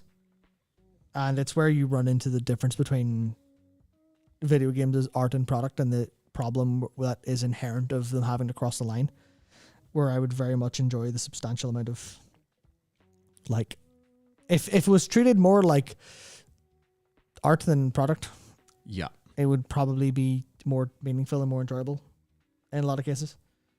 But maybe, but it's Well, you the- see, if it's it has the- to be art, which, you know, when somebody says art, they get YouTube content that is expressly content. Some would say that this is content, or their Eclipse channel is just content. And, like, that's fine, because sometimes what you want is content. Now, what if this was maybe us still here, still in a chair, talking into a microphone, but a podcast? That's a different type of thing. Maybe there's a bit more artfulness, a bit more sort of, I don't know, some authorship or something in that. Now say it's an audiobook that we're putting together. You know, it's all technically just content, but, like, there's different levels, you know? And it's one of those challenging things. It's like, if we needed to juice the numbers short term ASAP, we could just make some content. Some content. And we could just blast the WoW channel with lots of content. Just content everywhere. Now, that would probably yield good results. And if we were really worried and we really needed to solve problems, like, yeah, sure, that would work. But what would it do to our long term? Like, oh, this is accidentally set up for redacted later. But, you know, what would that do for our long term? Would we be kind of, like, not really building a nice, strong, happy foundation? Like our video we put up yesterday about the War in the Plaguelands. Yeah. People loved that video. And it's like, yeah, the War in the Plaguelands is great. I think right now it's like 7 out of 10 in the YouTube dashboard. Do you know what the point is, though? The people who watched it really loved it. And, you know, they'll be, like, sort of here for a while to come. So if we were always just putting production, you know, we must hit. Because here's the thing. And often this is my fault because I just don't get personal tasks done and I end up being the bottleneck, so something gets delayed. But, you know, we generally want 3 to 4 videos a week. But, you know, we're not going to, like, do anything stupid. Like, if there's a problem, my default is just, yeah, delay it and put it out right. But it's like, I'm just imagining, what if I never said that? What if it was like Linus Tech? Because that was the thing. Yeah. One of the things before, obviously, you know, everything with Madison and then that, you just have to wait for the, you know, the third-party investigation to happen, etc. But, you know, the core criticism they had of Linus Tech Tips of, like, hey guys, you're, like, prioritizing your production schedule over, like, you know, even the fixes. Actually, this is, oh my god, Matt, I can't believe it. Have you realized that principles stick true in different situations? When again? when you know the way, you see it in all things, said composite of multiple people in a book attributed to one person, probably from Japan. I think. Which book's that? Back the one. About the way and seeing it in places and knowing it and shit. Yeah, the Tao Te Ching. That's the one! The Tao Te Ching by Lao Tzu. Which is That's wrong. China. That's completely... Yeah, I'm wrong. Yep. I'm getting that confused with another book. Because right. I remember the... And this, Matt, do you know what? Do you know this? This is why I should invest in personal knowledge management. Using a second brain. Pull a big Tiago Forte. And watch all my Thomas Frank videos. So that I don't misattribute in a very hilarious way. Because that's a pretty hilarious way. But, point is right. Linus Media Group. Linus man. Technical news tip man. Technical tip news man. Wants to make lots of content. Lots of content. Make money go up. Buy lab. Lab expensive. Need money. Okay, I'll stop talking like that. But that was the thing at, like, Linus Tech Tips. They were eventually hardware. And, yeah, I do think that the Gamers Nexus boys, like, it wasn't a pure bit of journalism. But, I mean, there was lots of journalism. I think it was as well. Maybe a bit of a thing. But anyway, they had, like, prioritized this brutal, you know, like, there will be a Linus Tech Tips video every single day. And here's where it got interesting. Because people would say, there's errors. You're saying you have a lab. Why are there errors? Why are there so many errors? And then it kind of transpires. Actually, there's loads of times where they already know about the errors. They have flagged the errors. The people who have flagged the errors were not able to get them fixed in time for the video to go live, or like whatever. And basically in the giant, process hell of having to make 700 trillion videos a week, which I suppose is something we're kind of familiar with, things ended up getting lost. And that meant that, like, the actual state of, like, the factuality of some of those Linus Tech Tips things wasn't as bad as it looked on the Gamers Nexus initial video, per the knowledge of people inside the company. But the problem is their production processes and all of that stuff meant that sometimes even when fixes, mistakes were made, or mistakes were caught and fixes were made, they didn't get into the final video. Or, stuff like that. Plus also lots of genuine, like, bad calls from LMG. But, like, the point there is just kind of like, the schedule's that brutal. And the schedule can't move. Or basically can't move. And things just get cut. Or the attitude like, it's shippable. It's like, the more that you're like, it's fine, it's shippable, it's fine, it's shippable, it's fine, it's shippable. It's like a little crack forms here, a little mistake forms there. And then you kind of have that problem. Like, yeah, these little cracks and things, they don't ruin your game. But the best games are more than the sum of their parts. And maybe those parts don't fit that well together once you kind of take the whole, death by 1,000 cuts. I guess that's just why all of this is a mess. Because it's like there's 700 people making this game. Think about how many motherfuckers made Wrath of the Lich King. Quite a few less. I mean, I don't know how many motherfuckers made Wrath of the Lich King. I should be more specific. I don't know how many people made Wrath of the Lich King. That's nicer. How many people made Wrath? I couldn't tell you. Is it less than 700? Yes. And, you think about all the issues that, like, Wrath had. And even there was a whole plot point that just nobody noticed per Blizzard, and that they didn't put enough emphasis on with, the Yogg-Saron connection to the Lich King. Like, how many fewer people made an expansion like that, or even made Cataclysm? And I just think how many people there are, and it's like, that single tight narrative that everything else kind of hangs off, that doesn't scale. Too big to fail does not apply to video game development teams. Yeah. In fact, the opposite. So, it's like some things you can scale. If you need some things you can't scale, has to be I think you need that to be on some, like, every business school in the world. Hey Matt, that needs to be up somewhere. If you want the most battle pass of battle pass, you can probably hire a lot of artists and that'll scale reasonably well. Yeah. If you want a fantastic story, having the story be a shared accident between a narrative design department and a ever-shifting quest design team, just clearly not working. Yeah, there's clearly something literally functionally wrong with how it's built. And like with the Linus Tech Tips thing, it's like clearly or at least one of the major contributing factors is systems and chaos at the organizational level. Yeah. Precisely. That's my piece. I've said it. I mean, I've had a few pieces today. I think, you've had a few pieces to be sure. Sure have. This has been, yeah. Wow. It's been a good one. I need to be refilled. It's been a fantastic one. Holy shit. Matt, I've actually forgotten. Did we talk about the Fyrakk cinematic? No, we didn't. Do we really need to? I don't think we do. I think everyone's seen it at this point. We can talk about it later. Hull 360. Thanks to the server. Could having so many more devs actually be what's causing issue? Too many cooks in the kitchen? Yes. There are definitely ways to create things that are scalable. Like who was said earlier? Akaria said perhaps having a basic but exciting main story with a lot of silo content's a better approach. Bingo. And that would be more scalable. That might not be quite as exciting. And you can tell they've kind of taken a little bit of that approach by how much side quests there are. So there could be a way to solve that. But a lot of it is probably also just other things they don't really quite. Just a lot of production issues all across the board. I imagine there's a load of things they do fundamentally wrong because they don't have the time or the opportunity to fix it because they have to ship expansion after expansion after expansion. And they've been on the back foot since Legion. And that's the thing where if you're behind...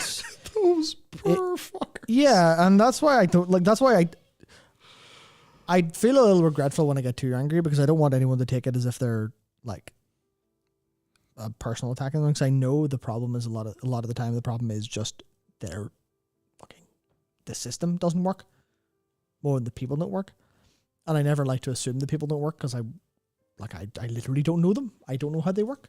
They might all be excellent, brilliant writers, and the system they're working under doesn't work. That could absolutely be true, and I'd have no way to tell either way.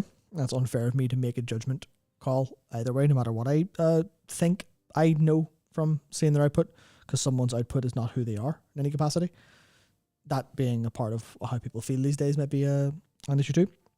But a lot of that is very specifically that, like, yeah, too many people working together, it's not scaling, it's not working all that well. And I think that's something you see in video games almost as a whole, unless you're a team that's really figured it out. Like you look at Insomniac with their Spider-Man games, and they've figured out how to make a big team. Like Santa Monica Studio have figured out how to make a big team too.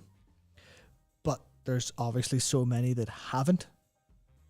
And I don't really have that many more examples at the minute, but like there's plenty of them of just, oh yeah, that wasn't right. And the thing is, in some ways, like, maybe it is a miracle that they're as successful as they have been, given, like, I mean, I have heard from people that the situation at Proletariat is messy. And that, like, there is a fair amount of chaos in that team. But, like, I haven't heard that in a way like, oh, it's the worst team ever. No, I've heard of that mostly in the context of, like, there's a lot of people. That's very hard to do right. And of course, we see, you know, stories of so many other game studios that kind of overstaffed during COVID to a degree. And I certainly hope that the WoW team hasn't overstaffed. Because, like, you think about the amount of content they have pushed out, and it's better than normal. Oh, yeah. You know, like, they've been pumping away, rightly. It's just that, like, yeah, it's the cohesion and all of that. I suppose we should probably, just to not be talking about, like, the same topic again and again, because we should probably talk about some other things. What other things are there? What else has happened this week? Oh my god. I don't even know, to be honest. As an NPC once said, I've been sadly off. My face is tired. Okay, actually, we've got stuff to talk about. There's nothing crazy. Okay, so right, the new content of patch 10.2, the schedule. We actually have got the schedule now, because you know the way we just randomly found out by sometimes like a little counter would appear over an NPC's head in Valdrakken, but now we actually know. So the main story is out, we think, when the patch comes out. Reforging Tier Part 4 is out November 21st. Misfit Dragons is out November 14th. Misfit Dragons will, I believe, get you the Grotto Netherdrake. So there's that. And then Reforging Tier Part 4 will get you the white scales for your dragon, but also it's where we go into into Nighthold, steal Tyr's memory disk, and presumably that will mean that in patch 10.2.5 we'll be able to reactivate Tyr. And maybe if people, Matt, if people have been wondering, like, when's the big story with, Alexstrasza, the Queen of the Dragons and the Titan stuff, like, that kind of big thing. 10.2.5, where we'll probably see whatever the hell Tyr has got to say. Who knows? Maybe at the end of Reforging Tyr Part 4, it's just, he's like booting. He just has a loading bar. Yeah. Just like, sorry, there'll be gotta like load that. the punch cards in, bro. It'll be a few weeks. There'll be something like that. Yeah. It is, yeah. Just another case of how they've organized the production to pump stuff out every So it is very episodic. Yeah, so I would recommend playing the first 3 tier quests, which are available by Renown with the Valdrakken Accord. Yep. And then the others are just available afterwards? The others are just available. Or are they just available? They're just available. Yeah, so you don't need to have done the first one. Because I haven't actually done in the halls of the Titan Servers Cult. I literally haven't done that. Like, I've watched playthroughs, but I haven't actually done it yet. But yeah. It's the problem of, like, sometimes half your life being in PTR and beta. Yep. It's like, that's a chromie. I love that. my main character hasn't touched it on live. Because like I did it, like solved the stuff in beta and had a lot, or the PTR and had a lot of fun. I should probably go back and do that because I've probably forgotten most of the things that I learned, which will mean, oh yeah, great, I'll just be able to enjoy it again. Nice. So there's that. That has happened. What other things have happened? Well, we have got a Crown of Flame. A Crown of Flame, the new cinematic. Of course, the Crown of Flame has got nothing to do with Fyrakk, even though he does have fiery stuff in his head. Amir Jasil, crown. Yeah. There you go. So, what happens? Well, we have got some... Throat singing. Yes, we have got some throat singing. We have got some Night Elves, Druids of the Flame, the new Druids of the Flame who are following Smolderon, making the Fyrakks, which is the legendary axe. I forget what it's called. Something the Dream Render. The Dream Render, which will happen later. It'll slash, and the dream will be rendered. Yeah. But the main thing we see is him being angry. Look, Soval, runes. Yeah, no, two of them are from Sulfuras. Yeah. One of the prop makers for Sulfuras commented on Twitter. Oh, neat. I recognize two of them from that. So what we basically have is him talking about how he's really angry for 2 minutes.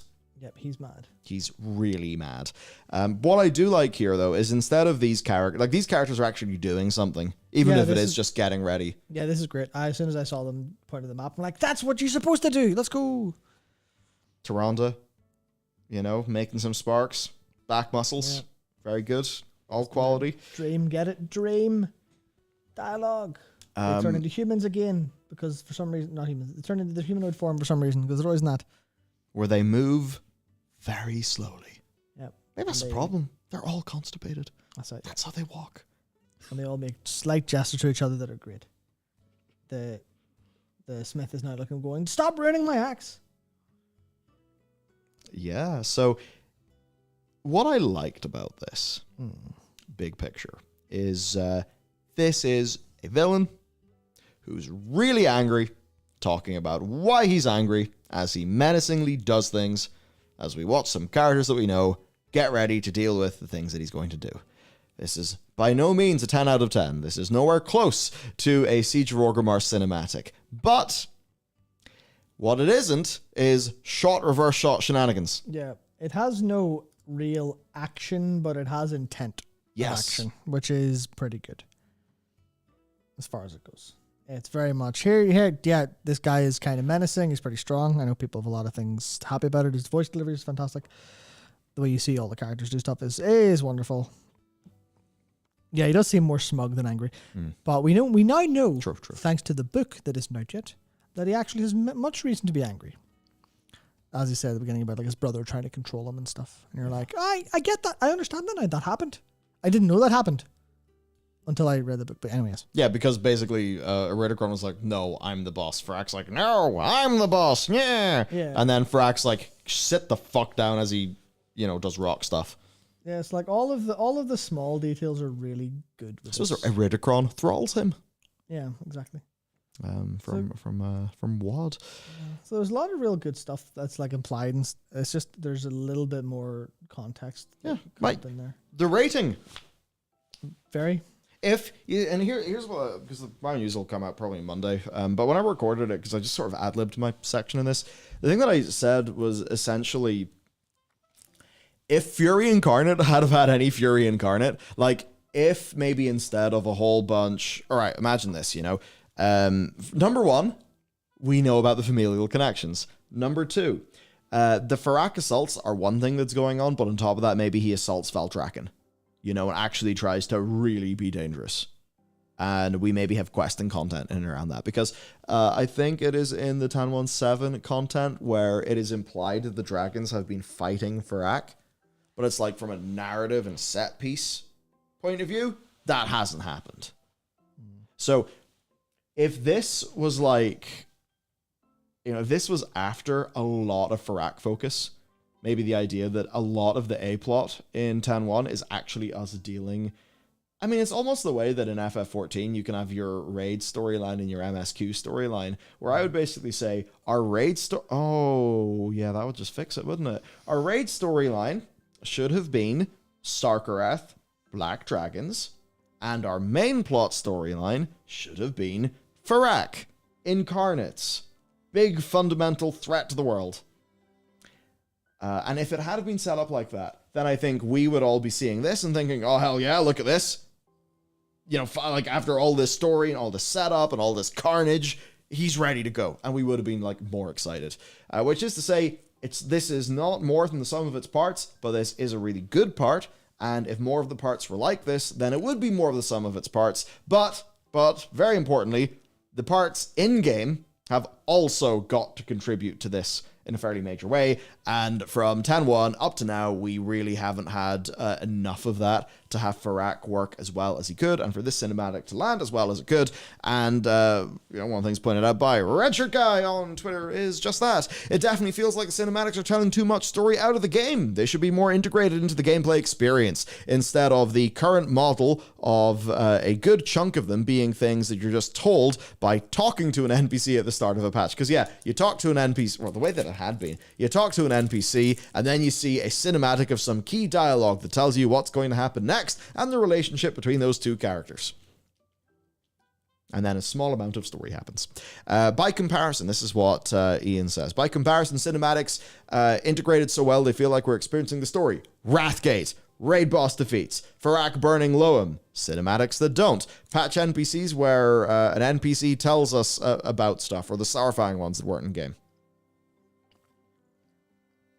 Groxy, annoying since we've been saying the same thing since BFA. Adam, I also hate in general when story is heavily gated for the majority of players in an era where information is hard to avoid, like when Dawn of the Infinite was mythic only for months, or LFR being gated 2 months, yet you won't avoid the cutscenes or the story spoilers for that long. No way. Again, this is where I think about FF14, where FF14 day one, log in, play big story, and if you just think about it in World of Warcraft, spoiler culture there too, and they have a spoiler culture. Everyone basically goes by the unwritten rule of 2 weeks. Not a word. So I think we basically need this. Some tie-in between the storylines is good, but I think fundamentally you have your main sort of plot storyline, and then you have your raid storyline. That's one model of doing it. They need to conceptualize that stronger too. Yeah. The other model of doing it is you have your pre-raid storyline and your post-raid storyline, with the week between, and people just getting to play LFR when it comes out. Ultimately, what you want is for people to have a cohesive narrative experience that they can follow. Because, sorry, Blizz, but you're not Gen V. Or the boys, which are both in the same universe. I don't know. I was going to say Fall of the House of Usher or something, but television content that comes out once every week. Because that, in there you're getting 40 minutes, 45 minutes, maybe an hour of super high budget shit. Your content's not that, and it's also not that long. But what you can do is give someone a 4-hour or maybe a 5-hour experience that's really good. Or maybe, a 2-hour experience or 2.5-hour experience on week 1, and then, on week 2, the other half of that. So I suppose what I'd be advocating for is, because there's one downside of the FF model, which is that their raid storylines have got a bit of separation from their MSQ, because the raid storylines are separate in the way that they're handled. I mean, they'll obviously tie into the lore and stuff, but you get what I mean. It's not Alizé's come back to me when you've done the Alliance raid. I don't know why she sounds like that. Except for the times they do that. Okay, Yeah. shit. Yeah. So, yeah. You know what I mean? They feel a bit more different or a bit more distinct. Yeah, they're in WoW, it's all the same thing. So the raid is a part of that main storyline. The part in the main WoW storyline where they're go kill the big boss. I'll give you 50 gold and a pat in the back. Yeah, ultimately, I think WoW was tried for a model where it felt, and this has worked probably best in Wrath, where the expansion ended and you killed the Lich King. And that was everything you were doing. Yeah. Cataclysm ended when you killed that. And that was almost everything you were doing. It literally wasn't everything, but that was the core narrative thrust. Whereas obviously FF14's kind of doesn't do the same a lot of time. Obviously, as Tom points out, the normal raid stories pop back into the MSQ eventually. Yes. Over time, they've been weaving that in a little bit more afterwards. So, there's definitely a case of it feeling a little bit too disjointed.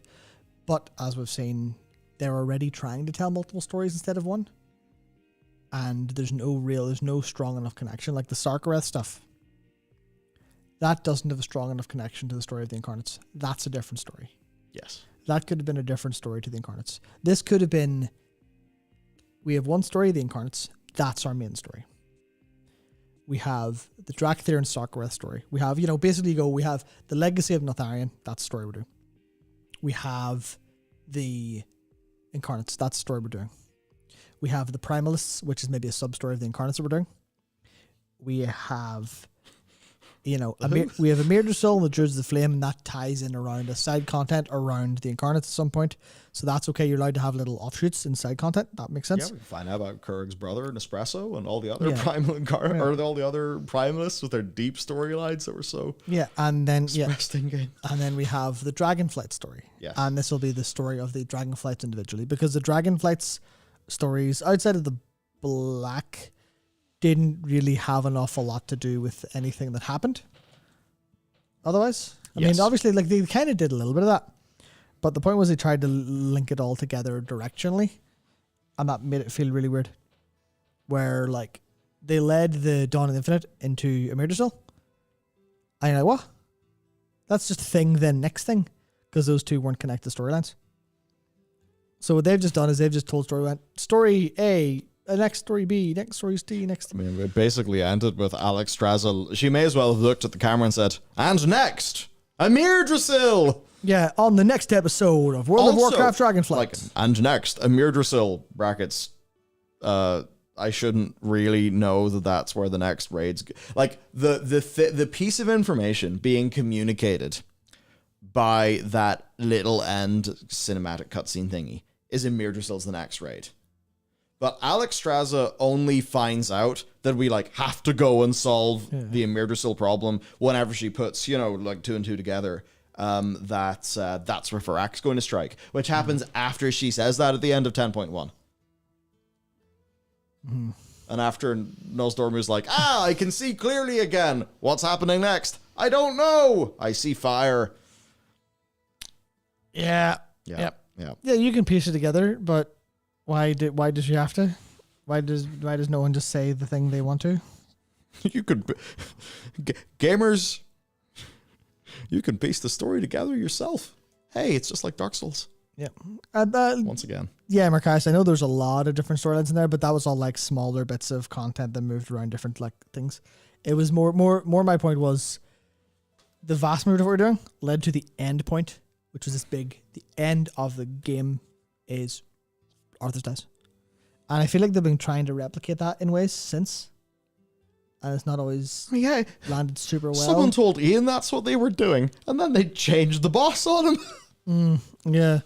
So that kind of works with that kind of works with like BFA is a prime example of that. Where it kind of went, what's our end goal in the South? Nobody knew that. So then, wow. I mean, there was always a subtext of, that's not the real battle for Azeroth now, is it? Yeah. Which wasn't narratively satisfying. Obviously I have no issue with subtext. I think subtext is great, but I also like text. Subtext isn't very good when you don't have any text. You have to have enough text to read the subtext within. Yes, instead it's just, this is a world with no story, but lots of whiffs of narrative directions. Yeah. Like if you put it this way, right? Subtext is stuff that goes inside a box, and text is a box. Whoa. You need a big enough box to put your subtext in. And that's where Matthew McConaughey ends up at the end of Interstellar. Exactly. Fantastic. And World of Warcraft's running around with this teeny tiny little box. It's like a little box. They're like, here's our subtext. Put them in a little pair of tweezers. Done. Product. I think we've lost it. Please enjoy.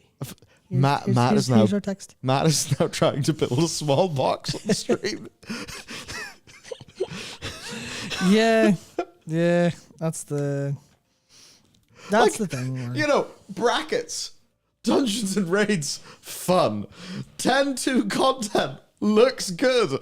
Us playing our characters is fun. Time to make a druid. Yes, absolutely. Tyranda's back muscles. Yeah. I don't know. It's like there are plenty of good things. It's just, I think it is just that we have been particularly, I don't know, electrocuted by this story situation as it's unfolded on today's stream. Because it promises a future that was better. That's it. And there are fewer things you can do. There are a few things you can do crueler than to give someone hope and take it away. Main thing to do to an optimist. Yeah, pulling hope away from people is a horrible thing. That's one of the things. The best way to mentally torture people is to give them some sort of hope and ensure they know it's never gonna go. Was right all along. Oh my god, it's a video game about making video games. Quickly, Matt, we need to do a video essay on this topic. Honestly, I would love to just sit in front of a camera for like 3 hours and just say, okay, record it or live and just go, okay, here's all of the reasons you should stop subverting things. You know what subversion is? And this is sort of something I said to you earlier today, which I'll let people read into if they want. Subversion is what soulless people do to defend not having a heart. Whoa! Subversion is the enemy of earnestness. If you subvert expectations, if you subvert what people want and what people think they want, then you never have to actually be honest and feel anything. That's what it feels like to me every time. It does let you meaningfully dance around the thing that people actually want. Yeah. And that's almost the thing, because there's a meaning to it. There's a point. There's a reason why it's being subverted. But also, you don't do it right. It's not satisfying. Now, you get to then unsatisfy people, but armed with the bulwark of it having an intellectual point. Which I think is quite, quite tricky. Yeah. It's very easy to feel you're right there, even though, maybe not. Maybe it's not good. Or, maybe you had the right idea, but didn't, turn out well. That's exactly right, Dave. My mother always told me if you can't do something right, do it intentionally wrong. They'll think you're ironic. There's a lot of people and writers who use irony as a shield. She's smart. Yeah, that's a very, very, that's a lot of wisdom right there packed in. Yeah, so Metzen made subversion the key theme of Warcraft, subverting expectations by inverting tropes. Subverting tropes is fine because there was always an earnestness to how World of Warcraft came across in Warcraft. It always came across as that there was a very clear and obvious message that was like a positive and hopeful one. And I think that largely worked a lot of the time. And even in the case where, like, say the subvert, well, I mean, I don't really know how obvious, I don't really know how true that is in a bunch of ways, because you think about half of it and it's trope, not like trope filled nonsense, but it is clearly like working off obvious themes. And I think it's just that irony, and that's not always the case, right? But it certainly feels like it's challenging to just tell an actual story. Like, here's our story. No ifs, no buts. Here's the story. There's A and there's B and there's C and that is in it. Yeah, there's a kind of like, hey, tell a story that's natural for these characters and execute it well. Yeah. And that's kind of all you have to do. But turns out, executing is very hard. Yeah. And it's not like they've been too heavy on subversion anyway. Yeah. At least not recently. I know a lot of BFA and some of Shadowlands felt very like it was trying to be smart. Dragonflight has not felt like it's been trying to be too smart. No, it's been pretty clear cut. So I don't really have that much of a issue with how they're telling this story in that way. I just have an issue with how they're telling the story in a bunch of different ways, which is not their fault. At least not writer sits down to write a story fault. Yeah. It's a fault in a variety of different ways. So, because we do have to talk about Redacted, and it's time be flowing. Time is gone. It's so late. Yes. What should we do? I have no idea. Okay, so Diablo 4 has a free trial. There you go. You can play it for free until Monday. This could be relevant because the next season is better. They've made quality of life changes to the game, and it drops bucket loads of legendary loot compared to what it used to drop in the past. There you go. Look at that. Diablo 4 try free. 9 out of 10, 9.5 out of 10, 4.5 out of 5, 9.5 out of 10, 10 out of 10. Happy, happy, happy.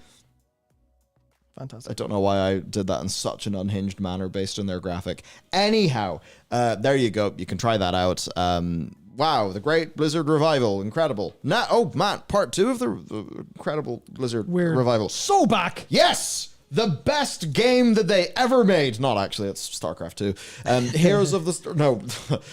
Yes, Heroes of the Storm. Heroes of the Storm has got a PTR. And its first tweet in over a year and a half. Let's go. Why? Why did they bother? Why did they bother? Phil Spencer kicked the door in and said, that was good, make it again. No. Phil Spencer, I liked last balance update. Make one now. Yeah. That's it. Just a patch for it? Sweet. Yeah, had its official maintenance mode. And here's the deal. Here's the Storm is great. It's really great. Now, I hope... Do you know what I would say I kind of hope they do? A relaunch of the game. Okay. Should there be an ADC who can actually carry?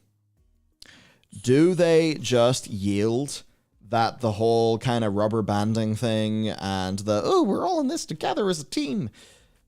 Do we think that it makes more sense to just be a little bit more traditional MOBA, because it seems like that's maybe what people actually enjoy, because if you don't feel like you have personal agency over your success and it goes too much in the direction of team game, then if you're playing that with randos, you can feel angry.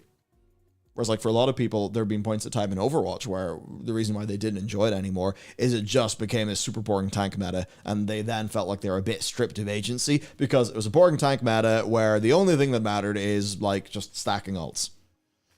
And then things didn't matter.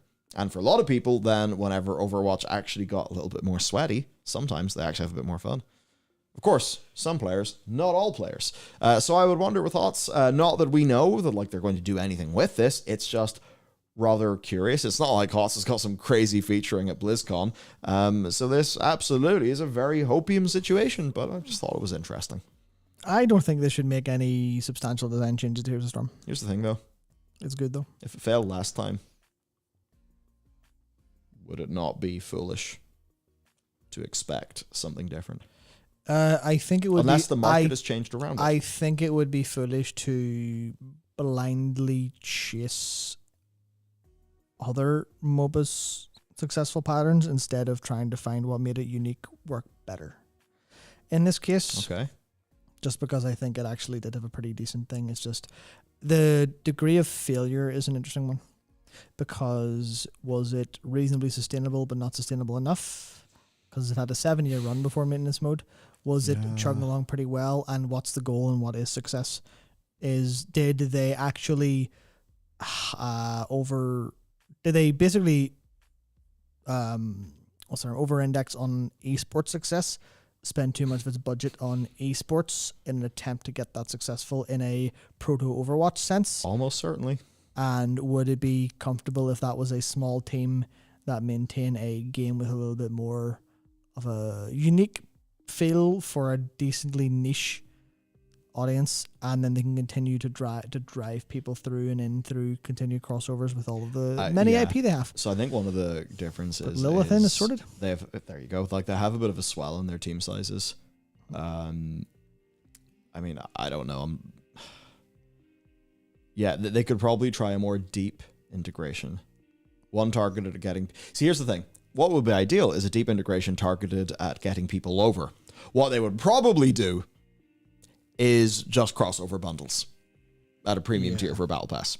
So who knows exactly. And frankly, the amount of Battle Pass fatigue between Overwatch, Diablo, and Heroes of the Storms would kind of get pretty crazy if they did it like that. So look, I don't know. I just thought this was interesting, and at least it means we can reminisce about Heroes of the Storm, a game that was really, I mean, still is, you still can't play it, it was really damn good. And certainly when you look at the skins and a lot of the artwork that was done for that game, really cool. Yeah, really, really cool. And class designs that absolutely captured their fantasy. Really marvelous piece of work. I'll never forget the first time I played Bellular. Yeah. And I went, oh my god, this is a rogue. Holy shit, this is a World of Warcraft rogue in a MOBA. Oh my god. Pretty crazy. That team was... I don't know where that team came from. I don't know how much of that team was people who already worked at Blizzard or how much they... StarCraft 2. Was it StarCraft 2? Yeah, that was overtly the StarCraft 2 team. That was a Team 1 project. Yeah, So the way that worked is initially it was supposed to be a basically an arcade. It was supposed to be in the StarCraft arcade. Then it got spun out into its full-on title. Was it led by Dustin Browder? At least Dustin Browder was like fairly major in that project. But yeah, that was StarCraft 2 team. Team 1, the now, somewhat dismantled Team 1. Blizzard made a substantial mistake if they let a fraction of that team go. Oh, they definitely did. Because the game feel of Heroes of the Storm is fucking incredible. The individual hero design in that game it's not always perfect in the grand scheme of things, but as individual playable characters, you see if they made a more of a I guess if they made an ARPG, not in the Diablo sense, but if they made an action RPG in maybe not that engine directly, but if they did that with the with the hero design capabilities they did there, and if they had that team and spun some of that team's leadership out into playing and playing around with, hey, make a little Warcraft RPG, hey, make a little StarCraft RPG, do something like that. Yeah, that would have been so good. That would be incredible. Make small video game, make medium profit, have a good time, push out the branding stuff. If they had that team capable of doing that, it would have been exceptional. That's a different business than the one Activision and Blizzard run, but it definitely would have been a good ass series of games out of the teams. Because I install it and play it for a little bit every maybe a year or so, just because it is fun, fun to play. Almost in the same way that I play Super Mario 64 every now and again, or that's been replaced with pseudo regalia for a while. The amount of times you just play a game and you pick it up because game feel is good. Yeah. I was never particularly good at it, but just playing Illidan in Here's a Storm, good shit. Well, in a way, that is one of Blizzard's strengths. Returning to Overwatch, I don't know, was it the fantasy season? Just playing a little bit of Overwatch too. Even for all that game's drama and stuff, the game feel is just immaculate. Right? It's just whatever it is. Moving a mouse, moving your character, the look and the feel, the crispness, the performance. It's immaculate.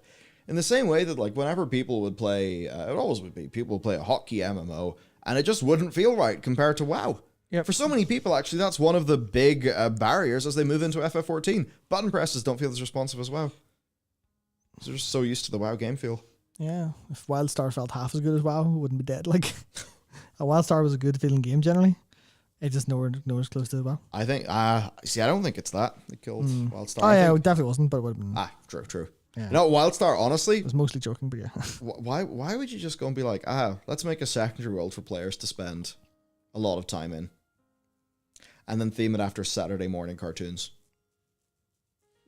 Because no other ideas are free. Yeah, because you know the way Tolkien just woke up and decided, you know what, I'm going to write The Lord of the Rings inspired by Saturday morning cartoons. Which obviously is a very ridiculous and goofy statement to make. And not really one that I mean. But, it's that's obvious. That's abundantly not the sort of setting that people are going to treat as a secondary world. And I think therefore have that, that level of stickiness. I think people made me a mistake. WoW is so much world fantasy, that kind of thing. That's what a lot of the successors. It's they try to innovate in feature set. They try to innovate on, some gameplay things. The thing they didn't get about WoW is that, no, it was Azeroth, it was Warcraft. It was that bigger feeling of IP, all that meaning and story sort of imbued into all of it. Instead of, oh, look, it's the goofy Saturday morning cartoon MMO. Cool. So, no one cares. Or maybe I'm wrong. Who knows? But Matt, what is Redacted? I don't even know how we're going to talk about Redacted in the stream. Yeah, so I can't talk about Redacted very well because I literally was in the middle of redesign and it's not done. So it looks fucking horrible. It looks absolutely horrible. Ah, I see. Yes. It's really funny. Stuff's half broken, barely works. It's great. Your CSS fun time. Yes, I've had CSS fun. So one of the things, and I think patrons and members will be very happy to hear this. Accessing our member content is a pain in the ass. Sucks. Patreon sucks. And obviously member on YouTube, the only thing we can give you then is, I mean, we could technically give you links via members only community posts, but that fucking sucks. And the only thing we can give you is like unique video content, but we're not in the process of making like unique video content an awful lot. So what you get is early access and you get podcasts. And that's like not bad by any stretch of imagination, but there's so much more we could actually give to people because we are you listen to us for a couple hours and we talk like this all the time and we think like this all the time. And clearly if you're here happy enough to listen to us talk about like World of Warcraft lore and stuff, and then I'll rejoin your membership if I didn't have to use Patreon 100%. Well, then, I'm glad you asked. Yes, well, then I would suggest you pay attention to anything we announce in the coming weeks. So there is a platform, I can just say what it is. Yes. It's called Ghost, and it's an excellent platform that is basically a blog site. It's like a WordPress competitor. Yeah. Open source as well. I mean, as WordPress is open source, yeah. Yeah, so there's an awful lot we can really do there in terms of written content, in terms of we can like throw video content up there in links. We can have email stuff sent out whenever anything goes, because Patreon does that at the minute. But like member content has YouTube notifications, which aren't always the best and are kind of annoying. So effectively what we're doing is making a website. Yes, we are rolling. So we are rolling everything on our own platform. However, one of the things that's tricky about Patreon is you don't want to always go to patreon.com. It's shit. So website is where our content will live, but we also do understand that not everybody will be always consuming via just the website. So the part 2 of this is we have the private members lounge. The private members lounge is basically going to have like content mirroring from the site, which because like ultimately so many of us do just kind of spend a lot of time in Discord. Yep. I mean, as an example, like Wowhead, I would exclusively be browsing Wowhead via our. Have the guys changed our Discord to? Yeah, it only posts the WoW things from Wowhead. Yeah, rather than everything. So basically, you will be able to on the new members Discord, which like we already have a bunch of that set up. You will be able to, like with React roles or whatever, basically choose like what notifications and stuff you actually want to get. Which will basically mean that like accessing member content will be natural, will be where you are already. Be that your email, if you want to just have that be in your email. Yeah, so if you want it to be in Discord, if you want to just bookmark the site. The current setup will be, this will also include for Bellular news people as well. So yeah, there is actually a lot of content for news. Yeah, so this is one big unified thing where effectively we're going to ask for like one membership fee, which is like the same as it is now. Maybe we'll change it, but like that's the current plan. And it'll be here you can have access to anything Warcraft and anything news, because obviously there's some audience overlap, but it's mostly separate. And charging people for both is like, oh, that would be a silly move. Yeah, so we'll just like you can pay what a normal membership fee is, and then have access to that. You can literally not see any of it if you don't want to. There's a couple different like email newsletters you can sign up for that'll send specific content straight to you, etc., etc., etc. And effectively, we have a lot of plans, and there'll be a lot of content already there when we launch, because we've actually been having a series of like dry runs of content going up there now for the past few weeks. So it'll There's literally loads be of posts. Yeah, a little bit there, and there will also be a lot of we'll see about like free stuff. We're not too sure about that just yet in terms of like complete strategy, because we're still kind of working out things and seeing how it'll go for a couple of weeks. So like it will all mostly be for like paying members. But that's the kind of thing of we're just going to literally be like, we could give you a lot of stuff because we do a lot of stuff. But a lot of the stuff we do, not that it gets thrown away, but that it gets trimmed and cut and thrown elsewhere. So like, as an example, anytime there's a series of like big lore things that happen, only so many of them get into video form.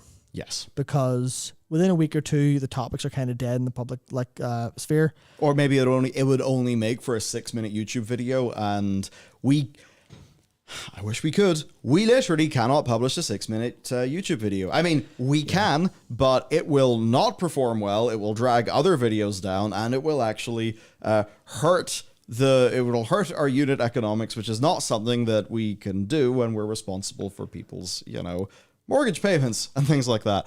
Because of how YouTube works, YouTube is ruthlessly based on watch time. So it's the same way like loads of people in the animation field.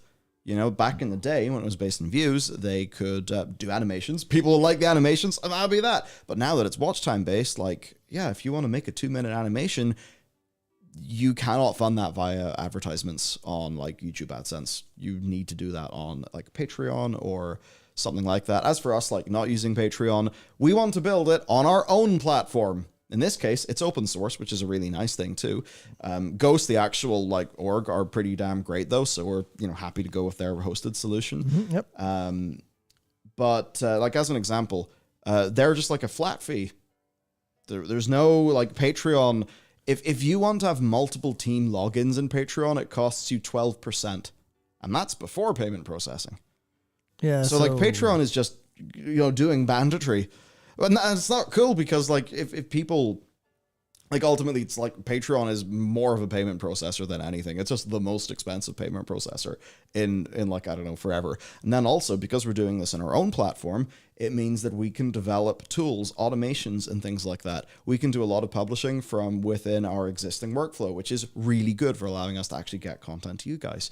We can pick up just with automations that we build, things on the website, which will then automatically be mirrored to the Discord server, which we can't do with Patreon because it just doesn't support any of that, and their API is terrible. Yeah, so it is very much heavily. It will transfer any existing support in a more efficient way. Yep, for sure. Which means obviously if you're supporting us and you want stuff for it, your support as it exists will mean more to us directly, and we have so much more opportunity to literally give things to people. Like I think there's two. I think there might be a third written. There's literally like lore articles that are like 1,500 or so words long that Jared wrote, and it was just he writes them because he has all these ideas in his head, all this understanding of lore, and they're based on like new things, and they would never work as a video. So they're up there, and you can literally just click them. Yeah, because that's the thing with the video, like. For a video, and it sucks that it's like this, but it is the way that it is. Like, even something great like War in the Plaguelands, it's like one of the best things we released in ages. But it's, it's not YouTube content in what YouTube content in the modern day is kind of turning into. Because like back in the day, Noble could be like, here's the lore of the old gods, and 300,000 people would watch that.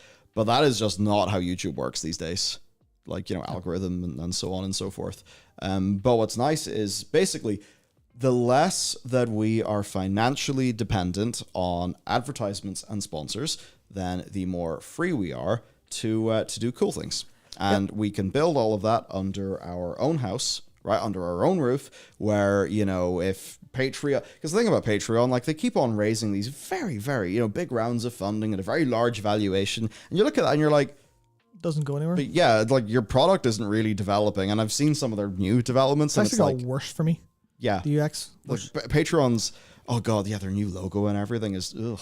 So it's like Patreon's only going to get worse, and you kind of know that because they need to squeeze more money out of you, and they've got all this venture capital money. They're in that part of the product lifecycle. Yeah, exactly. Yeah, whereas what we're trying to do here, and obviously Ghost will enable that, is literally just go, well, here's something that is reasonable and sustainable for the future based on how much value we can directly provide. And one of the things is we're like, the thing that I'm excited about is I'm obviously happy about the financial side of it and stuff, but I'm super happy to be able to go, well, because even like I've been kind of leading a lot of this and talking to the different different people in the team about what they want to literally do because they're no longer bottlenecked by having to be, well, is this marketable? Is this going to fit within our YouTube schedule? It's like, what downtime do people have that they can just do whatever they think is actually interesting or cool? And some of that is like, obviously a lot of that is on the news side to begin with when it comes to Connor, our newswriter, and he's going to have daily newsletters. We've been trialing those for 2 weeks now. He's going to have daily newsletters. He's going to have different and sometimes better versions of like the documents that we use for the news channel literally available there. So if you have These. Yeah, so basically now we will have to figure out how to put all of this, because at the minute one of these would be An article. A So single article. it would be chaos. So we don't just be like, hey everyone, we've just published 35 articles in 5 minutes. Yeah, so we're going to have to The figure return of Glorbo. Yeah, so even this is the perfect example where like we do all this stuff here, right? So why do we not just literally say, here, you can have it? And that's what we're like, why the fuck have we not been doing this for ages? Well, we're a bit daft, so we'll just do it now. Yeah, there's other examples too. Like before like a gearing guide is written. Yeah. Actually, for our upcoming gearing guide content that we've got planned for patch 10.2, Dak's already made all that. Yeah, like, okay, I haven't written the video script yet, and I don't know, maybe I'll write it, maybe Matt will write it, whatever, but it's somewhere. Oh, there's the patch 8.2 gearing. That's, wow. They're not on the screen. Notion search is incredible. But yeah, like the research doc for that is done. And then also like just if we can do more members content, that sort of thing. And I suppose eventually if we have, if we like basically the more that we can keep the lights on with this, then the more we are free to do things that we know that you guys like. Because right now, quite a lot of the business is based on the raw number of views that we get, be that going to AdSense or that going to sponsors. And sometimes, like, sure, that's all well and good. And whenever there's a big new WoW expansion and everyone's very excited about it, like, that's great. Fine, you know, the model works. But whenever it comes to wanting to do something a bit more creative, or even in a different format. Different format's the big one, because Yeah. I have so many fucking ideas for things that are kind of out there, and I don't know if people would like them, but I could never do them on YouTube. So the risk would be too much for our channel. And the other thing is, in terms of like macro audience patterns and how those actually inform how the platform works, don't think of a YouTube channel as a person who makes videos. Think of a YouTube channel as a video format. And that's the one that, like, to me, that took a little bit of time to be like, oh yeah. It's like, it doesn't matter that I thought that niche lore thing was cool. It's the wrong format for that channel. It's not what people watch. In the same way, like if Johnny Harris stops doing Johnny Harris videos and does something else, it might still be a Johnny Harris video, but it's not a Johnny Harris video, and then the whole thing will go down. In the same way, you maybe see people, you know, they move to doing a podcast, they post those in their main video feed, and their whole channel explodes. And all these things kind of suck. So if we are on our own platform and more of our beans, because like at the end of the day, in terms of money, we have got to pay rent for this office, you know, tax, national insurance for all the peeps, you know, the wages and stuff. Like those bills do actually have to be paid in order to make content like, say, the you know, War in the Plaguelands video. Like that was many hours of laced work, many hours of Jared work, many hours of Nikki work, and I mean, yeah, unfortunately a bit less of mine, because I was kind of in there like hosting it, and then whenever we were publishing, I was like watching the video being like, oh my god. Holy shit, yeah. Yeah, because like, look what the boys did. yeah, what I like mostly see is the like, I know the story and I know the script, but it's like the visual stuff that happens after that. I go see that, I'm like, oh my god, look at all of these really cool shots that Lace has put together. RSS feeds, I would like it if we can get that going, and I'm sure we can. They work by default. Like, yeah, we just do a private RSS feed. I think that's how those work. That literally has RSS feed support. Done. So you'll click and log in. There you go. I've been wanting to do similar personally. I really like Readwise Reader. It's a really, really good, like, you know, RSS feeds, read it later app, that kind of thing. I've been trying to think of like, how can I fully move away from algorithms so that they don't get shoved in my face and steal my time? So if people could enjoy our content via an RSS feeder that they really like, or via just bookmarking our site or something like that, then that would be absolutely ideal.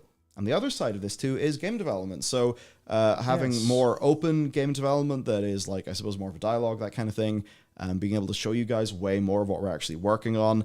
It'll likely be in the new year, but that will also then turn into the third pillar of what we're doing. And essentially the long-term master plan, right, is to be less dependent on AdSense. Then it's to be less dependent on sponsorships. And then through basically making people happy. Not the most amount of people in the universe, but, you know, the 1,000 true fans thing. It's like you'd rather make things that you really care about for the people who really care about that thing, instead of always being forced to, like, you know, for everything we do that we really like, we got to do one mass market thing, which, you know, doesn't feel good. So I think it's like, it's more healthy for everybody when there is more of a direct fan funding model for that kind of thing. I mean, like but like people in general have talked a lot about how like the ad supported model has done, you could say, a lot of good things, and there's new business models that can thrive. And that's led to like video creators that people like, you know, if you want Marquez Brownlee content, they're like, oh, now Marquez has got a new channel called The Studio, and that's where on that channel I get to learn about all these cool video production things and photography things I find to be cool. It's like, that's all great. But the downside of it is what we all know is going on, clicks. But then it's tricky because, like, it's that ad model that gets everyone, you know, to that certain point. And then you're in this weird way of like, okay, we need to transition off huffing the crack pipe because it's not healthy to huff the crack pipe. What do we do? So that's why over time, I want us to be more funded by making really cool things that people like. You know, be that like video games, video games, merch, I suppose more video games, lots of video games, and just content and community, rather than the less sustainable ways. At the end of the day, we don't want to be like fragile, sort of, always, being hit by the winds of YouTube. Yeah. You can sort of feel right now, as an example, like our news channel has had record views, all-time high views. The CPMs, though, they're like 40% down from where they used to be. Which, is just one of those things where it's like, I'm really glad we're getting all these views, because if we didn't, we'd actually be in a pickle. And it's just one of those things, like, at some point we got to stop. We got to like work out the long-term good, healthy model, especially as so many of us now are like in our 30s / soon to be in our 30s. It's like you can only do the whole like, yeah, you're in your 20s, it's time to go get the views. You can only do that for so long before, people like just don't enjoy it as much, like don't enjoy creating it, and also don't enjoy like it anymore and wander off and you're not interested. Meaningful. Yeah, exactly. It's not meaningful, and I think that's the thing that a lot of people are kind of waking up to at different points in life, is literally what is the point of anything? And obviously this kind of CPM is a cents per me, which is cents per 1,000 click per 1,000 views, clicks in other circumstances. But yeah, it's a lot of that bit of what is going to be most satisfying for people to make and for others to enjoy. So I think that's kind of where a lot of it comes from. Like, yeah, the more we can do that's literally what do literally you like, as opposed to what does faceless number and thing do. Because this is something I've actually watched with different types of VTubers aiming for different types of success recently. And there's like the unspoken rule is, if you want growth, if you want numbers, you do shorts. You do shorts all fucking day long, and that will algorithmically bring people in. It'll bring no money, but it will bring eyeballs. It'll bring eyeballs, which will maybe eventually convert to money. And the problem there is like some of them are just like, that's fucking horrible, because some of them are in for like the successful element, some of them are in for like to have a sense of community and stuff like that. And that's a case where it's like the sense of community is like the more sustainable. It's like, and obviously growth is necessary to get there, but yeah. The only way that I could do shorts and enjoy it is if we just say, right, this is bite-sized lore. This is lore in 60 seconds, and we're going to make it as good as it possibly can be for 60 seconds. The problem is, like, that can be a fun creative challenge, but there's like an issue with that, because you're like, shorts pay like cents for thousands of views. So the only way, like, it's completely, like, not viable financially, even though it's a cool creative challenge. So it's like, even if you wanted to do, you know, if you were doing that via shorts, the only way we could realistically do it is, like, stuff from the podcast and, like, that being cut together, which, like, we could do. But, and we keep on getting advice to do shorts by loads and loads of people. But also, I'm just like, shorts don't excite me. Yeah. I don't think they excite many people here. No, like, I could see people liking them when they're very good comedy bits. Yeah. Or whenever they're like, whenever you're a comedy Natural comedians. Yeah, whenever you're like, you know, when you're doing a specific bit that's like TikTok-y in length, or whenever you're a comedy podcasting with really good bits you can clip out, that stuff's fine. But like, I like a huge amount of context and things. I think I'd rather have longer form things and longer form content. So every single time I go near a short, and this might just be that I'm 30, but every time I go near a short, I get lost and I go, that was fucking pointless. That was such a profound waste of my time. Yeah, you know the way we've been watching a television show lately, and one of the things that have happened to some characters is they lose time. Yes. Yes, exactly like that, and it's horrible. So basically, that is the plan. We will probably shout it out a lot, and we will be relentless in pushing this. We will. We want everyone to know how much it is. As an example, I mean, imagine if float plane actually mattered to like LTT. Because I think it's a cool thing they do, but it doesn't actually matter to them financially because they're very sponsor based. What we want to be is healthy, sustainable, and sustainable off just off being able to make the content that we know we enjoy making the most, and we know that like by virtue of being here on this stream that you enjoy the most. And we want to find a way to do that, and also it be sustainable because it's fun. Just that example, like Connor has an idea. He can write up idea, post idea. There you go, content. It doesn't have to go through the like, will Michael be available to record it? Will Connell be available to edit it? Will we be able to get a thumbnail going for it? It's like, no, he just be like, people will like this. This is a cool story. Done. If I just want to like flick the camera on and talk about a thing, boom, done. Because like right now, the only way that can happen is here on this stream. It can't happen at any other point in time because there's nowhere to put it. Yeah, I mean that's the thing where like I have been trying to like get other people enabled through this, and I haven't even thought about stuff I would post. And you know I'm fucking unhinged, and you know I have an awful lot of things to say about an awful lot of things. And I'm not exactly about to be like, right, this is now my personal blog, fuck all of you. But at the same time, it's like if I did have ideas, like here's an example. So we'll just have the Night Elf Schizo Corner as a tag. Yeah. So exactly. So here's the point. Here's something interesting where I just, for no reason whatsoever, I just decided I would play some Ace Combat 4. And I have a lot of thoughts about Ace Combat 4. And I'm not going to sit there and make a fucking video of Ace Combat 4 and try to algorithm my way into being one of those video game YouTuber people. The hell with that. But at the same time, if people were like, hey, do you want to, you know, is someone interested in what I have to say about Ace Combat 4 coming from my perspective, like playing, you know, Ace Combat 7 and loving the shit out of it and like how it relates to other video game experiences? I think I'm insightful enough that it could be of some value, and it would be nice to be able to like have that as a potentiality, that as well as like a variety of other things as well, not necessarily fucking personal stuff, but obviously, you know, the point is freedom of content creation in a sense. Yep, freedom of content creation, which means it could be more maximally like it's just coming from like I suppose the passion less filtered. Yeah. Because it's like we do have the passion, but we know at times, yes, we do need to filter that passion through what will actually work. Because, at the end of the day, if you enjoy making World of Warcraft videos and you want to make lots of World of Warcraft videos, you know, you do need that to be like actually, you know, going to work. So this, I think, is basically the way we can do that. And if it is on our own platform where we can control the features, god damn it.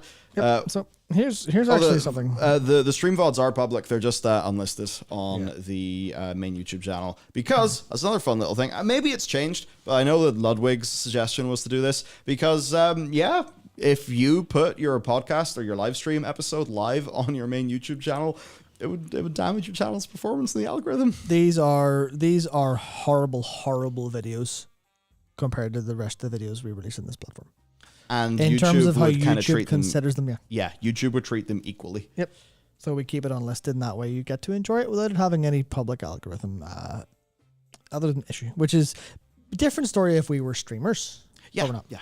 So the other thing is, just because I have it here, here's an example of what you might expect if you were to sign up when this goes live. And also, I should also say, all patrons and members, like, obviously you can like cancel your payments or whatever and move over. But for the duration of existing payments, I will be able to, because it's a good platform, I will literally be able to just be like, for YouTube members, I'll need to ask you your email address. But for patrons, I can automatically import patrons as members to this thing and comp them subs until their patronage runs out. So there'll be no like scuffing anything there. Yeah.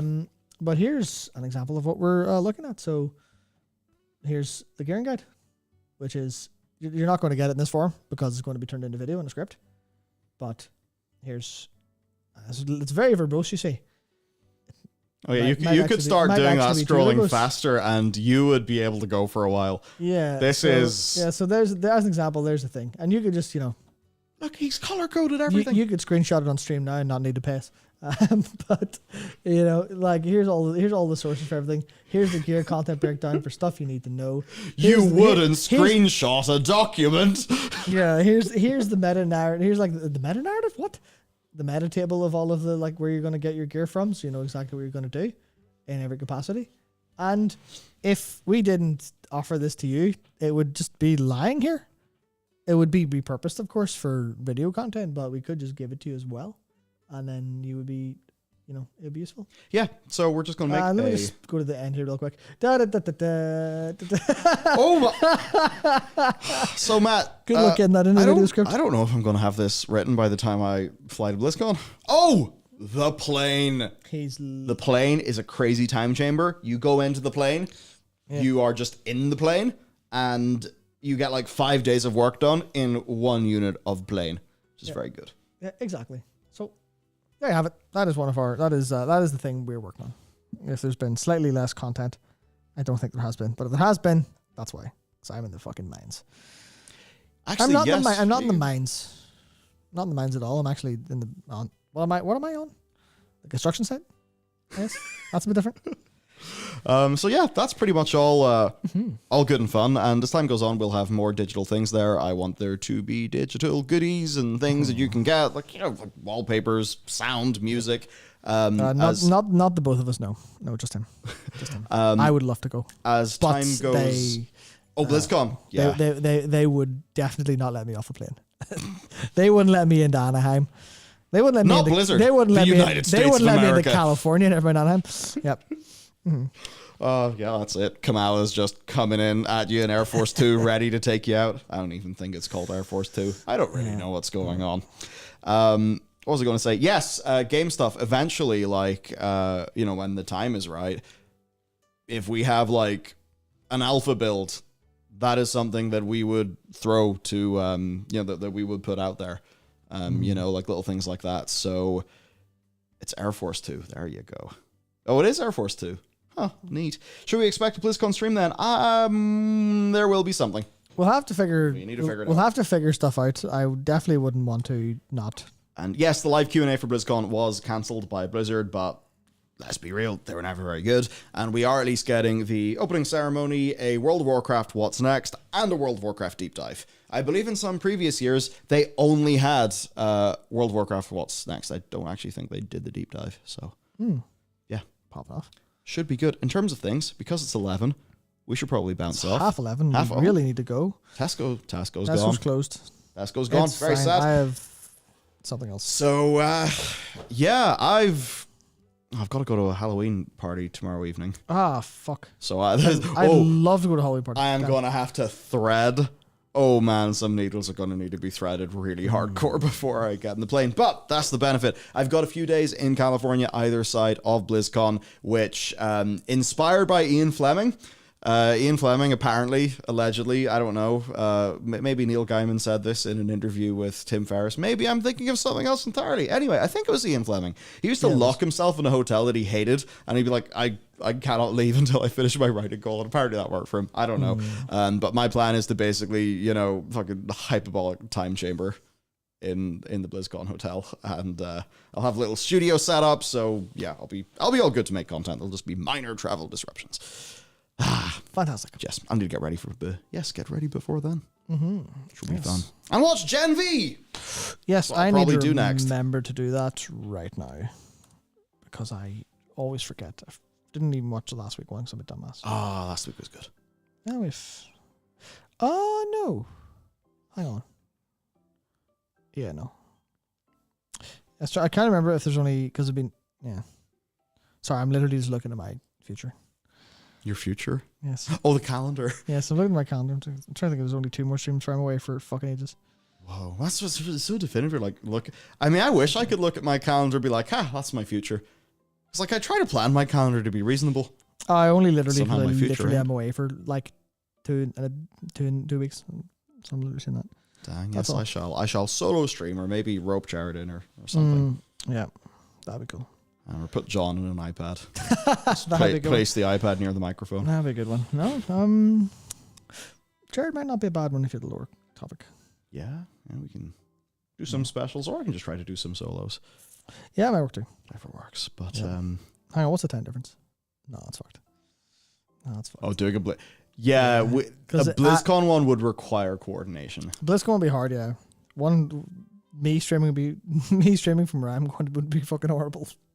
I'd be waking at 4 a.m. like, hello, it's correct. I'm not steaming. It's fine. It's fine. I'm alright. Oh, fuck. Yeah, we should probably go now. We should probably do the go. All right. Farewell. Next week, these things should exist. Yeah, lots of things will exist very, very quickly. Me and Matt will talk on Monday and finish the plan, and then I'll just be in a plane in terror while the plan goes live. Yeah. Morning voice, Matt. Nah, I can't talk in the morning. It's awful. Awful. It's horrible. It's horrible. I'd never do that to you. All right. So, yes. Grand. Well, good night, everybody. And we'll see you back in some form next week. Oh, yeah, next week, BlizzCon. We'll know what's going on. It's definitely not World of Warcraft SOA. 1 through 6. It's really kind of disappointing that we just know. They're gonna be like, we don't know. No. They're gonna be like, No. World of Warcraft storms over. And we'll go.